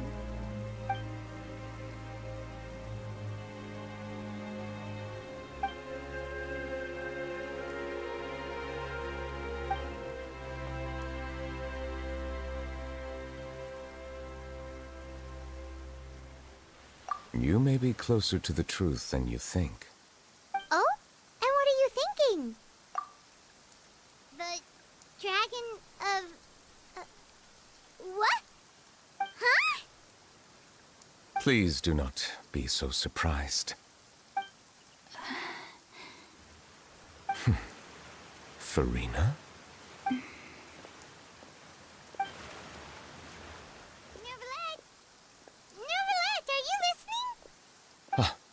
My apologies. We were just guessing randomly. We didn't guess right, did we? You're not actually the dragon sovereign of water, right? Well, if you don't want to confirm or deny... You guessed correctly. I sincerely hope you'll be able to keep this a secret for me. Right, of course. We'll definitely help you keep it a secret. There's still something Paimon wants to ask you, though. Please, go ahead. Well, if you are the dragon sovereign of water, and you were able to force back the primordial sea from the fortress, then since Fontaine's prophecy is all about seawater, couldn't you just use your power to solve the crisis? None of the currently living dragon sovereigns in the world, myself included, possess our full dragonhood. They say that when the first usurper arrived on Tivat, they seized a part of the dragon's power. Today, that stolen power is the basis of the Archon's authorities. There are 7 elemental Archons and 7 matching dragon sovereigns. The dragon sovereign of water who lived through that era perished a long time ago. As their successor, I know far less of that part of our ancient history. In any case, I believe I will not be able to do much unless the Archon disappears and returns their elemental authority to me. Given the status quo, however, I would recommend finding another way to deal with the prophecy. Oh, so even you can't solve it. I still have some urgent matters to attend to at my office. If you have any more questions regarding ancient history, you are welcome to discuss them with me at a later time. Please go right ahead. There's a place that Paimon wants to go too. Traveler, why don't we pay another visit to the Fortress of Meropide? Paimon is a little worried. We'll see you another time. Take care.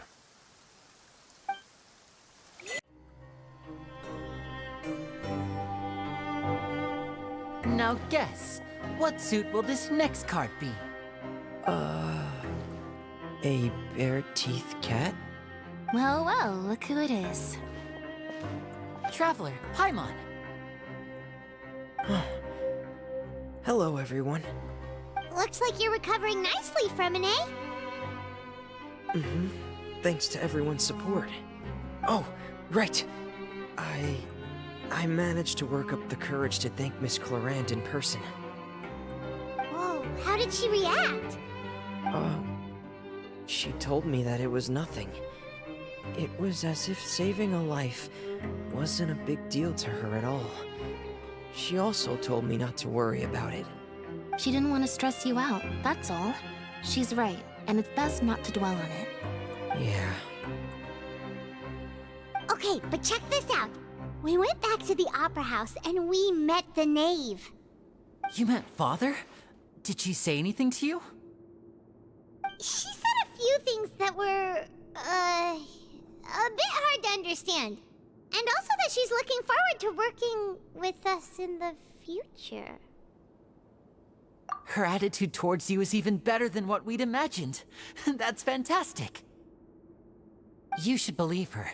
She has her own way of doing things, and she'll do everything in her power to help those she considers close, which now might also include you. Mm-hmm. Father is very capable, and also trustworthy. Oh, Paimon just remembered that she thought Linny was a bit too proud as well. She said that you should learn how to rely on others sometimes. Got it. Huh. That does sound like something that Father would say. Hey! Are you going to stay here for the next few days? Looks like it, yeah. Excellent. I will host a tea party. For real? Then Paimon wants another serving of cake. Another implies that you were already served some delicious cake while you were up there. How lovely. Well, next time, you're going to have tea and snacks with us.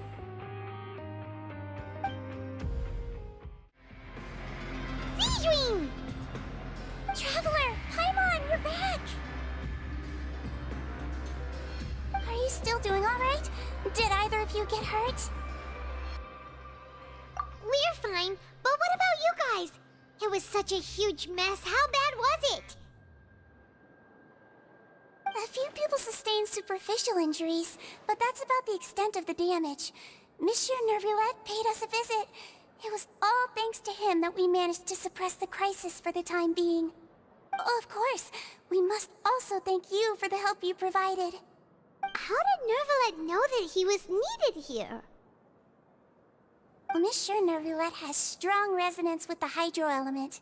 When the water level rises, he can feel the waves produced. I ran into the bombshell bros while bandaging the injuries of the wounded. They were mumbling the whole time about how you just ran down without a word. I'm so relieved to see that you're both alright. If you're not too pressed for time, please stay with us a few more days. Just let me know if you get a craving for any particular dish, so I can have Mr. Walsey get your meals prepared. Oh, and please feel free to visit the infirmary for a break at any time. I'd like to take the opportunity to spend some more time observing your facial muscles as well. Your happy smiles are quite contagious, you know. They're so memorable, and I've missed them immensely while you were gone. You guys are back?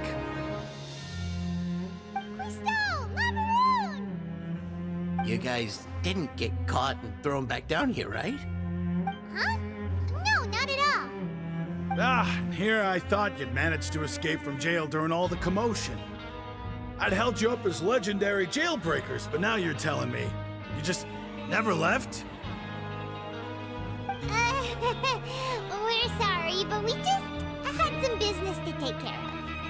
All right. There's no need to get caught up in the details. We're just relieved to see you. He was super worried about you, you know. Hey, it wasn't just me. Weren't you super worried as well? Something like that, yeah. I was also transferred to work in the kitchen a few days ago. I can still hear Quisto mumbling to the carrots. Are those two all right? Do you think they made it out alive? Whenever he'd say that, I'd tell him I'm sure they're fine. Wherever they are, they're kicking back with drinks in hand, enjoying the lovely scenery. Hey, there's nothing wrong with worrying about your prison pals, is there? I mean, considering how they always love listening to all my gossip. These two. They sure are a lot warmer and friendlier than when Paimon first met them.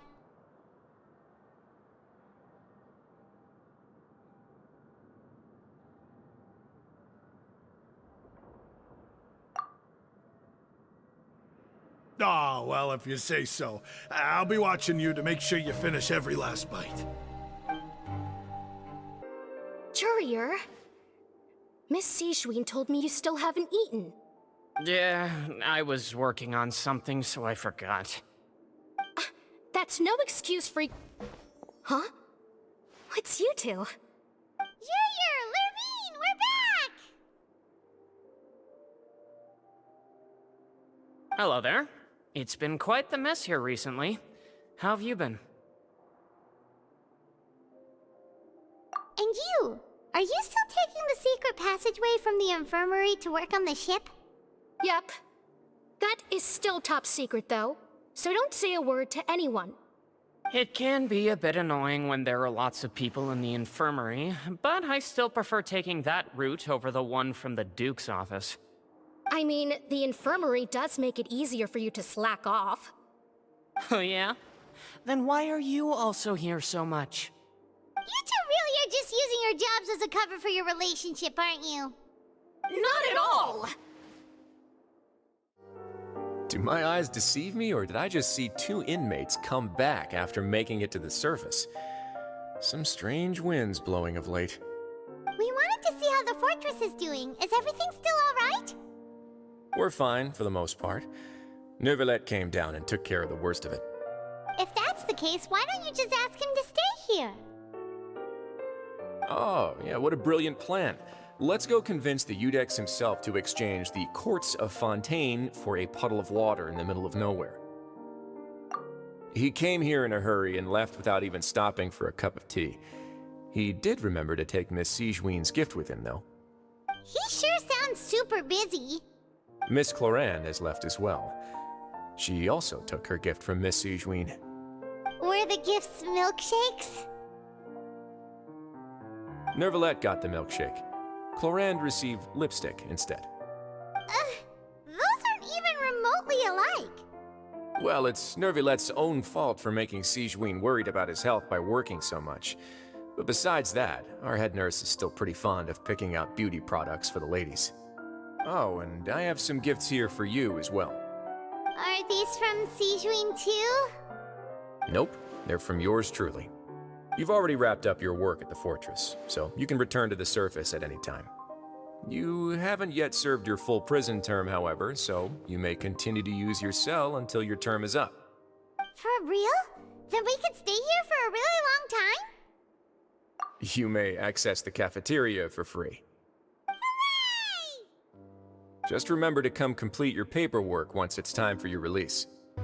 We're back in our cell again. We're no longer prisoners, though, so it really doesn't feel the same. Sure feels that way. But the truth is, we never did anything bad to begin with, so I'm not sure why we put so much pressure on ourselves.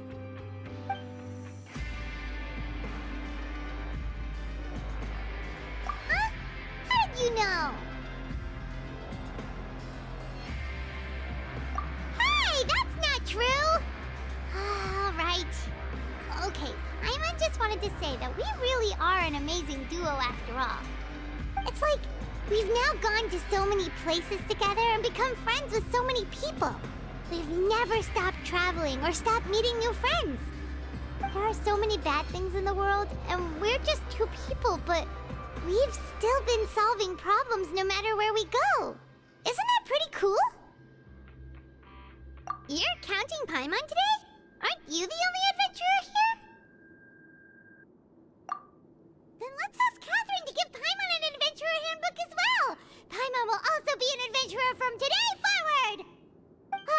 Just our thoughts making Paimon giddy. Paimon's gonna crash, so you sleep soon too. The last time we fell asleep here, we woke up to a whole mess outside our cell. The primordial seawater nearly rose up. That was so scary. We should be safe now, right? Alright then, good night to you, Traveler.